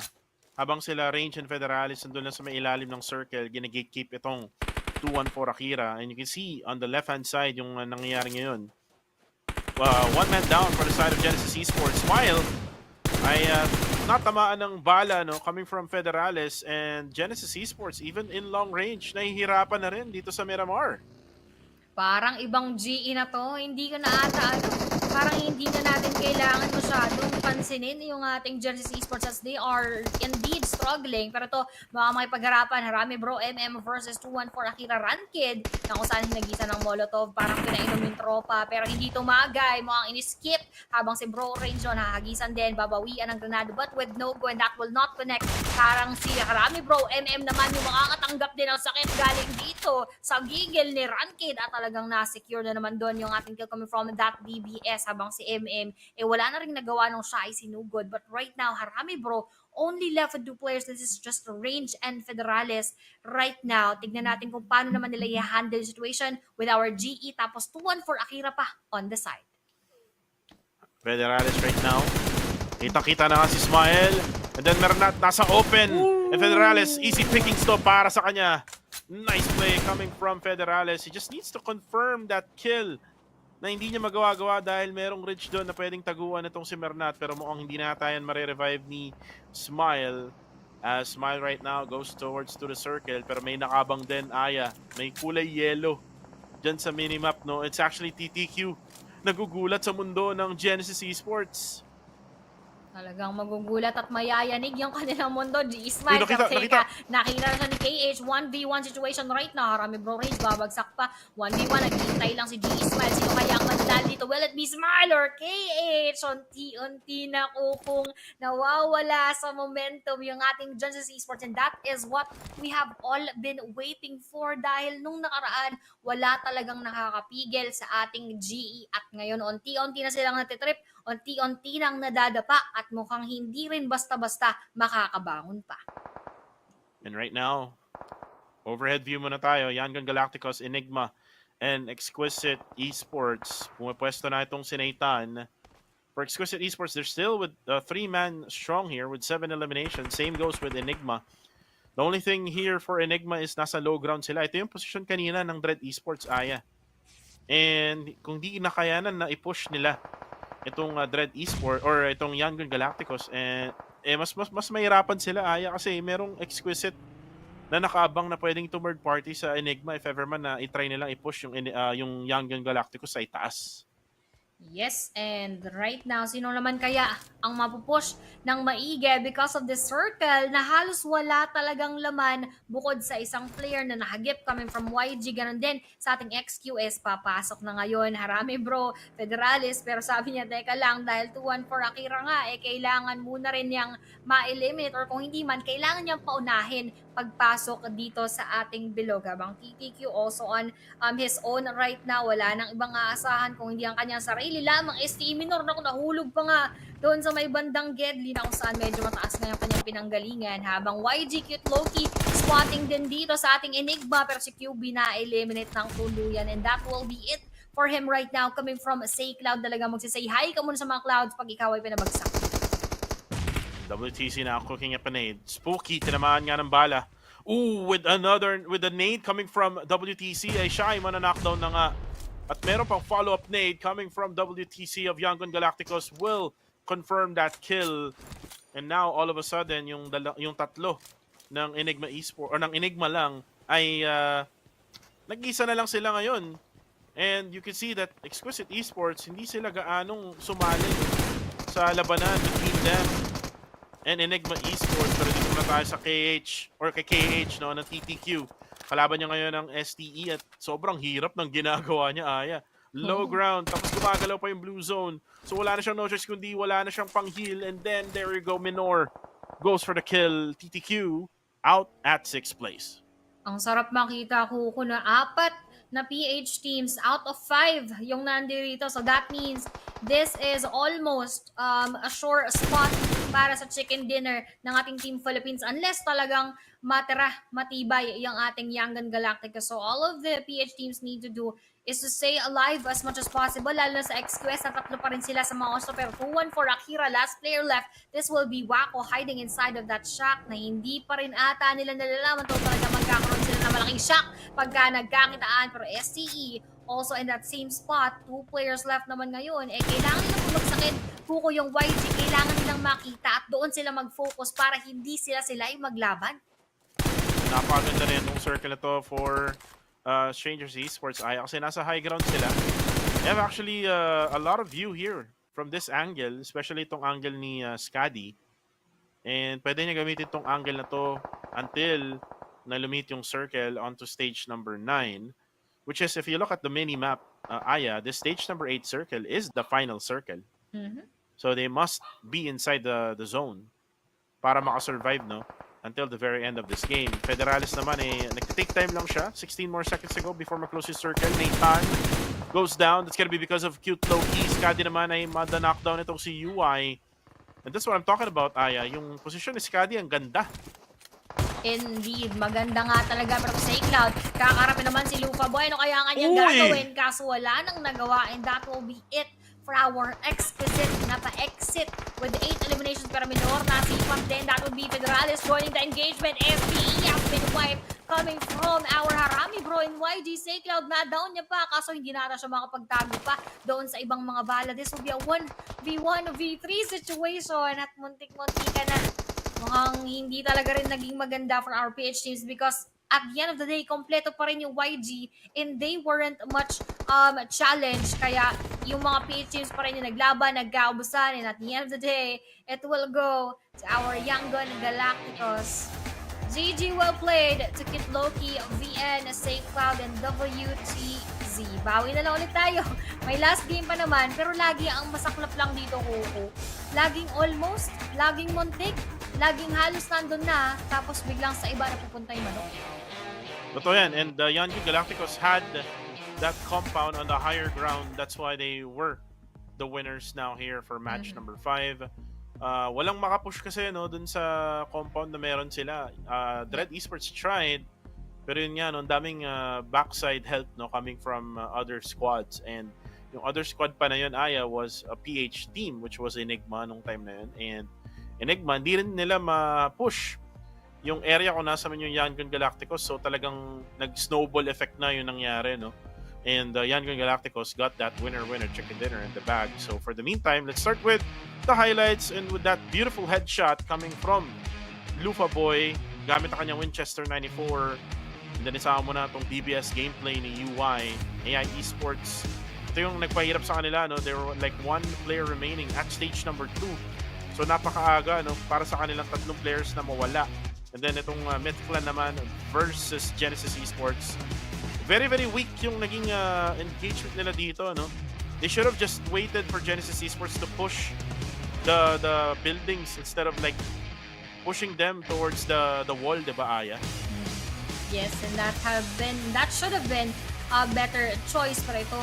Medyo wala na rin choice yung Dread natin dito kanina, pero kung naging aggressive sana sila and they pushed the moment that they knocked out 2 players with that nade coming from Holy Land, parang mas naging favorable sana sitwasyon for them. Kaso naging matagumpay pa yung YG hanggang doon sa dulo dito sa ating match number 5. And this was that jump shot movement coming from Ranked na kung saan bro MM nga doon ay napitas niya sa ating Harami bro. At yung gulatan moments ng GE at yung last player ng TTUPH, jump shot din at drop shot ang nakuha doon at ang nagwagi doon sa ating bakbakan. Habang yung ating YG up until the end, getting all of those skills that they can as they took that chicken dinner. Say Cloud na talagang marami rin nakapa-say hi sa Clouds with 4 eliminations, 1,015 total damage, 3 knockouts, 2 assists, 92 kills. Hindi na tamaan masyado si Tropa. 27 minutes and 7 seconds survival time and getting that MVP title para dito sa kanya. Well, tumambay lang kasi sila no dun sa 2-story building na meron sila. Yes. And nung pinush sila nung Dread Esports ay dalawa lang naman yung knockdown nila nun. It's just that nakamali sila ng pagbato ng granada din nung pag-follow up push ng Dread Esports. And then nung pag-push nila nandun na sila sa may building, sa may labas, binabaril na rin sila ng ibang teams like Enigma.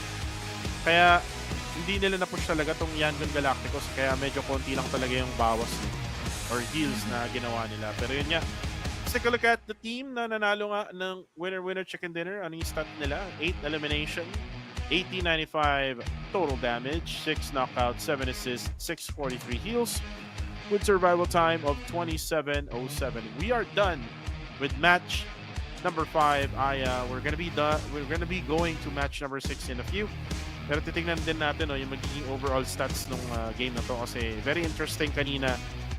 There was like no airdrops that was looted. How many airdrops kaya ang na-loot for match number 5, Aya? Ano hula mo? Ako parang feeling ko 3. Ikaw? Parang 1 lang yata kung di ako nagkakamali. Kasi ang hirap din ng circle eh. Ano siya? Open. Actually.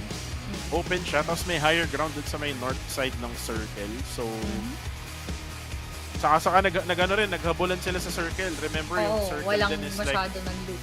pumunta sa may Uy. northern side. Ito na. Gitna. Dalawa pala ang airdrop looted dito with 58 total elimination, 65 knockouts, over 11,000 of heals, 25 revives, 239 throwables used, 440 kilometers ng distance na na-travel, 3.51 yung longest distance elimination, 8 headshots sa ulo, with 27.07 survival time. So mali tayo pareho.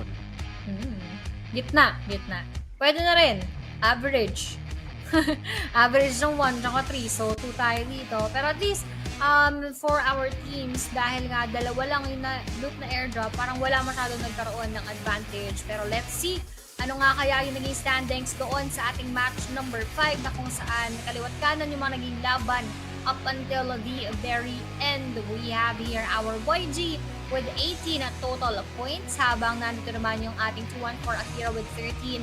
We have XQS with 11, Harami Bro with 10, Enigma with 7, nandiyan din yung ating SE with 6 together with TTQ, G with 5, ganun din sa MFG, Dready with 4, Fearless with 2, APG, FB, and Myth with 1 each, and Osja, surprisingly, 0, and AI. So, hindi nagkaroon ng puntos para dito yung ating Osja dahil nga inalat. Kasi sabi nga, ama na kayo. Ang dami nyo nang nakuha nung nakaraang mga laban. Ibigay nyo na muna sa amin yung match number 5. Tama yan. Pero based on observation ko, Aya, because I'm a very observant person, Osja Esports is not good with playing in Miramar. This is based on the tournament din na nilaroon nila. Nung rest day nila sa PMCL. Kumbaga, no days off para sa mga pro players kasi they even played other tournaments other than PMCL. Pero yun nga, we're in PMCL right now and this is where the big leagues, no?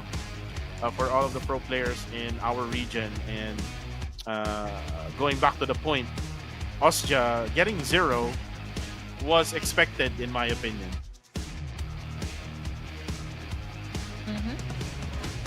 Pero, tignan nga natin dahil expected mo naman 0 sila dyan.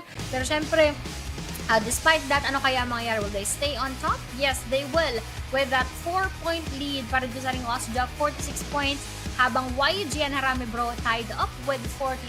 MFG with 39, PBE with 38, Dread Esports naman merong 28, Fearless with 26, XQS with 23, tied up naman na GE natin ng APG with 22.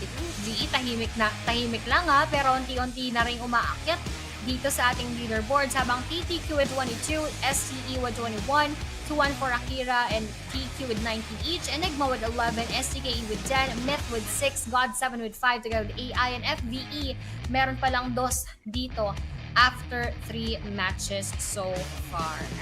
Gusto ko lang sabihin, overall, hindi pa rin talaga nagkakaroon ng team na kung saan very wide yung gap, just like what GE did before nung ating week number 1. Parang after a few days, talagang ang laki ng gap. Although ngayon, day number 1 pa lang naman. Let's see if ma-maintain ba to ng mga kupunan na nasa taas, or talagang marami ring mga babawi around the middle or even dun sa may bottom part of our leaderboards.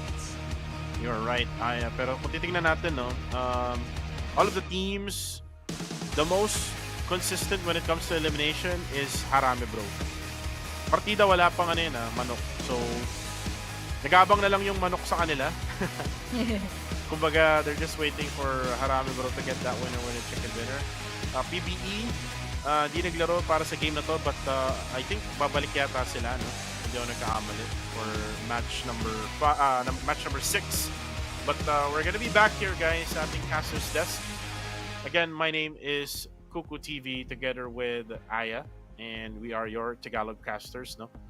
Para dito sa Filipino broadcast. Pero yun nga, we're done with match number 5. We're going into match number 6, which is the last map, ang huling last game para sa araw na to, Aya. And nakita naman natin yung laro, no, ng mga PH squads. They are really good in Miramar. Sabi ko nga kanina, babawi yung 214 Akira, which is actually maganda yung naging puntos nila in this game. I just didn't saw itong exquisite esports na magkakaroon din ng magandang laro in this game. Yes, and with that, Ibig sabihin lang, talagang pwedeng-pwede pang makahabol, pwedeng-pwede pang makabawi at wala pa talagang nagdo-dominate maigi dito sa ating day number 1. And other than that, they still have 4 days. So, not much to worry about. Basta ang mahalaga, talagang babangon at talagang gagawin nila yung kanilang best for the next days. And of course, for this last game, para maging maganda naman yung ating pagtatapos sa araw na ito. Pero dahil tayo ay mag-break muna for a while, we are gonna be back after 10 minutes, guys, para makapaghanda din yung ating mga players. Once again, I plays together with Kuko TV. Be right back.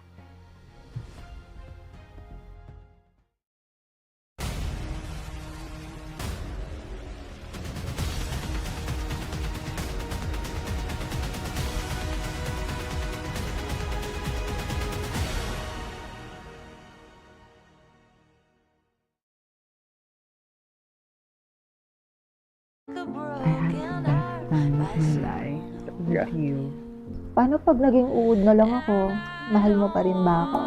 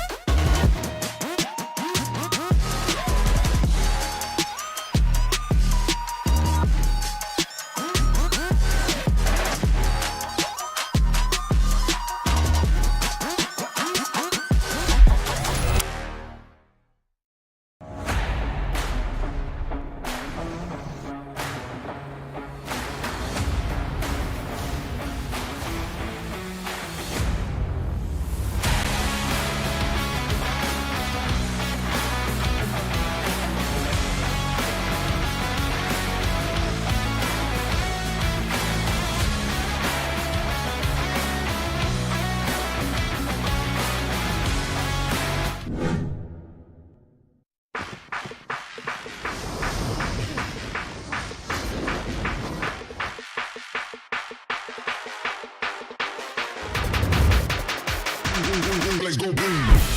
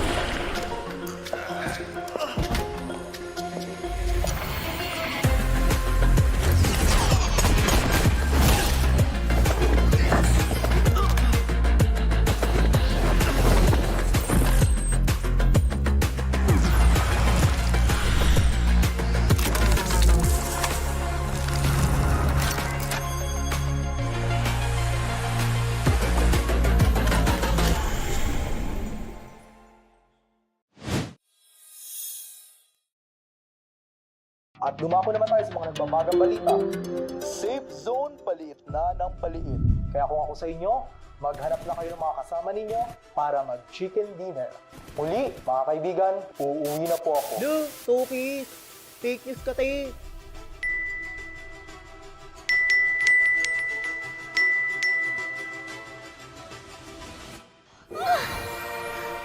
Gold account ba ako yun? Ay! Mukhang maasim. Ay! Parang kamukha ko to. Ano to, ha?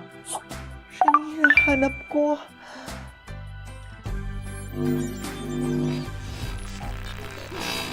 So, shall we? Babe, we only have 5 hours na lang. I wanna cover my scars. Just find a place to hide away like a flower to the wall. I could join the circus. Tunay lang. They leave at dawn. Or I could find a ship and charter it, sail away to Evergreen. 'Cause nothing hurts like a broken heart from someone who loved you. How long can I run? 'Cause nothing hurts like a broken heart by someone who loved you. Paano pag naging uod na lang ako? Mahal mo pa rin ba ako?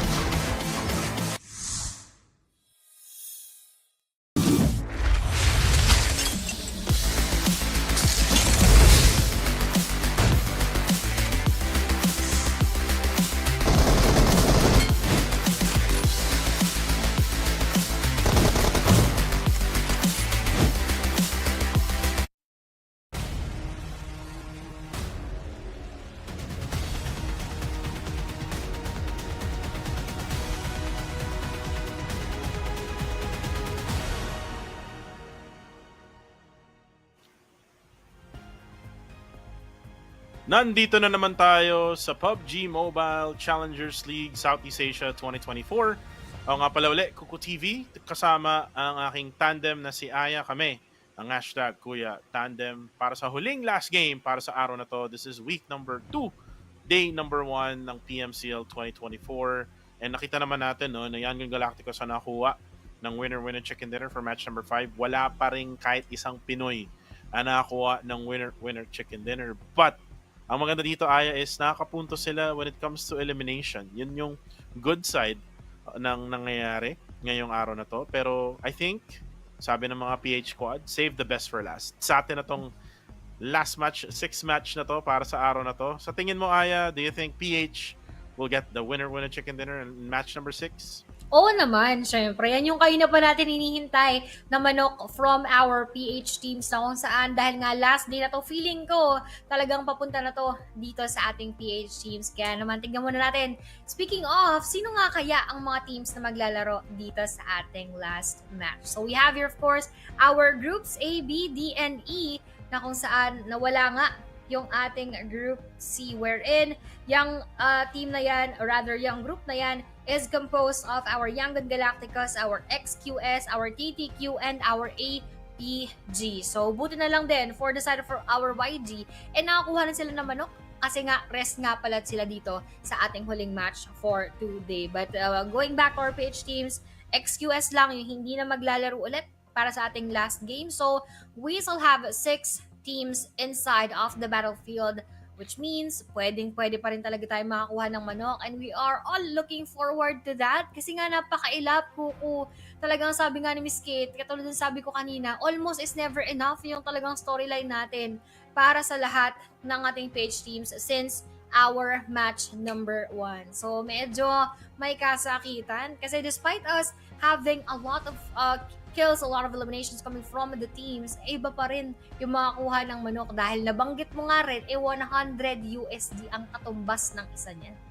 Totoo yan. Yung almost is never enough is parang kanta siya, di ba? Yes. By Ariana Grande ba? Tama ba? Hindi ako nagkamali. Tama. Yan. So, let's talk about first yung ating set dito or yung ating mga skins, which is the all-new Guild set, Serpent Gleam set available from 2/23 hanggang March 21st. So ito yung set na matagal pang mawala. New upgradable firearm Serpent Gleam AWOM has arrived. Loot crate, elimination broadcast, and on-it effect await you. Jump into PUBG Mobile and show your glamorous moments for the guild set. And like what we said, Aya, sa mga casters, ang nakuha na neto ay si Quintoyo. So Quintoyo, hashtag baka naman.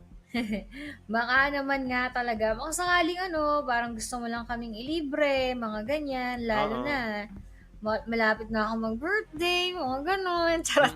Pero gusto ko lang pala sabihin, dahil nga nabanggit mo rin na nakaraan na malapit na nga mag 6th anniversary din ang ating PUBG Mobile. Parang 2 days apart lang yung birthday namin. So baka naman yun yung PUBGM. Magka-birthday kami halos ni PUBG Mobile, 2 araw lang. So si PUBG Mobile pala ay March 18, tapos ako March 20. So once again, Bekenemen, hashtag Bekenemen. Pero kidding aside, syempre, ang dami na rin talagang pinagdaanan ng PUBG Mobile. And also, sa lahat ng ating pro players na nandito, specifically, ang dami na rin ng pinagdaanan throughout their journey in their professional league and in the professional scene. So, nakakatuwa lang din that we are now here, pero meron pa tayong mga kailangan at gustong makuha. At syempre, yun ay yung ating top spot. And other than that is yung chicken dinners for our next days. At syempre, baka dito pa sa ating last match. Dahil nga dyan, 1 minute na lang kukut tayo, ay magsisimula na. Medyo mabilis yung countdown, no? Compared sa previous one. Mm-hmm. So, I think gusto na ata umuwi ng prod team and at the same time ng ating mga players. So, binilisan nila ang pagpasok sa loob ng room. And guys, tayo ay malapit na lumipad, no? Para sa huling last game para sa araw na to. Alam kong excited na kayo, no? O sino nga bang makakuha ng huling chicken dinner para sa araw na to. Will it be a PH squad or will it be still a different region? And ang trend ngayon, Aya, is actually the Cambodians. The Cambodians are actually fighting now compared to last week na kung saan ay talagang sobrang lackluster yung kanilang mga pinapakita. Pero this time around, they are getting winner chicken dinners too, coming from Osja Esports, and with now 10 seconds left to go. Bago tayo magsimula dito sa laban na to, tayo ay lilipad na muna at makikita natin yung flight path at yung circle. So Aya, ituro muna tayo dito sa mapa ng Miramar. Let's go, Aya plays. Let's go! Ito na nga, tayo ay lilipad na. And as we actually jumpstart our last match for today, syempre sa Miramar nga ulit yan. So, comment naman kayo dyan ng sa atin tong Miramar. Ayan, para baka sakali talagang ma-attract natin na mapunta sa PH teams, any of our PH teams, itong ating last match. Sa atin tong Miramar, para nga naman talaga, ma-boost yung lahat ng ating mga koponan. And this is gonna be the game ender, the match ender, the day ender para dito sa ating week number 2, day number 1. So, let's just hope for the best once again para sa ating PH teams. Pero plane path natin manggagaling dito sa may south side patungo sa may northwest side. And yung kaninang flight path medyo mahirap, no? Dito medyo pinadali for the side of all of the teams, and alam naman natin kung sino na yung magdadrop dyan sa Pecado. It's gonna be Harame Bro, but who will challenge them? Maybe we will find out. Kanina, we found a few teams na magkakasama, no, in random areas, and that was like Exquisite and kung di ako nagkakamali, TTQ nung early moments ng laro on match number 5. Dito naman, will it be different? As you are now seeing, wait lang, Aya. May dalawang magdadrop sa Chumacera. We have God7 and another squad, which is hindi pa natin ma-figure out kung sino kasi nagkapatong-patong na yung kanilang mga IGNs. Pero merong nangyayari ngayon dito sa may Chumacera, Aya. Wow, pero gusto ko nga sabihin, no, ang cute, parang fishball na tinusok yung ating play zone. Quick. So, yan, favorite ko, yung quick. So, talagang saktong-sakto yung ating plane path, and it is one of those unusual times naman na halos pabor yung bilog doon sa ating play zone at halos aligned nga naman talaga. Pero ito, ano kaya ang gagawin ni Ngapek? Nahihilo na si Tropa, labas pasok doon sa may kwarto. Mukhang magtatampo na lang sana, pero na-secure pa dito ni The John using that na kung saan talagang gigil na gigil. Nakita natin because of course they saw that one player na naligaw. They took advantage, they took that chance para nga naman meron na agad silang 1 point very early in the game. And see you soon versus God7.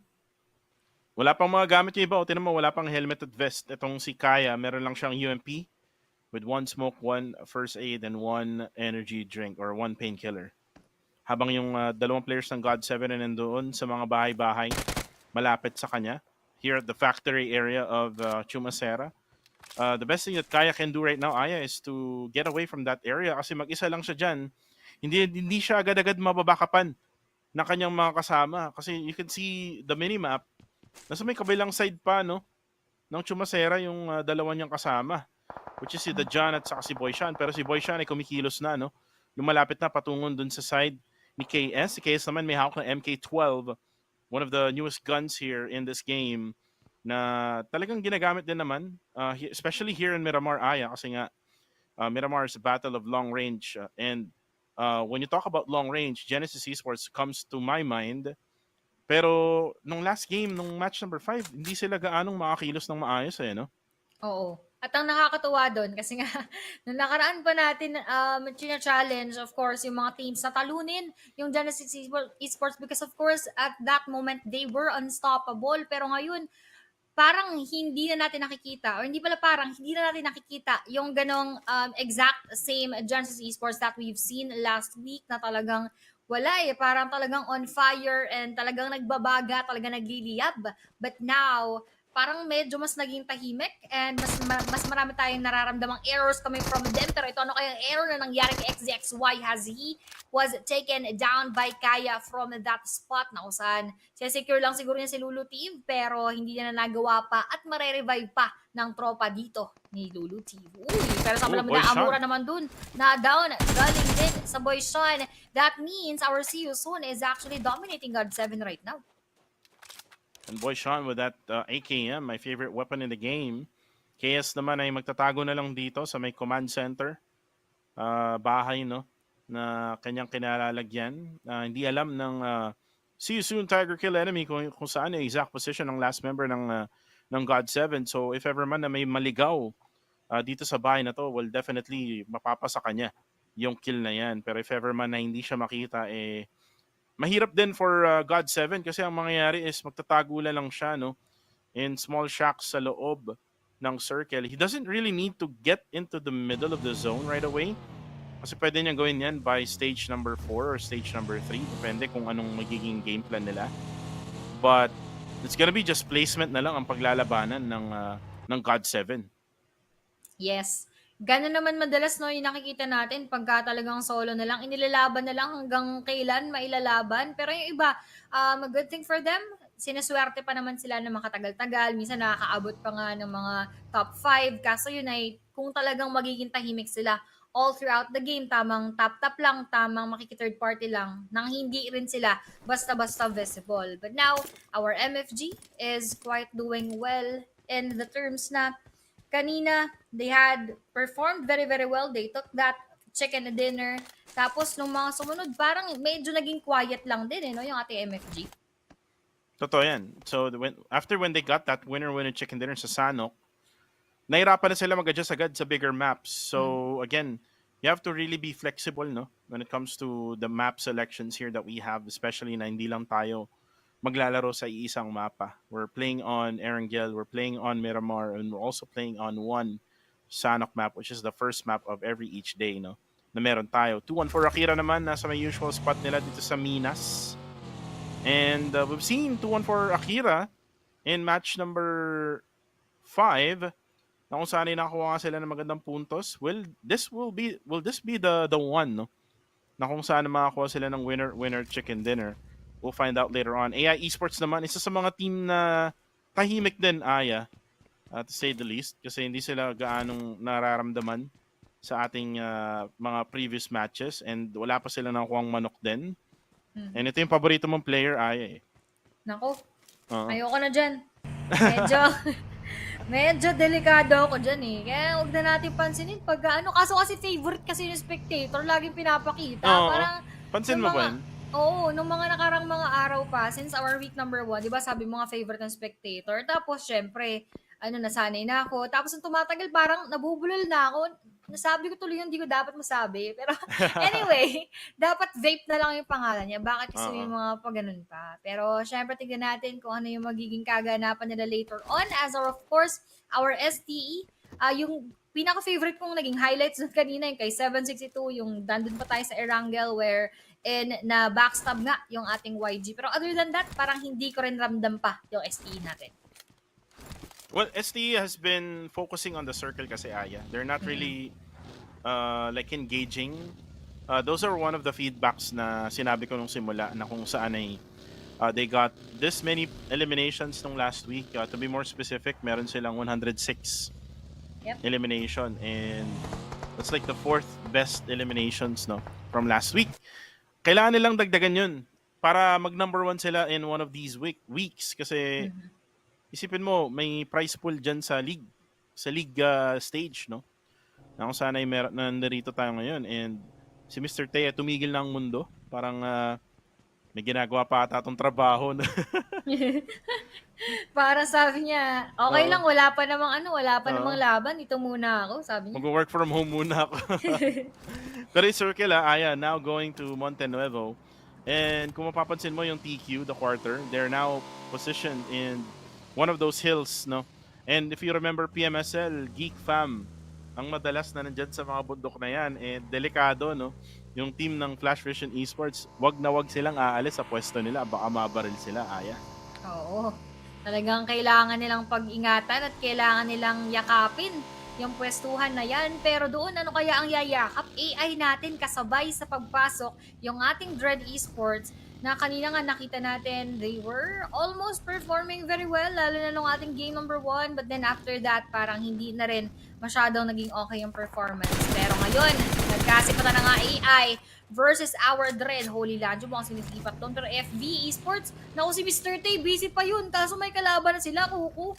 Oo, actually one player goes down, and yun yung sinabi ko kanina, na dadaan sila sa the quarter, so they have to be careful na, alam mo yun, ma-sprayan sila, and that's what happened there. Flash Vision Esports now down to 2 players and napansin ng TQ kung sino katapat nila. Look at them right now. They're being aggressive kasi they know na mas malakas sila, no? When it comes to close quarters combat against Flash Vision Esports. Oo, ngayon, sino kaya ang mas malakas? Will it be our TQ or our FV? Kahit alam naman natin na talagang madalas, ayun na nga, mukhang nabati ko na naman, 0 sir, na 0 yung buhay galing dito sa ating mga TQ the quarter. Ano kaya ang gagawin ngayon? Of course, follow up, back up, that frag grenade, or push na ba ang kanilang gagawin? Tamang peak lang doon sa may bandang window, pero charging in right now, Fern G, mukhang gusto nang tapusin yung buhay ng ating mga Flash Vision, mukhang iikutan, kaso nakapag-heal up, 0 skirt, tatakas muna, Mr. Tay, kailangan niyang mag-heal up. Kaso yun, gigil na DBS si Mr. Tay na ubos. Once again, in just a flash, within a blink of an eye, ubos yung Flash Vision. Flash Vision Esports, napakaalat pa rin until now. What can they do? Ano nga ba, no? Well, probably more scrims, more practice, no? Kasi parang hindi sila ata sanay, no? Kapag ka na-pressure sila ng isang sa mga pro teams na kasama dito in the pro leagues, parang minsan di nila alam anong gagawin. Like, tatry nilang lumaban, pero the skill level is like way too far compared to the other teams. Aya. Kaya nga naman talaga, hindi rin sila basta-basta makapag-adjust, no? Kasi despite, yes, they are already experiencing the game firsthand, nakakasama na nila, nakakalaban na nila, pero ang tanong is, paano nga sila mag-adjust if there is just this huge gap between yung experience and of course yung overall skills with them and the other team. Syempre, they deserve this spot naman talaga for Flash Vision, pero talagang grabe na yung competition inside of this PMCL because nakita natin yung performances of these teams. Hindi lamang dito, PMG, si team natin, nandyan yung ating Judge Esports, and a lot of these PH teams na kung saan naglaro na rin sa iba't ibang mga tournaments, PMPL, PMSL. Pero teka lang, tignan muna natin, 2-1-4 Akira, H2R goes down, Rankid, bagsak na rin pala, Enigma pa yung kanilang katapat. Caps Lock, talagang kinakapitalize na yung ating sitwasyon and eliminating 2 of our players para sa 2-1-4. May possible pang sumausaw na GE kung sakaling sisilip sila dyan. Yung 2-1-4 Akira, mukhang nabati yata natin, no? They're actually playing good. Nung previous Miramar map, now they're down to 2. So hindi sila makakilos na maayos, no? In this last game ng Miramar. Habang si Coca-Cola, very random shots there onto the other side. And that was actually a team na... it was actually GE na binabaril nila from afar. Pero medyo mahirap yun, no? With only an AKM on a 3-time scope. So mas maganda siguro kung sinave na lang ni FV Coca-Cola yung bullets niya, no, for later on. But for now, QB is already dead. 3 players still alive here for Enigma. They have 2 eliminations already in the bag. What they can do now is focus on the circle. Wala sila sa loob ng bilog. Papasok yan and baka ma-gatekeep yan ng iba na nakapwesto na. Pero dito muna tayo, Ostja versus see you soon, Tiger Kill Enemy. Nag-aabang ngayon si Astro X. Di yata alam ni Boyshan. Parang narinig niya yata niya yung footstep. Then... sabi niya, wait lang, may tao pala. Back muna tayo, pre. Atras muna tayo dyan, parang delikado. Pero doon, delikado rin ang buhay ni Scadi ng STE sa kamay ng ating 2-1-4 Akira, and they are having that skirmish right now habang si Ostja Astro X nagbabantay sa may likuran habang pinapakiramdaman niya rin kung ano yung magiging movement ng ating season Tiger Kill Enemy na kung saan hindi pa rin naman natutuloy. Pero STE Scadi, karap dito ang yung ating tropa from 2-1-4 Akira na kung saan na-down nga siya kanina, pero 2 Pro is also here, knocking down naman sa kanya si Minor and securing that kill as well. STE, Scadi still knocked down. Wako will be the last player left. Ano kaya ang kanyang gagawin? May oras pa kaya siya or meron kaya siyang kakayanan na makatakas? Parang wala siyang vehicle kuko, so wala siyang no choice kung hindi magstay doon at hintayin kung ano yung magagawa niya sa harap ng STE. Delikado to for Wako. Mag-isa na lang siya. And 4 yung kalaban niya for STE. And he needs to be careful now. Pero may nakatingin sa itaas, ha. This is Genesis Esports. Ooh, nade coming from Wako. Damaging Newbie. Kailangan din mag-heal ni Newbie. So he backed out here for a bit. Raymond takes out itong si Shroud naman ng Myth Clan on the kill feed. Si Red Bull naman ang mana-knockdown kay DZ. So ang dami nangyayaring laban. Hindi lang natin makita. Nakafocus kasi tayo dito with Strangers Esports and 2-1-4. Myth Joseph goes down as well. DZ naman ay mapapatay gamit ang Molotov ng Ostja Esports, and Ostja Esports nagpaparamdam na naman. Ito na naman yung kanina na napakaganda ng performance, medyo inalat, tas mukhang magbabounce back inside of the game habang fearless yung challenge din ng Osja. As we are speaking myth, Easy K nasa kanyang harapan pero PBE versus our Siusun sila'y nagkatuluyan ng bakbakan na kanina iniiwasan lang ng ating isang kupunan. Pero yung ating PBE mukhang gusto na rin tapusin ang kanilang mga buhay, but we still have 2 players up and alive. This will be Boy Shan and Lulu Teve na susuburin ata doon pero 2-1 for Akira. Na-eliminate na ng tuluyan nating mga STE. Lulu Teve ayaw nang buhayin ng ating PBE, but unfortunately for them, hindi nila matuluyan pa so far. Pero this is gonna be a push coming from them. Pero Raimon, mapipilitang umatras, mapipilitang mapabagsak doon galing sa mga bala nila Boy Shan. At medyo mabagal no yung buggy ni Raymond kaya na madali siyang na-knockdown ng See You Soon Tiger Kill enemy. Nades now exploding in front of Monboy. Monboy, good thing na meron siyang ridge na pwede niyang taguan. Pero ito na si Lulu Teve. Nagiging aggressive na itong See You Soon Tiger Kill enemy. Kaso nga lang nagre-revive na rin yung Playbook Esports na mukhang ay na-revive na nga. Jarrell was able to go for the revive onto Raymond. Now the nade will be cooked. Tatama kaya dun sa side ng See You Soon? Mukhang hindi. Siya pa ata yung mapabawasan with splash damage. Now the spray from Boy Shan. Bakit ka naka 6 times scope? Mag-red dot ka muna, boy. Medyo malapit lang din naman kasi Aya, no? So let's see, no? Sino nga bang mananalo dyan? Habang sinasabi natin yan, may nangyayaring laban on the kill feed. It is actually Smile from GE who goes down. Baby Harry goes down as well. Itchy goes down. That's gonna be clear from Harami Bro na umari pa ngayon. Now, Raymond gets the nade pero meron pa kasamang bala coming from the nade. Nice play coming from Playbook Esports at isa na lang ang natitira for See You Soon. And there we go. Ito na kay See You Soon. Tintry niyang depensahan niya kanyang sarili. Kaso nga lang sobrang dami talaga ng PBE. Grabe yung kalaban niya doon, pero wala rin kalaban-laban dyan sa Esports goes down. Ganon din sa ating See You Soon Tiger Kill enemy. Nagkaubos na tayo dito habang babalik muna tayo sa silip sa ating Dread Esports habang sila ay may kaharap din sa mga oras to. I believe this is our Enigma na kung saan 2 players ang kanyang kaharap. Dreadmoy, last player left. Puro granada na lang ang kanyang isinasagot. Pero sayang dahil last play na to, he needs to use it very, very wisely. Spooky Boy, mukhang mapapasalubong ata doon kay Mo yung granada. Pero hindi nakaiwas si Tropa habang Caps Lock also just trying his luck on the side, throwing that Molotov, throwing that frag grenade as well. Spooky Boy, nag-aabang na lang din doon. Hindi nila alam kung paano nila tatargetin, kung paano yung maging approach nila kay Moy right now. But this is not the best position for him to stay in.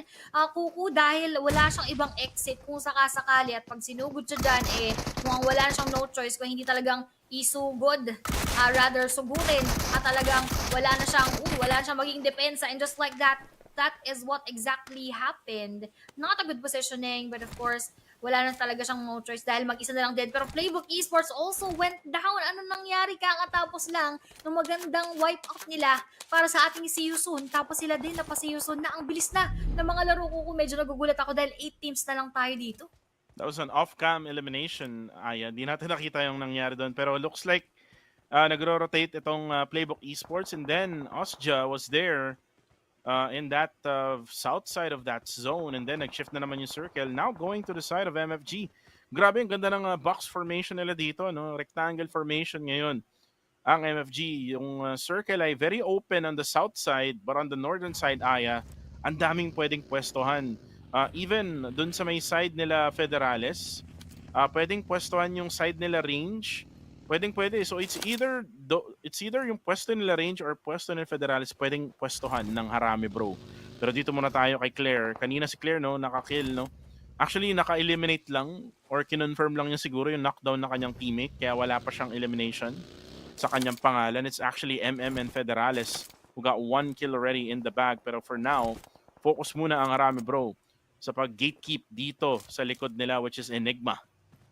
Yes, mukhang gatekeep is the key for them right now dahil inaabangan nga nila si Spooky Boy together with Gaps na kung saan na-eliminate nila yung last year ng ating Dread. Mukhang umikot-ikot, mukhang masakit yun, pero ikot-ikot si Tropa. Enigma Gaps will have to say goodbye for now at nawala yung luck sa kanyang pangalan dahil mukhang hindi sinuwerte doon sa mga oras na yun. This will only be Spooky Baby na kung saan nakakaramdam na nga ng malalang mga damage. At speaking of damage, coming from that vehicle explosion, ang kanyang pagkawala dito sa ating last game. Napakasakit, no, for Spooky na mamatay ng ganun-ganun lang. Walang laban wala na rin siyang smoke kasi If you look at his utilities count kanina. Pero uy, ganda naman ng shot na yun coming from Chris. And remember, TQ, the quarter, kanina pa sila dito sa area na to and they actually never really went away. Siguro yung iba bumaba lang, no? As you can see now, Chris already got 4 eliminations, no, sa kanyang pangalan. Habang ito naman si Papay bumaba na nga. Maganda rin yung pwesto ng pwestuhan ng TQ. One sa itaas, one sa may middle portion ng hill. And then one in the open na pwedeng niyang gamitin na cover itong mga haystacks. Pero uy, range! Sprays down Chris, and Chris, ano ginagawa mo dyan? Nag-hiking mga kaibigan, and there you go. Range will go for the finish. Now TQ ay 2 na lang ang natitira. Pero ang tanong dito kay Range is, kaya ba niya bumaba? O, kaya niyan. May sasakyan pala siya. Ay, akala ko wala eh. Yun yung mahirap pag wala. Kaso nga, teka lang, hindi lang ata yun yung kanyang problema. Ang problema niya yung mga bala na inihahagis sa kanya, as well receiving a lot of damage. He needs to heal up right away dahil marami na rin palang mga matang nasa paligid. 7 teams na lang kuku, and we only just have 2 Philippine teams na nandirito. It is just gonna depend on Harami Bro or STE kung tayo ba ay makakamanok. Well, right now, we don't know yet. Kasi yung circle ay magsishift pa to stage number 6. And there you go. Popeye got spotted by Range. Now, Popeye, walang no choice kundi magtago sa likod ng umuusok na UAZ. And baka matamaan niya siya ng pagsabog niyan. So, kailangan niya mag-ingat. So, for Harami Bro, you see here Popeye now exploding the car. But this is gonna be really hard for Popeye. Napaka-open niya pala dito. Hindi siya makatago lang basta-basta, Aya. Oo, wala na talagang matataguan pa. Pero ito, Granada. Ano kaya ang gagawin para makapagtago dyan? Pero parang hindi ata tatama, and still very much alive yung target niya kanina nasa baba, which is a TQ that top.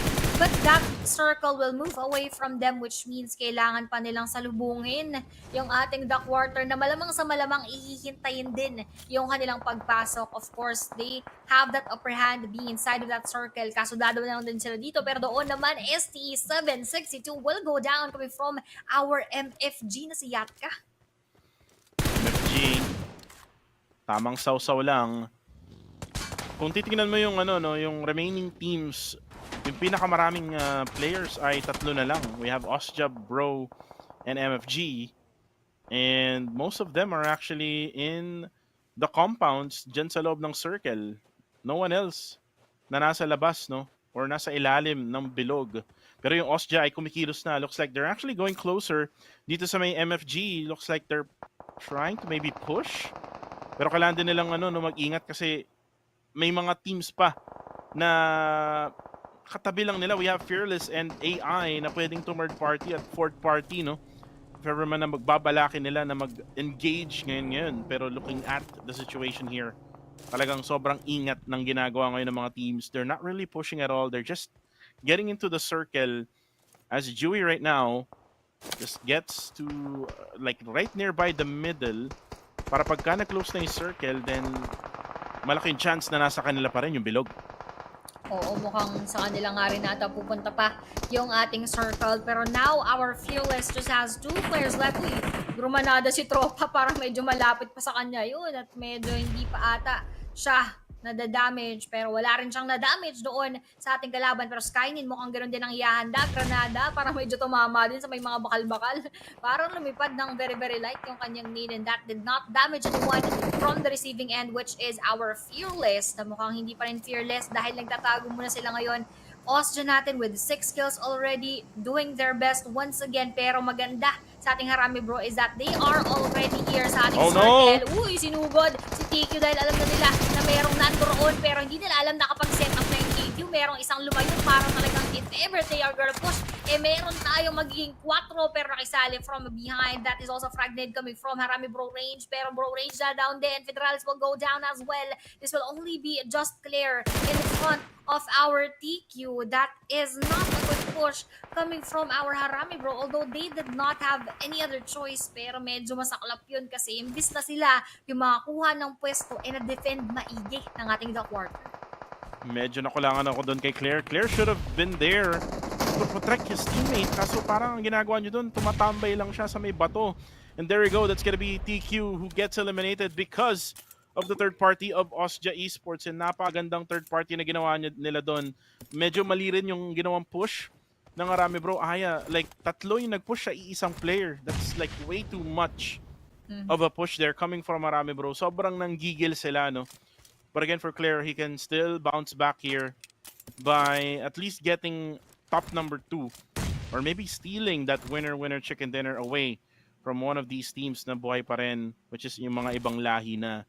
But Claire needs to be really quiet now, as now you can see here on the left-hand side, may binabomba na itong team ng AI Esports, kung di ako nagkaamali, onto the side of MFG. There we go.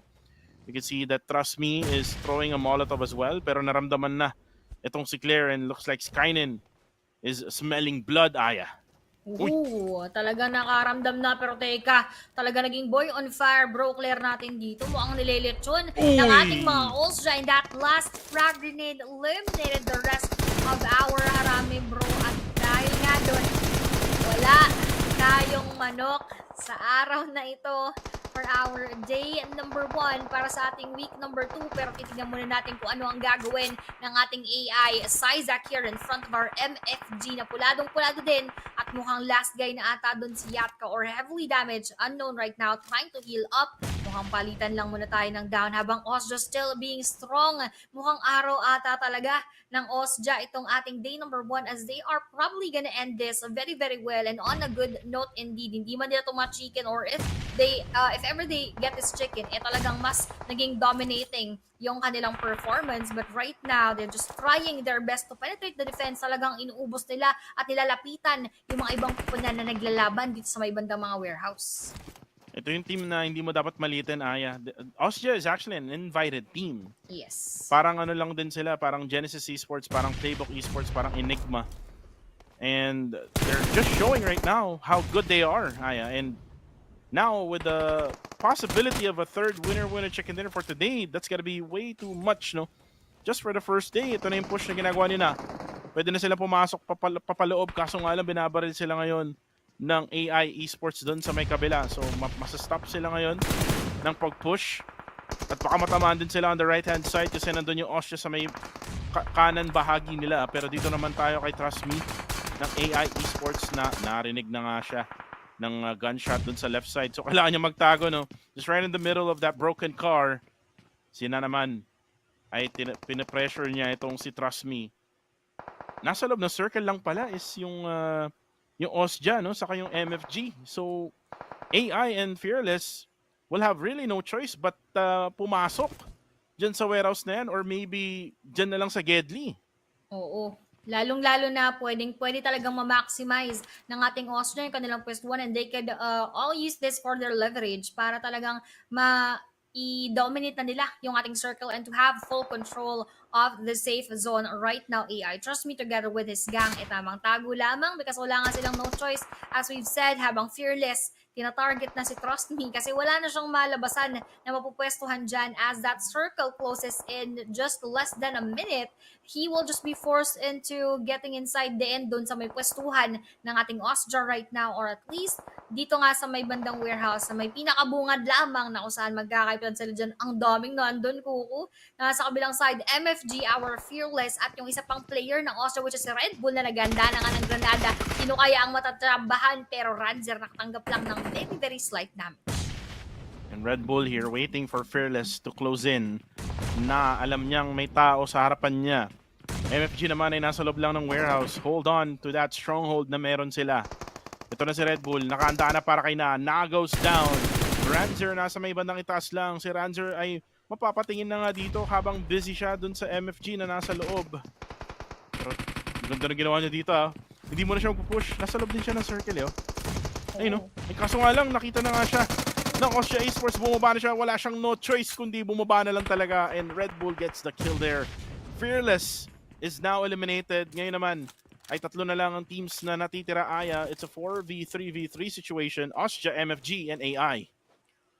Feeling ko talagang ano na to, sa Osja na talaga ito papabor. Kita naman natin lahat nasa kanila yung number, and of course yung question 1 is speaking of, wala na talaga, inuubusan na. They're going all out right now, eliminating MFG, and it will just be the last player of AI, and just like that, Osja Esports once again dominated this battle. Astro X, Skynet, Giwi, and Red Bull with a lot of kills into the bag once again. Tapos isa pang manok. Napakasarap nga naman ng kanilang dinner. Wow, 3 buckets of chicken for today for Osja Esports. And what did I say, Aya? Kung sino yung nakita kong maganda yung performance, it was Osja Esports who will get that. And Osja Esports did deliver with 3 winner-winner chicken dinners for today. And wow, what a way to end this day, Aya. Pero yun nga, papakita muna natin yung highlights mamaya. And then also, yung mga naging stats natin from match number 6. And then, the match standings and the overall rankings. Pero bago natin ipakita yan, Aya, let's try to talk about what Harame Bro did there. 3-man push to 1 player. I think that's way too much, no, Aya? Mhm.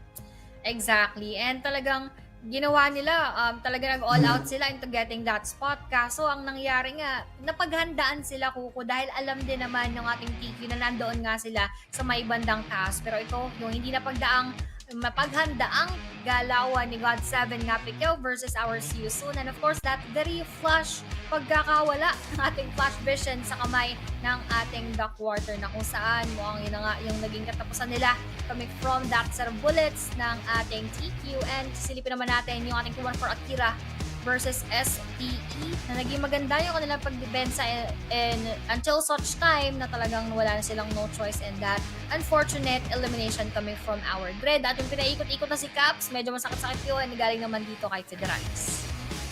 And Harame Bro, we're able to get eliminations, no? Like you can see this, Aya gets elimination, able to get eliminations from afar. I think bago sila namatay, they had like, for eliminations, no? And yung push na to is, I'm not a big fan of this type of push. Delikado to, no? Sana kung nag-push na lang yung dalawa, and then 1 player will be on top, player would be checking on the backside. Pero kung ganun yung setup, Aya, I would have to make sure na si Claire ay dapat nakatingin sa amin. Hindi siya yung nakatago lang dun sa small shock na yun. Kasi kung ganun lang rin, edi walang backup plan, no? Yung play nyo. So, again, an error there. Maybe Harame Bro will learn from their mistakes. Pero ito na yung MVP. For match number 6, we have Skynin na may 5 elimination, 1045 damage, 3 knockouts, 5 total assists, 118 heals, and 2752 survival time. GG, well played indeed para sa ating Osja. Talagang this is their day. And will it be their week as well? Or meron bang iba na sabi nila hindi kami papayag na biglang nandyan yung Osja from below the leaderboard just biglang nasa taas na? Kaya din namin yan at gagawin din namin ang lahat para mangyari yan. So let's see tomorrow what will happen. But for now, it is indeed for our Osja Esports. And once again, GG, well played. Wala kang masabi kung hindi napakagaling ng kanilang performance. Their aggressiveness was on point at nababalance out talaga nila sa kanilang mga placement na kung saan manok nga ang kanilang mga nakuha. And speak of manok, tignan natin yung kanilang naging stats after that manok with 16 whopping total eliminations. Medyo malayo-layo at mahirap-hirap habulin yung ganitong mga puntos with 3,092 total damage, 13 total knockouts, 14 assists, 651 total kills, and 27 minutes and 52 seconds survival time. Gusto ko lang sabihin dun sa last moments na kung saan pasok sila dun sa ating last circle.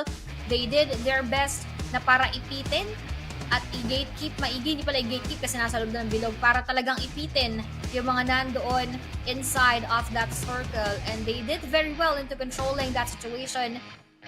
That was just really an awesome performance and an exceptional performance as well coming from our Osja Esports. And Osja Esports with 3 winner-winner chicken dinners today. That's like 15,000 pesos, no? Like 300 USD for just 1 day. So kumbaga yung week number 1 nila na sobrang alat, nabawi nila agad-agad, no, in just 1 day.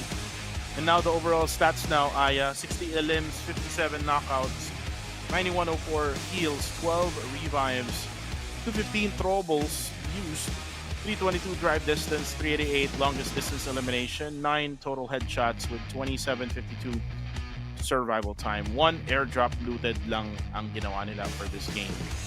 And yun nga yung sinabi ko, no, yung point ko na pangat ng laro nyo ng week 1, bawing-bawi agad, week number day number 1 pa lang na week 2. Naka 15k na sila. Kumbaga naangatan na nila agad-agad yung nagawa ng Dread Esports ng week 1. Oo. Ganun ka bilis yung kanilang pag-angat dito just by week number 2 alone, which is very, very impressive nga naman talaga, no? Pero gusto ko lang sabihin sa comment section, nakakatawa lang. Kasi nung nawala yung GE, talagang nagdiwang yung mga Philippine people natin. Philippine people, yung mga Pinoy sa comment section ng mga viewers natin dyan. Sabi nga nila, good night daw GE. Dahil yan yung kalaban nga natin ng ating week number 1. Pero dito man sa week number 2, napakalaki ng puntos na nakuha ng Austria with 26 overall points just coming from that match alone. Habang MFG naman with 12, TQ with 10, AI with 8, Harame Bro with 7, together with Enigma, 5 for Fearless and SCE, 5 din sa PBE, 4 para sa STKE, 2-1 for Akira with 2, Dread Esports with 1, and unfortunately for Myth, God 7, GE, and FBE, talagang good night with 0 muna. And with PBE now getting only 5, napakababa niya, no? For Playbook Esports. For Harame Bro naman, even though na maaga nga silang nawala nung last moments, still with 7 total points because they had 4 eliminations during that time. Medyo nakabawi din yung Enigma, no? Maalat din sila nung mga nakaraang matches, pero with their eliminations here with 6, no, was able to compensate that. So for FBE naman, ewan ko na lang talaga bakit ganyan sila. Medyo hirap na hirap talaga silang maka-adjust sa ganitong klaseng level ng gameplay. Pero ito na, yung overall rankings, Austria with 72 points, 51 ang MFG, 49 ang Harame Bro, PBE with 43, 42 naman ang Yangon Galacticos Fearless with 31, 29 ang TQ and Dread Esports, 26 para sa side ng STE, Exquisite with 23 points, Genesis Esports with 22, APG with 22, TTQ with 22, 21.